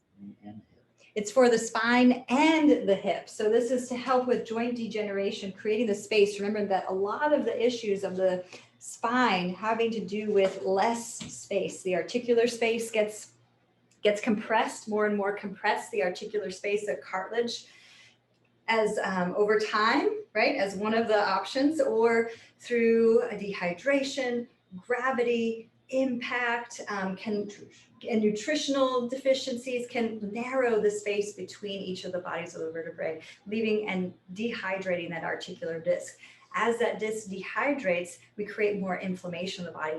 So much inflammation that sometimes bone spurs will grow, and that we totally dehydrate or degenerate that articular disc, that bones begin to grow together from spine to spine, creating like a spinal fusion. So this is in itself is a form of joint degeneration, spondylosis, that can lead to spinal surgeries like a laminectomy, because maybe there's a pressure on a nerve because the narrowing of the space, maybe there's stenosis, or et cetera, et cetera. So all of those conditions that we talked about in the spine, we want to create the opposite, right? Everything was talking about the compression of space, the narrowing of space. Here's an opportunity to create more space. Hopefully that answers your question. Cool. I'm guessing so. Let's see.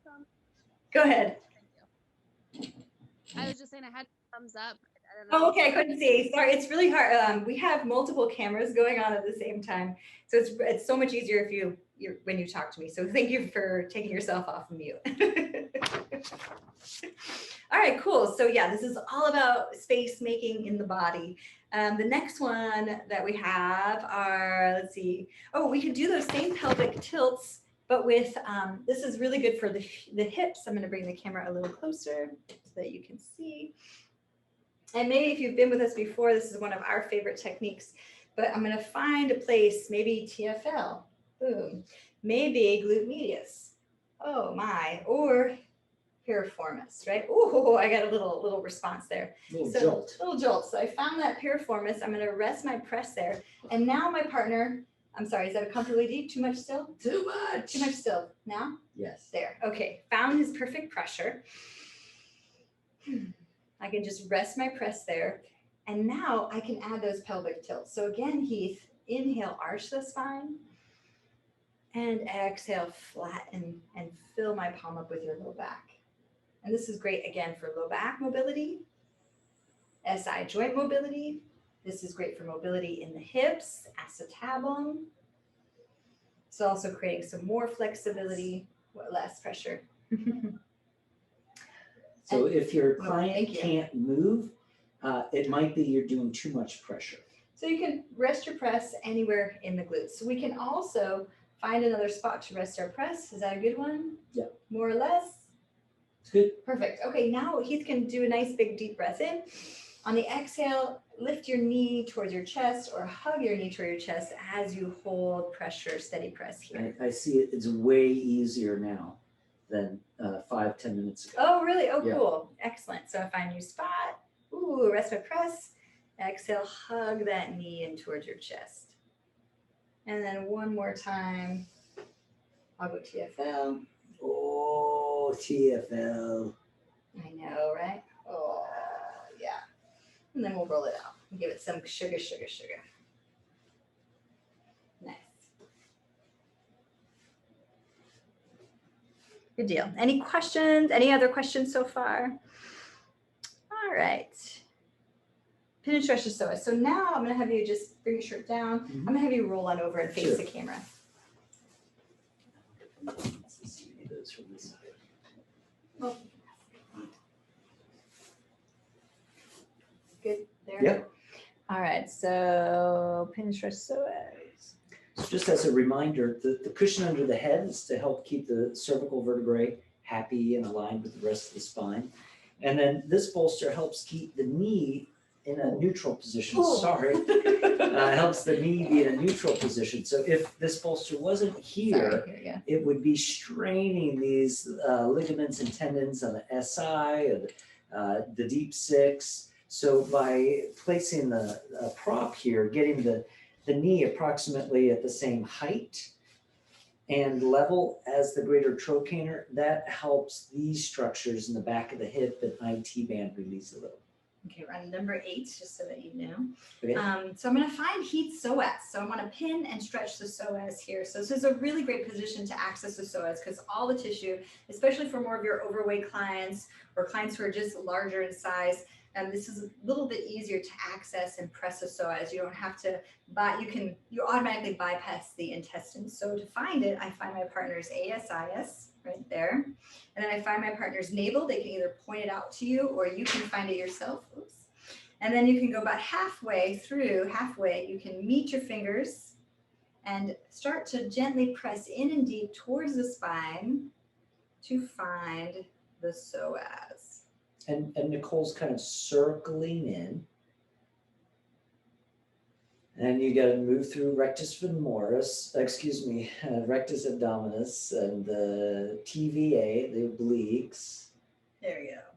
Yeah, and it feels kind of rope-like, kind of cable-like, a little edgy, a little achy. If you want to be sure that you're on it, you can press it and then have your partner just gently bring their knee towards their chest. Oh, the muscle flex underneath your pressure. So that's confirming as the psoas is the primary hip flexor. Lifting the knee up and feeling it engage under your hands confirms that you're on psoas. All right, is that comfortably deep for you? Yeah, I guess All right, so. so first I can hold steady press here. Just a nice, comfortable deep opening up into the psoas. You can also add a pin and stretch. So I'm going to reach for the ankle, bend the heel towards the glute. Partner takes a breath in. On the exhale, I maintain steady pressure here on the belly, on the psoas, and I gently just open the leg back up, pin and stretch. I release, inhale. On the exhale, bring it back. Inhale. And exhale. And on any pin and stretch techniques, you don't have to do the pin and the stretch. Nicole started just with the pin, a compression on psoas. Then she added the psoas compression and the stretch of the psoas muscle. But you could just get rid of the pin and just do the stretch, just get that part. So if they can't handle both the pin and stretch, maybe split it up and then check in and see if they're able to go further. Yeah, so we can just add the stretch. You can either just walk it back. You can stabilize at the hip. Keep the heel towards the glute as you bring and gently stretch into that psoas. Getting a nice decent stretch there, Heath? Yeah, psoas and iliacus and rectus femoris. This is good for low back, but this could also be something really important for hip and knee health. Yes. You can also just drop that leg down so that the leg hangs off the table. If that's a heavy leg and you don't want to lift it, you can just drop it down off the table here. They can add their own little stretch, bring their arm over the head, and then here you go. You've got a nice side body psoas stretch. Does that work? Mm-hmm. All right. Bringing that leg back up. So different options to opening and working with the psoas. Yum. All right, let's another question. Oh, I think there's a question. Cool, come on in. I'm not sure if it's a question, but I know when you're doing that psoas, when you're digging into the psoas and then you do that stretch, because you have to go maneuver around the rectus femoris and the abdominal muscles. If they have a heartbeat in their stomach, would you still work on the psoas that way? Yeah, so everyone's gonna you have that big artery there. Aorta. The aorta, giant artery. So likely you're gonna feel the heartbeat no matter what, right? But you just wanna make sure that the heartbeat is not directly under your pressure. So it can be next to your pressure, can be behind your pressure, but just not directly under your pressure. And if you can't tell the difference, then go a little higher or go a little lower because the psoas, or a little more lateral. Little more lateral, yeah. So because the psoas is a really thick muscle and it extends all the way from the inside of the femur to the lumbar vertebrae all the way up to L5, right? L1. L1, and sorry. the rib cage, yeah. Thank you. Yes, going all Well, I was just wondering, I heard that if you have like if you can feel the heartbeat in the stomach, like in the center of the stomach, not to work, like even on the psoas, because you could like I don't know, like put the client in the hospital for what is it called, like the AAA or double A? I'm not sure what it was called. It was like If they were If- deep vein thrombosis, like if they were in jeopardy of throwing a blood clot, aneurysm, stroke, heart attack risk, something like that, this would be contraindicated getting this close to the arteries, yes.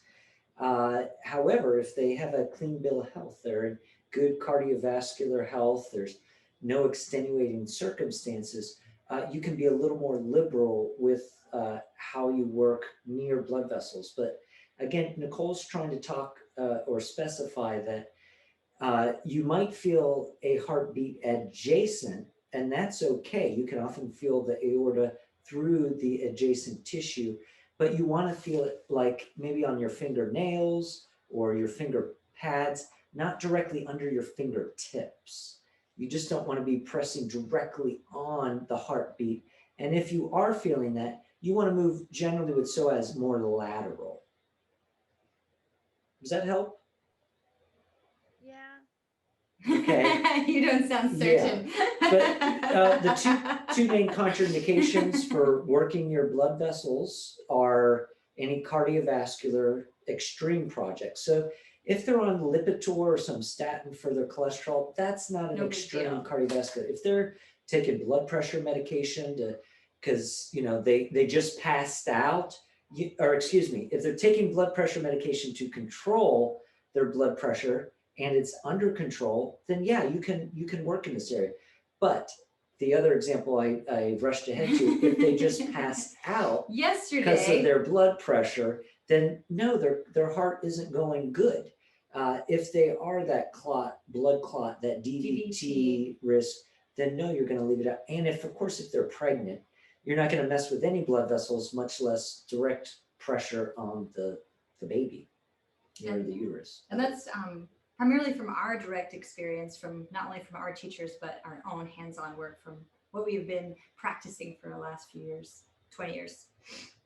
So hopefully that shines some light and gives you some permission to work with clients who have a pulse in their belly. You just want to make sure your pressure isn't directly on the pulse, and that might take some fine tuning to learn that it's more indirect, it's adjacent. So Right. really ask yourself, am I right on the heartbeat? So if you had someone who was safe and happy heart, you could just put your hand right over their navel point with a little pressure while they're laying on their back, and you'll feel thud, thud, Yes. thud. And that's direct. If you just move a little to the side, you might feel thud, thud, thud, but it feels like Should be faint. yeah, it's more like an echo from the accompanying or adjacent muscles. Mhm. Is that helpful to you? Yeah, I just heard differently. That's why I'm asking now. I heard not to work on the stomach area if you feel a heartbeat, like a direct heartbeat in the stomach, because it could lead to something more serious, and to just refer the client to a hospital or to their doctor to get checked out. Yeah, I know in the beginning, in a lot of beginning massage, Yeah, and I was going to say it. The more you study, the more modalities contradict themselves. yes, keep studying. I mean, when we learned don't put, endangerment zones, don't put pressure, Femoral triangle. don't put pressure right on aorta, don't put pressure on the radial anterior neck. But the more you learn, the more you understand your anatomy, and you can visualize where things are located musculoskeletally and organally and blood vessel and the nerves. You can get a little more safety. If you're not feeling safe, Then please don't do it. No, because that's conveyed through your touch. Yeah, if you're feeling Your unsteady, fear, your worry, your Yeah. doubt is conveyed through your touch. So if it feels like something that you wouldn't do, then don't do it. We're not here to force you to do any techniques, but we are here to open you up to the possibility of, and you find out what works for you and throw away the rest. We don't take it personally. Okay. All right, so moving on to the hamstrings. Mhm. Let's get a little hamstring in here, a little mobilization. So first I'm going to bring the hamstring just a little deeper. I'm gonna lift this up a little higher. Thank you. And I want to get a little more lotion because he has hair here and I want to be kind. Thank you. All right, so now I'm going to bring my partner's foot. Let me adjust the camera so you can see what I'm doing. There we go. I'm going to bring my partner's foot to my outer hip. So this will give me some ability to move, create some range of motion in my partner's hip using my own body weight, right? So I'm not pushing or forcing. I'm actually using the strongest part of my body, my core, my center, to help move my partner through range of motion. At the same time, I'm going to add some soft fists, some pressure on the lower leg. So first, I'm going to add the pressure just so he knows and experiences where I'm going, get a sense of what's happening. So from here, I can add a nice double soft fist down the hamstrings. And this is appropriate for knee, hip, or low back projects, keeping in mind that the hamstrings are notoriously tight from extended periods of sitting. A lot of times they form in a heightened short. They're notoriously weak and short and dysfunctional. So this will get more blood, get more activation. And as we start to maybe create motion, range of motion. So I'm going to follow pressing the knee up towards the chest at the same time. I'm following the hamstrings up towards the head. So this is also creating some nice, again, space in the lower back, freedom in the hips, mobility for those hips. And that's what we're looking for. More freedom, more mobility in our bodies so that we can do the things we most want to do. We can get up and off the floor easily. We can get down on the floor easily. You can lift your kids up easily.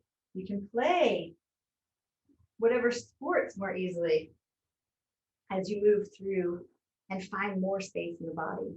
So I just want to make sure I don't miss anything. Lend you knee to chest. And any questions on that one? That's a nice, pretty simple, straightforward. I just want to move a little faster. And then let's get to the adductor. So I'm coming back behind the table so that I can work the adductor here. And I'm working on top of the straight, the adductor of the straight leg. I'm just going to adjust the camera so you can see me a little better. There we go. I think you can raise that camera up if you need. So slimy. I don't know if you want me. Which one would I do that with? This one? No, the one in front. This one. Just, yep, and go up. All right, that'll work. Thank you for your coaching. Thank you guys for your patience. Just go so you can push it down. You got it. Yeah. All right, cool. There we go. So you can drop your arm back. Yeah. It's getting tired. So now I'm just going to work on Heath's adductors. So this is adductors. They're related to knee pain, hip pain, low back pain, and tension. So if you're not already working adductors in some way in your sessions with your clients who have knee, hip, or low back pain, start to think about how you can integrate that now. This will also be an endangerment area regarding the blood flow. Yes. So the same exact contraindications that we mentioned for psoas near the aorta is that nothing with a risky cardiovascular project and no pregnancy. You're not going to work anywhere that could interfere with the blood supply. Mm-hmm. So if your client was a DVT risk, we would leave this out. If your client had cardiac issues, had a stroke recently, we would leave this out. But if they're healthy, they're recovering from surgery, they're looking for some new space and new ways to feel in their body, we're going to work and compress the adductors. So a couple ways that you can compress the adductors. You can do a nice big compression with your palms. So you can lean in and press. I'm going to gently compress and hold over the adductors for a good 3 breaths, 30 seconds or so. And I'm going to trace this inner adductor line all the way down towards the knee and then back up again. But I'll show you different ways that we can compress. So taking your time, letting the body adjust to the invitation to be soft, right? So sometimes we're just so used to being tight, we're so used to being short, we're so used to holding on that it takes a little bit for our bodies to remember how to let go. And that's also in part what clients come in to do. They remember how to let go, how to de-stress, how to feel comfortable in their body. And then I'll release. So another approach is my forearm. So I'm just going to use the medius part of my forearm to compress over the adductors, shoulder, elbow, nice alignment. Got my head nice and long, my own cervicals I'm protecting. My low back nice and long. And again, 30 seconds, 3 breaths here.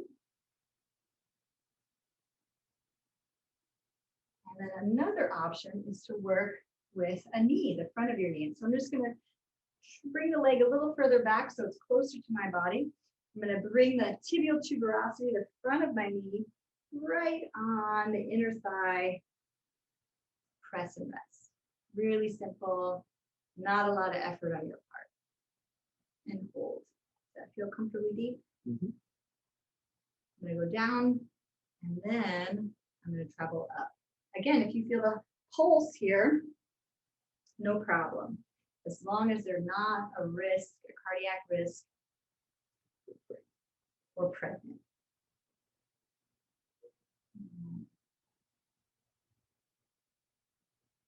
But relaxing those big, massive adductors that play a big role in the movement stability of your hips. And I know that a lot of my clients who have inner knee pain massage their and work the adductors, that knee pain disappears. And train them to do adductor stretches regularly.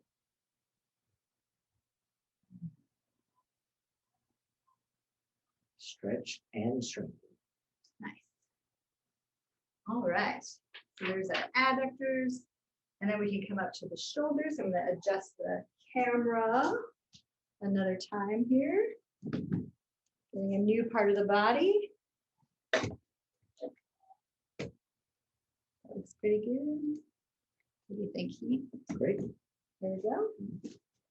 All right, so shoulder work. So we find that working the hips and the shoulders inside lying is really optimal, mostly because you have all the opportunities to create range of motion, to get 3D with the body. So here in the shoulder, I can hook underneath that, get elbow help, hook elbow to elbow, support the front and the back of the shoulder, and add some gentle, nice shoulder rotations, right? Really simple, but really yummy. Feels good. Invite that range of motion. One of the common mistakes when people first practice this is that you might rub or rest your forearm on the ribs, and that does not feel good. And then I can add a little pressure, a little work on the side of the neck. So anywhere along the lateral neck, I can press with my thumb, I can press with my fingers, I can press with my knuckle. I can pin down the lateral neck, and then stretch back. I bend my front knee, I'm in a lunging stance, pin down that tissue, I press it to my front knee, straighten my leg, and lean back to get that stretch, that traction. So I'm going to travel down the lateral neck, pin and stretch. Yum. Mhm. And then I'll travel back up. And then stretch. So be methodical, intentional. What are the structures you're working with? Where are you aiming? So is it more splenius capitis services? Working that first set of the trap? Maybe we want to focus on scalings. So being intentional, continue to build out your intuitive sensing by practicing visualizing your anatomy images. So you almost have X-ray vision. You can connect what you're feeling with what you're touching under the skin. We can also do from C7, I'm going to hook my fingers from C7 on the top of the trap, C7 all the way out towards the acromion. So I'm going to hook in, press, and then straighten my front leg, lean back. Press in, lean back. On the top of the spine of the scap, second, third end of the trap, or even really close to supraspinatus. Yeah, right on supraspinatus here, so a little rotated calf work. Really good for any kind of AC injuries or tension, any kind of shoulder bursitis, tendonitis. It can be edgy. Trying to create a little more mobility and collaboration between clavicle in the front and the spine of the scap in the back. Then we can add a little opening into the pecs, into the chest a little bit here. This is all to help and support the cervical spine. So I'm going to come to the outer edge of the pec muscle, I'm gonna place my palm and traction that pec muscle in towards the sternum. If you have bigger breasted tissue, you come more towards the shoulder joint. Traction, hold, partner takes the breath in. On the exhale, we open the arm gently for light. So this is more of like a superficial myofascial support. You're not pushing the muscle over the bone, but rather you're allowing the skin and the muscle to slide in opposite directions. Yeah, so it's a nice pin and stretch, but the pin is not pressing down into the body, but the pin is pressing across the body towards the sternum. Like you're trying to flesh the superficial fascia of the pecs toward the sternum, while the deeper layers of fascia are moving in the opposite direction. Nice. Also great for the shoulders. So we can add a little bit more shoulder work here. So let's get to that lateral border of the scap. I'm just gonna pin down the lateral border of the scap, hold it with my palm, pin it down. Partner takes the breath in. On the exhale, I'm gonna drop the elbow towards the floor and just hold that scapula down. Hold it light. You can hold it down. Sometimes it's a very powerful scapula, and you can hold it down with a forearm, and press the elbow towards the floor. Medium and then deep pressure. Ooh, that's a good one. So it's as though Nicole is stabilizing my scap toward the spine, so the scap doesn't slide up as we're stretching the arm and clavicle up. Holding it there and pressing it down. Then we can add multi-angled stretch here. We can get a nice little lat stretch over the ear, over behind the head, open the arm. So kind of play with your partner's angles and see where the freedom is in their shoulder. And then there we go, that's it. So we can now go to I wanted to make sure that we had time for the prone work. So I want to throw this thing on a face cradle thing. Okay, so we'll, instead of doing everything on both sides, we're going to just focus on giving you guys as many options and opportunities to help support your clients. So unless you have questions, unless you have more comments, questions, we really appreciate your feedback and learning where you are so we can support you. Yeah, what you most want to learn or are interested in and curious about. Is that comfortable? Let's check it out. All right, so the one technique that we wanted to do, make sure that you saw for prone, is on the shoulder, working the shoulder. I'm trying to decide which is the best angle. So figuring that out, give me just a moment. I'm going to adjust the camera here again. I got stuck in some wires. Down.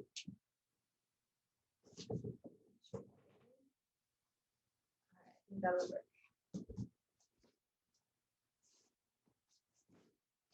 So this is another approach to working with osteoarthritis in the shoulder. This is kind of orthopedic massage, working the side of the joint. Yeah, any kind of shoulder injury, bursitis, tendinitis. So what I'm going to do first is I'm going to rotate that shoulder down towards the table and gently traction the arm towards the foot. So I just kind of rotated it down, bring it all the way down the arm, and then traction that arm out. I hold and maintain that traction as I bring the arm off the table. And I continue to traction. Once I got that traction going, after I do a little bit of traction, then I'm going to come underneath the arm. I'm going to find that pec attachment. Have my partner breathe in. Pec minor. Pec minor, thank you, pec minor attachment. And on the exhale, I'm going to lift up and stretch up. And release. I'll do that 2 or 3 times. So I'm going to find that pec minor attachment. So to find that coracoid process, that bony landmark, there it is. I'm going to press gently there. Partner takes a breath in. On the exhale, I lift gently, and then also traction the arm out and down. I'll do that again. Lift and traction down. And then I'm going to work that posterior delt a little bit. So I can use a little bit of petrissage, a little deep compression, working the posterior delt. Should feel really yummy. Activate that a little bit. And then I want to mobilize this joint a little bit. So I want to hook in on the top and bottom of the joint. So I got my fingers, I found my partner's acromion process, there it is. And then I'm gonna hook in right at that acromion process there. And then my bottom hand is just hooking in underneath or near that lower upper arm. And I'm gonna rotate the shoulder up, rotate down, there we go. I think we got it. Up and down, how's that feel? Good. I'm tractioning the whole time, pulling my arm out of the joint, and at the same time, mobilizing, moving that shoulder around. It's like you're swishing the head of the humerus around the labrum, the little cartilaginous flap in the glenoid cavity of the scap. And then bring it out and down. And that's like some nice little series for that shoulder. Yeah, really relieve the shoulder quick and easy. Well, any questions on that? Anybody need to see that one? Great. And then there was, was there another one? We're doing the back hip stuff. Do you want me to talk through it? Yeah, because I don't really Yeah. remember it, if you don't mind. Oh, I'm happy to. This is a good one. Love this one. Okay, cool. Let's switch spots? roles. You're all right Yes. to do that? Okay. Yeah. Might take me a moment or two to get my brain turned back on. This table is very warm. Very warm. Yes. All right. So this one we learned from two of our favorite teachers, Eric Dalton, as well as Benny Vaughn. And Benny Vaughn, for those of you who don't know, is from everything we've learned, he's like the father of American sports massage, and he's still an incredible inspiration. But what we're going to do is, from the opposite side of the table, we're going to find that ASIS. We're going to begin to mobilize it. What's happening on this side of the table is my legs are bent into the table. I'm going to support the ASIS. I'm going to wrap all the way around. This won't be appropriate for everybody. You know the clients that you have rapport and safety with. I feel the SIS, but what's really important is that I don't curve and dig my fingers into iliacus. That would suck. So have a nice kind of support on ASIS. So I'm going to start with my top palm on ASIS, and I'm just going to simply drop my seat back and stand up. So I'm not rounding my spine. Really important, everybody, protect your back by keeping your head over your heart, over your hips. My thighs, my quads are pushing into the table, and I just bend my knees, drop my seat to help lift up Nicole's hip. And then I'm going to begin with my other hand. We can press onto the biceps femoris, in the back of the hammies, that lateral group, with your palms. This could be for a hip, low back, or pelvis. You could use palms. You might want to use soft fists. Now, again, make sure you're not digging into iliacus in the front of the ASIS. Alternating is going to be a little more amenable for people's intensity levels. But if you want, you can also bring it into the hips, into the piriformis. But if you want, you could do simultaneous stretch and press. And so just notice, if you do have a client, checking in with them, do you like the alternating better or the simultaneous?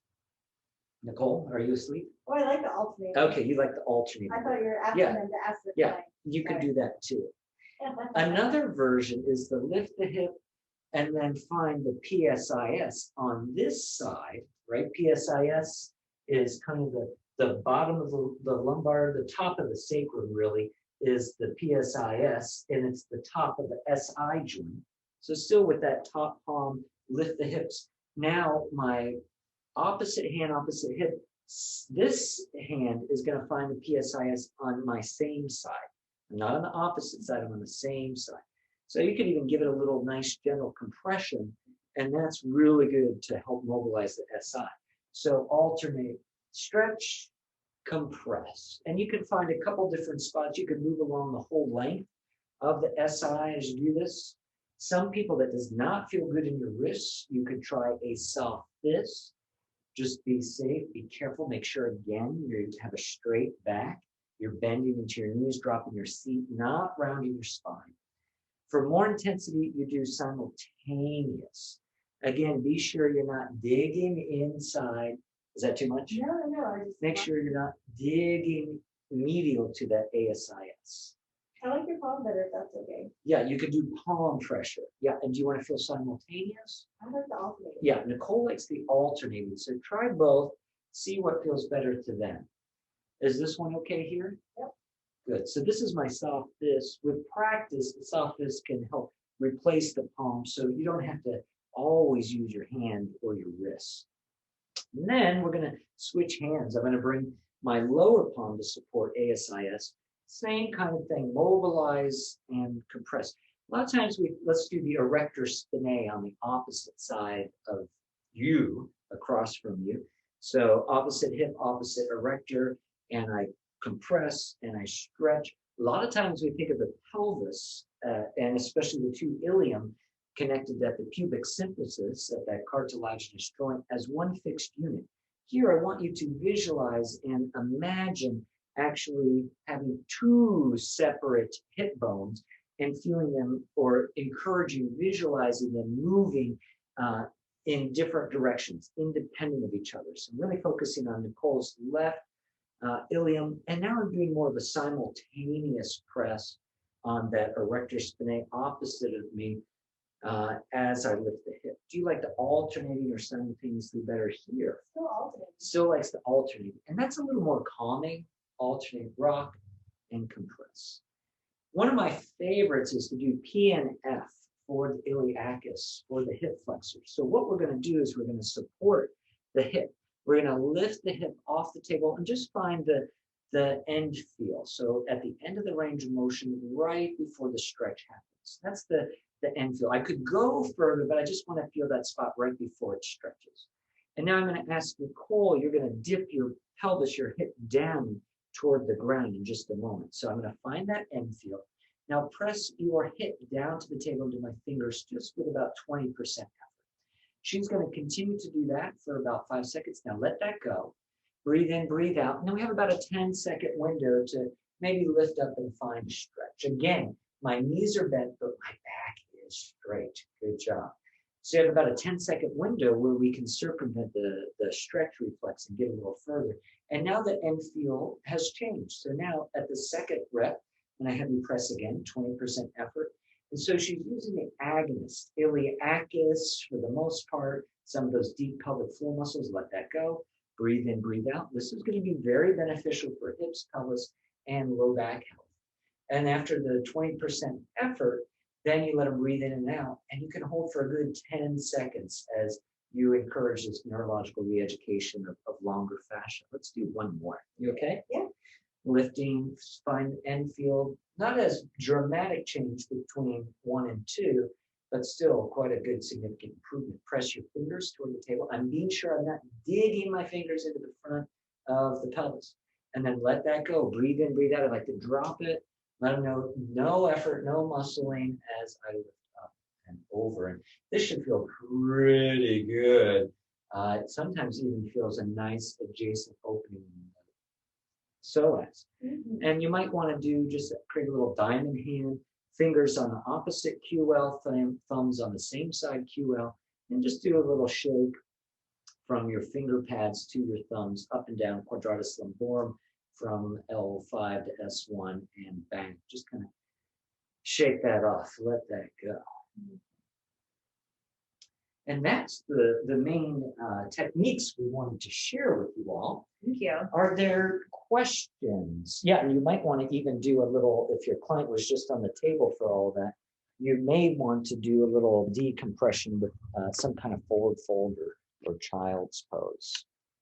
Thank you. That was a nice treat. Didn't know. Yeah, look at you, you lucky duck. I know, right? That's one benefit of virtual. A benefit for us. Yeah, for Let's us. move the table. Okay. Is that we get to trade with each other. One downfall is we don't get to be See and connect and we work missed with you that directly. I know, and it, yeah. All right, so I see a couple chats. Let me make sure we can answer that. Okay, that was just a private one, and the other one was a yes, so we didn't miss any questions. Great. And as we're starting to wrap up, if you just worked on your client, please get some feedback. What did they notice? What did they feel? How do they feel? Do we have questions or comments on any of the techniques? I know we covered a lot of info regarding the conditions of joints and So many, spine, yeah. a lot of surgeries. We don't expect you to memorize it all after hearing it maybe for this first, second, or dozenth time. It will take repetition. We're constantly relearning, remembering, and growing our own aperture for helping connect with others and feel better in their bodies. So if you're feeling a little overwhelmed, no problem. It'll make a lot more sense when you get the video and you practice the hands-on techniques with your therapist friends or with other folks who are Yeah, willing. and we'll encourage you to pick one of your favorite techniques today, one that looks like, oh, that might benefit my partner or a client I know, and start to think about where you can integrate it into your sessions tomorrow. What questions, comments does anybody have for us? And simply unmute or put something in the chat and we'll be happy to respond to that. Well, I just wanted to say thanks for doing the online version. I can only imagine what it's like from your side, putting together the videos, and you're doing a good job. Thank you. Cool. Thank you. My husband's a truck driver, so I'm excited because his hip flexors are always super tight and he's having some back pain. So I'll definitely be incorporating some of the movements you just did on the ilium and the whole psoas. So I'm excited for that. Just wanted to say thanks. Thank you. Really Susan. appreciate that Yeah, feedback. Thank you. Very Yes. cool. Yeah, that whole little last series that we did, I think he'll find really beneficial. First. And just kind of creating a little bit more freedom and getting more blood into these parts of the body that oftentimes don't get a lot of blood from hours of sitting. Other questions, comments? Great. Paula said she enjoyed the class, and Gerbitz, I can't see my Hungalian. eyes. Sorry, it's far read, but yeah, I'm glad you're enjoying, and I appreciate you for appreciating us as well, Casey. I did want to point you all to. Do we have a recommended plan for each joint where one goes through the stretches or motions in any particular order? Great question. We don't have Like a protocol. but we do on our website. We have a whole community of resources, and so let me put it on the big screen Well, here. I mean, yeah, we don't have particular protocols for each of the joints, but we do have what we did cover. So that like level 1, 2, 3, and 4, I think is if you can follow the basics of level 1, 2, 3, and 4 as a way to introduce different stretches. So I think we're going to pull it up for you in just a second. Yeah, making my way there. So these kinds of ideas will remind you of what you can apply when. Right. So if there's a lot of pain, or if there's inflammation, you're really limited on what you can do. But Right. when you might be working above and below the joint itself, or adjacent or behind, but not directly on. and applying light touch techniques. If there's still high pain level but no inflammation, that's when we can start to work the reflex therapies, maybe start to add a little deeper pressures. And remembering that hands, feet, and face are the doorways to relaxation. So in level 1 and level 2, we want to encourage the relaxation response, encourage the dopamine and all those feel-good hormones to circulate throughout the body to mitigate the pain that's going on.